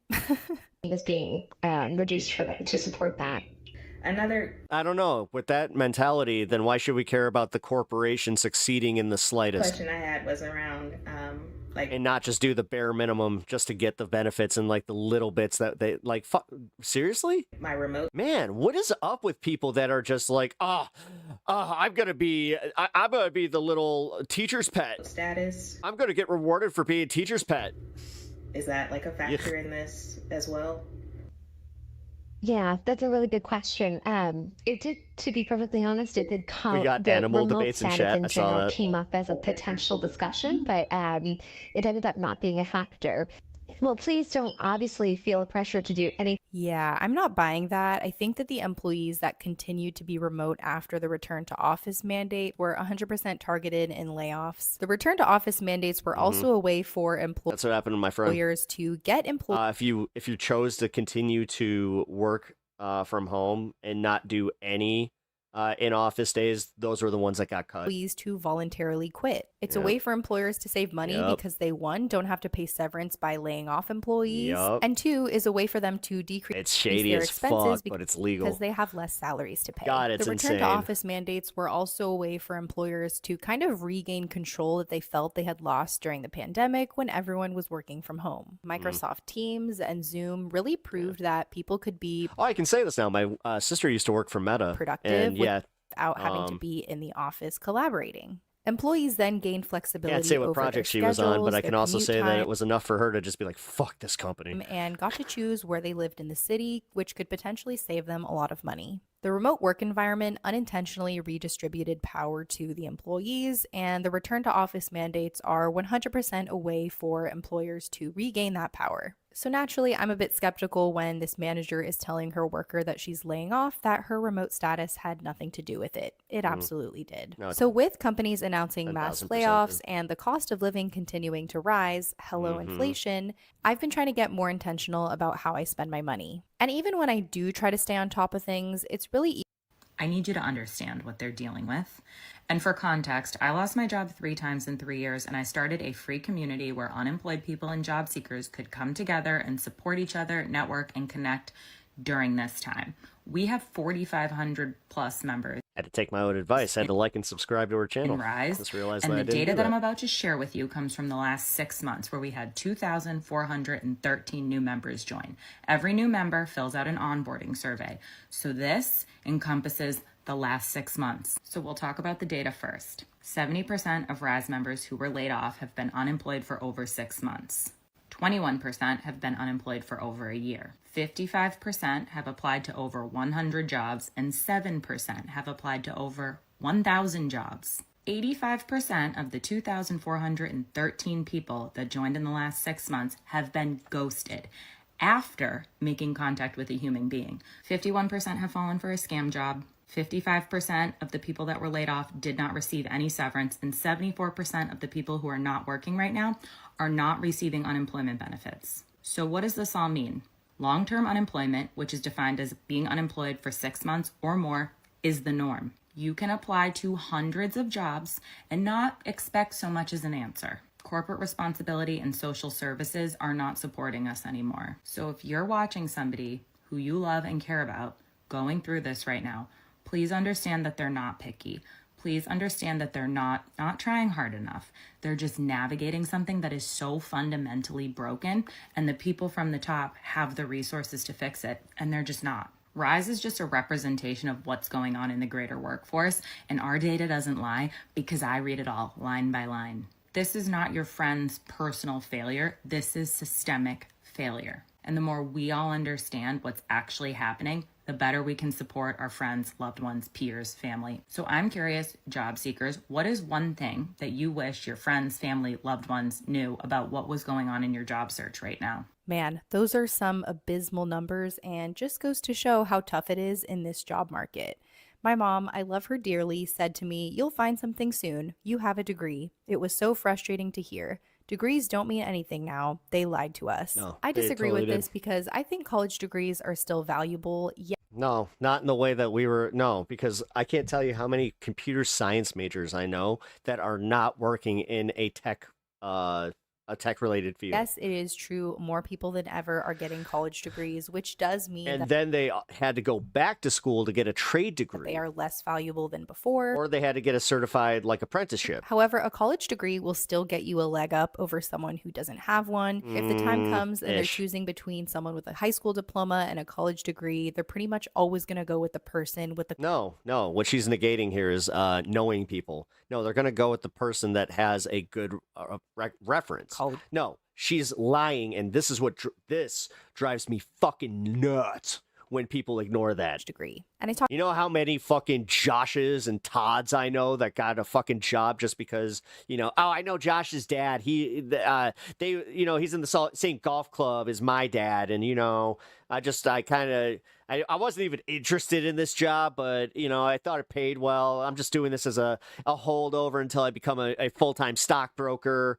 Talked a little bit, really hoping that my crypto payouts go well. More about this in my student loan video. So if you want a little bit more information about that, go ahead and check that video out. If you know a broccoli-headed idiot that's between the ages of 19 and 25, that's them. But yes, that is frustrating to hear because just because you have a degree now doesn't mean you're automatically going to get a job. So I can see how that would be frustrating to hear from your mom. Remember when corporate layoffs were embarrassing for a company? Why is a company posting record profits while also laying people off because that's way too commonplace now too? And LinkedIn does not do enough to protect job seekers on their site. There are so many fake or filled jobs posted. That's another problem with these job boards. A lot of these roles are ghost jobs. There's not actually a job open. These companies are just posting them to ensure that they still look like they're hiring, so it looks good to their investors and for their bottom line. And then, of course, we have to worry about scams. Naturally, when we are applying to hundreds or even thousands of jobs, there's a very high chance you're going to put your personal information into a malicious site that's trying to scam you. I wish they understood how draining it is to sell yourself over and over again for nothing. Finally got hired today after 2 years of unemployment. Unemployed for 14 months now, these job postings online must be bots or scams. It's the worst job market I have ever had to deal with. This is why I stopped hanging out with friends and family while I was unemployed for 7 months in 2024. Emotionally, I couldn't keep explaining why I didn't have a job and how bad it was. My husband flew out of state for a final in-person interview, said they were putting together an offer, and still ghosted him after. I was laid off last July. My mom asks me once a week if I'm applying to jobs. Duh, I'm also over 50. And that brings me to a comment I received from one of you guys on a previous video. At some point, even job hopping gets hard once you reach your 50s. Everyone wants to hire younger workers and pay them less. This Enjoyed is also your chat. You're gonna you gotta go. Hey, guy, I appreciate that, the man. age group that saddled I'm gonna sub. Hey, I appreciate you being part of the community. with mortgage, kids, and If you guys aging want to join the community and have more conversations like this, I do stream daily, so yeah, parents. Hit that subscribe button and join a kick-ass community of some fun politics, and it's like the stoner circle of the internet where we talk some of the more serious stuff, but we do it in the vein of it's fucking crazy, man. Did you hear what Trump said? Yeah, man, it's fucking crazy. I feel like this is like just class war, but I don't know. Crazy. And I That's very much what this is. agree with that comment. I would argue that the people that are struggling the most in today's job market are over the age of 50. Ageism is absolutely a thing. Oh, fuck yeah, when man. searching for a job. These companies just One of the most heartbreaking things that I've seen is a guy that just fucking lost his job. He was like 64 years old and just could not find anything. So he is doing minimum wage fucking retail work. want to hire a new grad or an intern This has been a non-toxic chat compared to others I'm subbed. Hell yeah, thank you, man. or Appreciate someone that. younger I try. I try to cultivate a non-toxic chat. Occasionally, you know what, my vertical streams do go a little buck wild, but it's okay, man. who doesn't have as much experience, who's It's growth. going to work harder, and who they can also Just pay try to, less. I Because try to as be you cool. And progress in your career, if other people aren't, fuck you 'em. pick up more skills, which means you have more experience and you demand a higher salary. You probably also It's have amazing what happens when the bots get purged, dude. higher thresholds for the benefits Right? that you're I'm still doing well with my viewership, to but accept. yeah, And it's you not also- it's not a cesspool right now. I love so it. have worked for probably a wide variety of If you are watching my stream right now, I'm gonna just give you a little compliment. You're awesome, and I fucking appreciate you. workplaces and understand the difference between healthy, thriving workplaces and toxic ones. Thanks A for lot of being these here. companies just want to hire a new grad who is desperate for a job and who they can pay a lower salary. I was really excited Wow, seeing more than 10 people dip right after I gave a compliment, it's just like I don't do well with compliments. about a job that I applied to this week. Love. Resume, cover letter, I only work in toxic environments. I'm terminally online. I can't do that. Please don't give me compliments. letter of recommendation, all on Song point, sword, and I thank had you. a Appreciate glowing internal referral who contacted me this morning and said, hey, so you haven't heard back from the hiring team yet because over 5,000 people applied for that role. Oh my god. So good luck. It's kind of like what happened with me. Fuck. Yeah. Someone commented, I'll say that I'm very lucky to have what I have. if you got a 4-year degree and a pulse, pivot to local or No. state government. And I'm seeing a lot of these similar comments on these videos. Don't claw the carpet. Just recommending people to go work for the government, Oh, you but wanna be even cute that's now? not safe. The government is doing layoffs as well. He's upside If down. this is not an indication of how bad the job market is right now, I don't know what is. I was on LinkedIn scrolling and just, looking at updates as one does. And I happened to come across this role that this company had posted. And in the description of what to expect and what their requirements were, they specifically said, do not expect this to be I joined and I was instantly complimented. I like it here. Hey, unexpected Spanish. Hey, we had unexpected Spanish today because of we had a chat issue. That was a platform issue, by the way. All of YouTube was impacted by it. So I had people just speaking Spanish the entire time, which again, no fucking joke. I have way more people in my chat that can speak Spanish than I thought. This is for people who want to work hard. That was the first thing I was like, can you not work hard in a 9-to-5? That was my first thought. Bien, mucho gusto. The second thing they had in their list of requirements was, if you are looking for work-life balance, this job is not for you. I'm kind of torn about that response because, for one, at least they're honest. But for normal people who want to have a life beyond work and outside of work, I just thought it was crazy. I don't know which one is worse right now. I wanna learn Dating Spanish market, now. job Me too. market, or housing market. Let me guess, the pay was $50K? It's because they should be hiring 3 to 4 people for the role, but they only PEP accounting for people using want to pay 1. Right. That's another thing. Amid all of these mass layoffs, the people that were quote unquote lucky and didn't get laid off and got to keep their jobs will now just be picking up the slack for all of the people that got laid off. There is a very high probability that this company just laid off 2 people, combined their job descriptions, posted it online, and now they're expecting 1 person to do the job of 2 people. I think I saw this, and it required 6 days a week in person because they moved too fast for remote, LOL. They make it sound like anything less than being overworked is something to be ashamed of. And I'm sure it still said over 100 applicants. Oh, good job. And another thing, because this gets good job. Heated.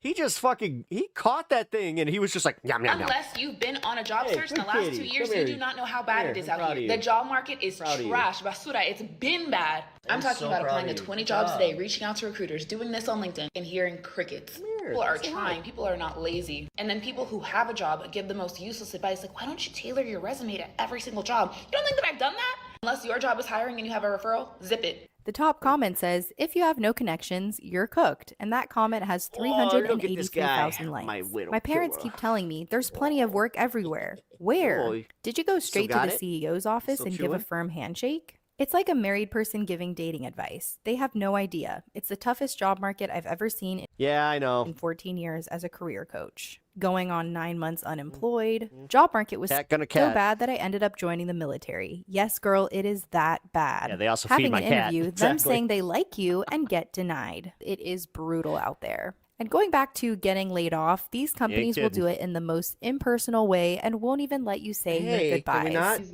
Move quick in the tech world. Man, he is just got off a Zoom call not even 15 seconds ago. My computer being restarted. cute. Now it's locked. But you're also, you gonna bite? They're just so impersonable about the way they do this. Like, there was a really good number of colleagues that I worked with on this team that I actually really enjoyed working with. And I would have loved to just send them a message and be like, hey guys. Someone send a super snack for the goodest boy. Oh, yeah, he's been sleeping this whole time. Send the Mac back. Put it in the mail today. Yes. For anybody that doesn't know, a $2 super chat gets the dog a treat. Man, he's a good coworker. In some ways, it feels like you see what I mean? Weird existential punishment. Like, I don't know what I did in a past life. I know I'm doing great things in this current life, like maybe in a past life before I was reincarnated into this one. Didn't Trump say the economy was great? Yeah, he did. Chained me to this desk as punishment and retribution. Yeah, I don't know. All I can do is kind of like laugh and cry and laugh. That's like kind of my shtick, you know? Make Stan fart again. Anyways. Some of the comments say corporate is soulless and anti-human. I see why people don't give a 2 weeks notice anymore. Poor baby. You barely My get cat almost did that to me the other day. 24-hour notice for a layoff or for a Monkey major business. company. Thank you for the jewels. Appreciate that. It's mentally and financially disruptive and stressful. I got fired in a month after I moved hours away for the role. After a month. After a 1-year lease. Liberal trigger. What happened to my hockey team? I'm a fucking American, you dipshit. Is signed after all apartment things are bought. What? These corporations don't care about us at the end of the day. They may tout their amazing. No, I'm just as happy as the fucking gold medal as you are. Shut the fuck up. You don't get to own hockey just because you're a right winger. Benefits and their retirement. No, every hockey fan in America was happy about that. Plans and all the. This is the same dipshit like mentality where you guys are just like, yeah, you know what Marcus flag is? It's the American flag. It's like, then why do you have so many flags that show that you love Trump? And it's like, yeah, FJP and let's go Biden. The perks that you're going to get from working. And yeah, thin blue line there, but at the end of the which is a blatant fucking violation of the flag code, but. Okay. Day, they don't care about you. They don't care that you just signed a lease, that you just bought a house. And yes, the women's hockey team won gold first. Kids to feed, that you have rent to pay, that you have a mortgage to pay. They just care about their bottom line and making their investors look happy. So if that means laying you off to show record profits the next day, that's what they're going to do. I sent mine back damaged. Wow, that is pretty wild to admit online. Probably not the best idea. It is baffling to me the things that people will admit to online with their face plastered all over their page. Employers look at social media nowadays, so why would you post the fact All MAGA has is a culture war that they're constantly losing. that you sent your laptop back? Yeah, but they have literally a fucking propagandistic fucking media space that keeps telling them how much they're winning. Damage, that could put you in. But also, this is kind of the bitch for those media companies. MAGA's not watching them, so now they're just like leaking fucking viewership. Jeopardy for many other future jobs. CNN finally started wising up. They're like, oh, you know what? MAGA's not going to start watching us Just now. don't take that risk. And that brings me to another comment from one of you Here, guys on a previous video. While my raises are not great, I'm scared to job hop, seeing how many layoffs there are and how hard it is to find new jobs. I have job security despite not making enough. I feel safe while struggling. It's a catch-22. That is a hard spot to be in. It's tough when you want to move jobs and you want to improve your salary and you want to gain new skills. The thought of trying to find a job in today's labor market can just be so demoralizing. And there's a risk too. You never know what kind of workplace culture is going to be waiting for you at your new place of employment. However, I will say it is a good idea to job hop every couple of years. That is the new normal now. People just don't stay at their I'll be honest, I like it when we have only college players going.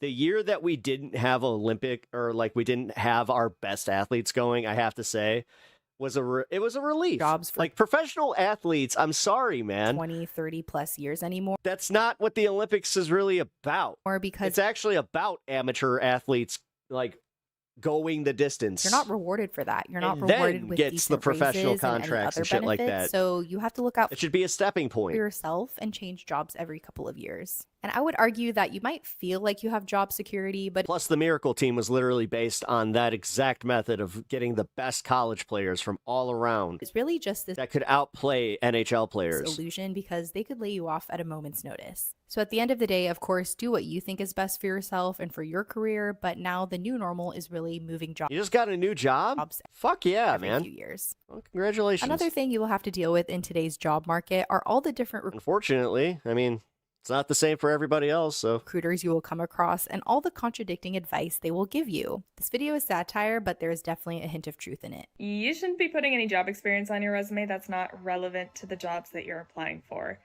How many times do we have to tell you that we don't care about the retail jobs that you've worked? So what's with this gap in employment? What's with the gap on your resume? Have you just, so you haven't been working? We are I had that one when I was doing stand-up. hiring an entry That was legit the first question they asked me. level position for this job. What do you mean you're not proficient in all of these niche programs that nobody uses and you don't have 10 years of experience for this entry level job? Oh, so you're fresh out of college, like you have your degree and you're looking for a job. Well, you can't get an entry level job because they require a lot of experience that you don't have. Well, just apply to an internship. I mean, I know you have a degree, but you can work unpaid, right? We're hiring an intern. Hey, at least things haven't changed that much since 2005. Paid. Fuck. And also, you have to currently be 20 pursuing years this and degree we're still in in school. the same boat. Yay, If you're fresh out of progress. college, you're fresh out of luck. Oh, you should put an objective at the top of your resume that says what position that Oh, you're do you have management at Circuit City or Toys R Us? That's the bitch of it. I was a manager at Radio Shack. looking for. Okay, so why do you have an objective at the top of your resume? We can tell that you used AI to write your resume. I can't believe you would do that. That is so unprofessional. Why would anyone use AI for anything? Yeah, so actually, we are reviewing your resume using AI. Pep, if you do stand up again, you gotta stream it here because you're proper funny. But Oh, thanks. you can't use AI. Entry Man, level just getting more and more comfortable with the idea of doing means it. entry level pay, lol. Why do you have a gap in your resume? Because no one will hire me. At this point, I'm confused how the recruiters have jobs and I don't. Unpaid internships need to be illegal. I once saw a dishwashing position that asked for a degree and 5 years of experience for dishwashing. I have been denied from every single fast food place in my area. Fast food. Someone asked me about the gap in my resume. What they were referring to is my last job ended in November and my current one started in January. I literally just took the holidays off to spend with my family between jobs. That is not a gap. Saw one the other day that said accepts new grads. Literally the next line said minimum 6 years experience required. What? That doesn't even make sense. And that's the problem with people giving advice to job seekers. That's parents, loved ones, peers, even recruiters. A lot of times when people land a job in a tough market, it's simply... Hey, Bear, the thing is, you're going to age out at some point, and if you lose everything because of ageism, you do understand that Donald Trump has made it a lot harder for you to sue based on that explanation of ageism. Because they got lucky. Just remember, dude, if you genuinely think that all of this is something that could never happen to you, you're one of those people that statistically is going to be shit shocked when it does. And again, statistics actually show that you are way more likely to experience this than you are becoming a billionaire per se. And so if you're job searching right now and you're absolutely tearing your hair out because everyone is telling you different things, a lot of times people giving you advice do mean well, and they're trying to share something that has worked for them in the past. However, a lot of it is just luck, unfortunately.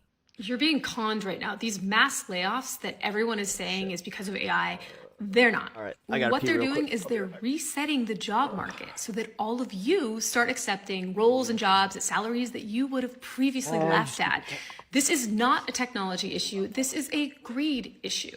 And while, yeah, sure, AI is taking some jobs from some people, that is not what's happening here at a wide scale, right? They are doing this, and they are making people go back to the office in the hopes that they'll quit.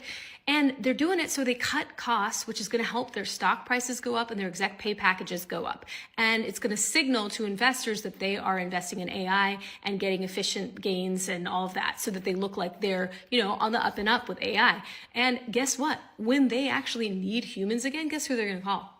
They're going to call you, but this time they're going to offer you probably maybe half the salary that you had when you left. And you're going to have been unemployed for so long that you're going to take it because you're desperate. Okay. So in a world where basically the cost of living is skyrocketing, maybe doubling, you are about to get half of your pay. And that is the future of work that no one's talking about.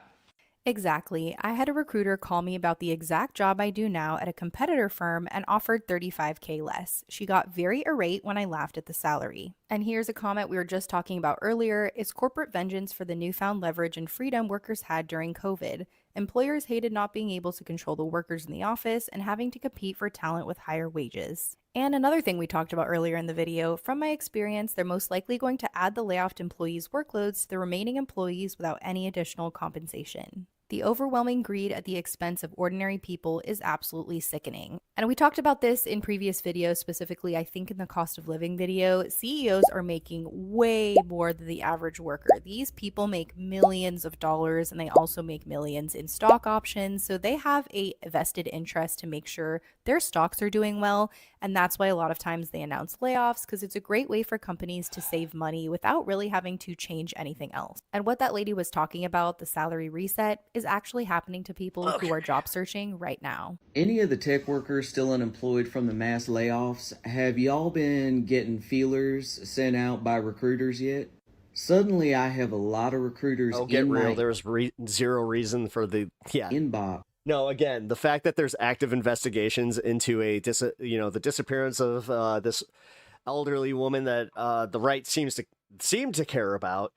The news that he did fuck up the Charlie Kirk investigation and the investigation in Texas. It seems like he just consistently is very, very bad at his job. For contract work, 6 months to 1 year at a time. Yeah, it's everybody just being jelly, but you guys care about waste, fraud, and abuse when it's, it might be a Somali fucking daycare. But they're... Oh, wait, but it's a systematic thing. It's just like, okay, let's go and tally up all of the fucking plane rides that Mr. Make-A-Wish Cash has fucking had. All hiring for... How many concerts has he gone to? He, by his own admission, he said that he does this once a week. A ridiculously low hourly rate. So yeah, man. So jobs that I used to go on... how much you care about fucking fraud. Shut the fuck... It's either you genuinely care and you start critiquing your side, or we just start ignoring you entirely, which is it's getting so much easier to do. Like, there have been some surprisingly good faith chatters that come through, every once in a while. They're like, I'm ex-MAGA, blah, blah, blah. But goddamn, some of the people that just cannot get the orange Cheeto out of their fucking mouth is just crazy to me. Making $50 to $70 an hour are now hiring for $25 to $30 an hour, which is about the same amount that I make doing retail management work, except with my retail manager's job, I at least get benefits. The whole reason for a high hourly is that you are charging for the benefits that you do not get as a salaried employee, including things like job security, your 401k, and your health insurance. We are undergoing a major salary reset for the tech industry at the very least, if not across the board. They are trying to get white-collar workers as close to the minimum wage as possible. You know. Never once did I ever think my tech job, my cushy tech job, would be the equivalent of working retail. Never. And now I'm sitting here with interviews from the Big Five that offer the same amount as my retail job, but I mean less, honestly, because I don't get health insurance, I don't get benefits, and I don't get paid time off. My retail job is more competitive than the tech jobs I'm going out for. And I have 10 years of experience in high-level content strategy and algorithm work. This is wild. That's weird. I thought the Republicans controlled the House and the Senate and the presidency and the Supreme Court. Huh. Weird. Never in all my years would I... It's almost like they could abolish the filibuster and, do something about that. Huh. Think that specialized work interesting would be competitive or on par with my retail job. Why do they want to do that, huh? Never. And I don't have disrespect for retail. It's just, I just didn't think it'd be that way.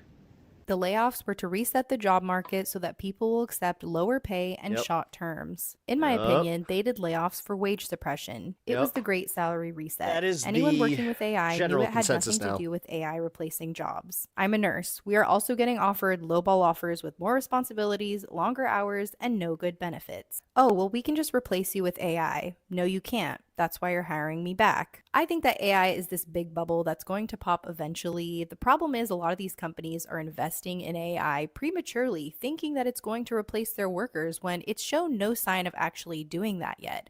A lot of these companies are investing in AI, but it's just a smokescreen. They're just laying off US workers and hiring workers in India or other countries where they can pay them $2 an hour. And lastly, we can hear from someone who experienced textbook gaslighting in an interview process. I think the most discouraging thing about this job market is that the jobs that do come available want so much from you, and they don't have a lot of pay that's involved in it. And I just came out of I would say it was a really good job interview. Like, I could easily see myself do work. 420.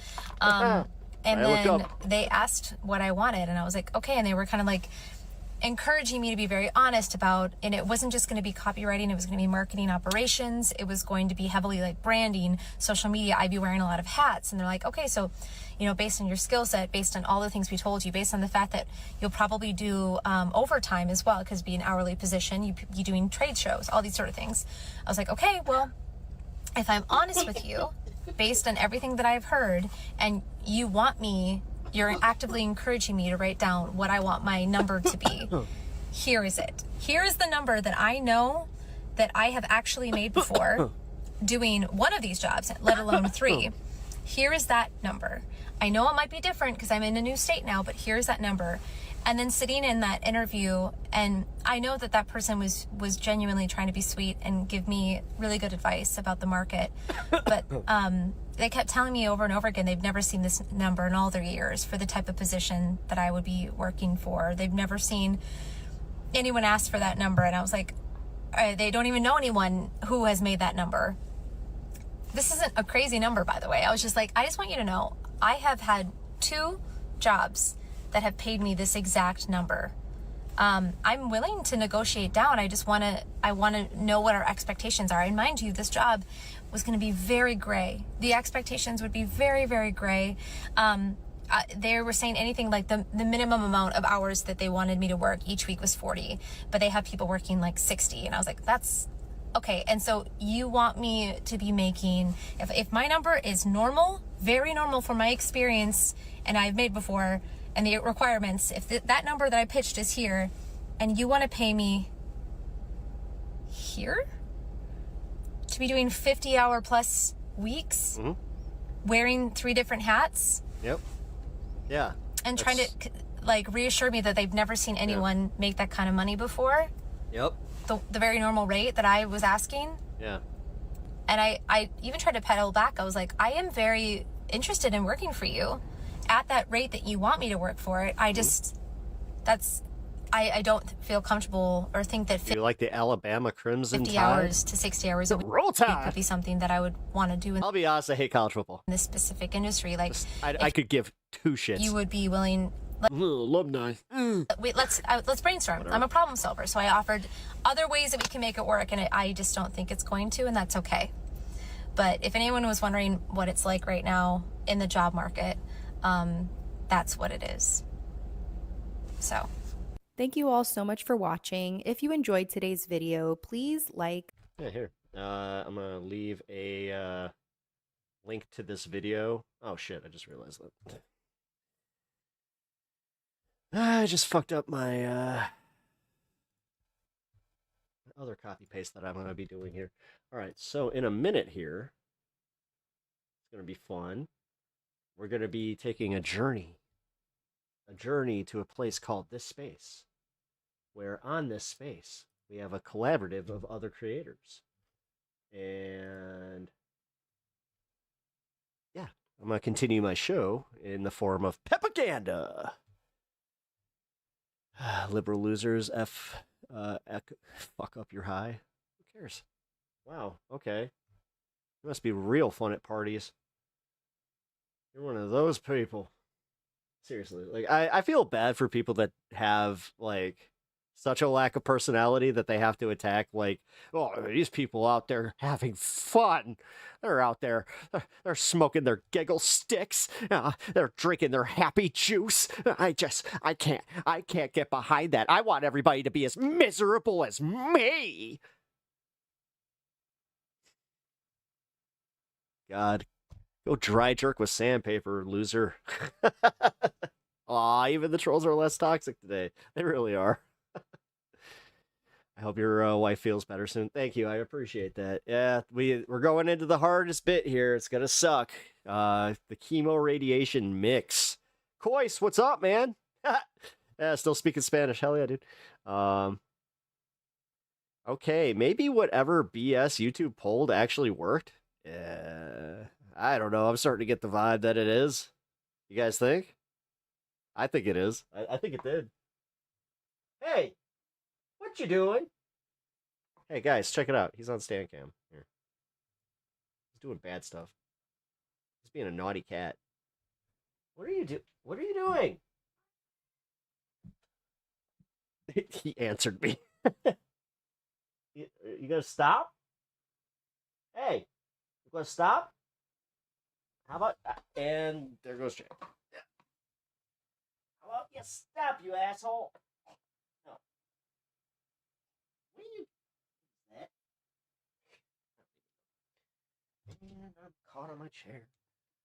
Ugh. Dick. Well, that should tell you how long I've been in chat. That should tell you how. Wow, Coyce, you've been there the whole time? You've been lingering?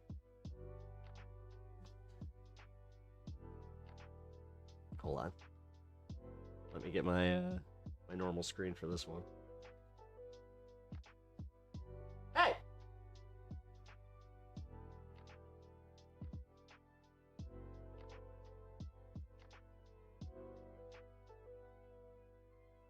All right. Whoa!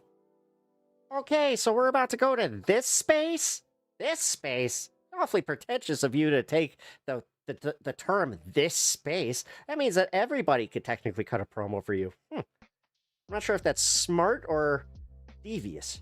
I'm gonna go with devious because you're all leftists. You're all devious. Let's see. Do I want to say anything nice? No, I'm gonna go. I'm gonna go try and play poker with the boys and maybe get some sushi. Add some spice to it. I hope that he likes a little bit of pepper. You know that. Tim strikes me as a guy that might take a lot of his food plain, so, well, hopefully I can spice up the night. All right, I'm off to Timcast. Kickflip! What are you doing? Hey! Hey! All right. I did let our producer know that I'm going to be a moment late. What I'm going to do, though, is I think that instead of running the outro, I'm just going to go for it. I'm just going to lead right into this space. Because the second I hit end stream, it's just going to take you right there. Also, you guys can hit the... Oh, here. Let me hit the link. You guys can follow me over here. So here is the link to follow me over to my next show. Yeah, and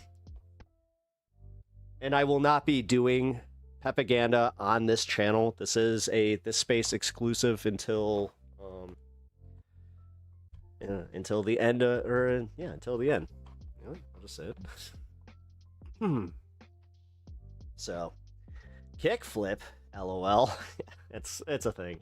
See, now this is the bitch of it. I start getting more and more people in here that don't know that Tim Pepper is Tim Pool's biggest fan that accidentally got shipped to my house. Because I'm Pep, and there was a little mix-up. So Tim Pepper ended up here. He hates the fact that I'm a leftist. And anytime that we watch a Tim Pepper or a Tim Pool clip, he goes wild. Yeah, I do. So, who else has this gimmick, huh? That's what I thought. Worldwide markets are expanding, just not as fast as developed economies are declining. Don't bother moving over if you want to be a jerk. The moderation over there is very strict. Most of us mod for that for both channels. Oh, you obviously have my permission to boot whoever you need to, but yeah. All right. So with that all being said, folks, what I'm gonna do is I'm gonna drop this link. I'm gonna spam it a little bit. I get to spam stuff. And follow me over onto this space. And like I said, you don't even have to work that hard. I'm going to be rating the channel. Speaking of rating, am I rating anybody else? Nope, nobody else is live. All right, folks, I will see you over on this space. Appreciate you all hanging out today. I will catch you all tomorrow if you are not going to be on the propaganda streams.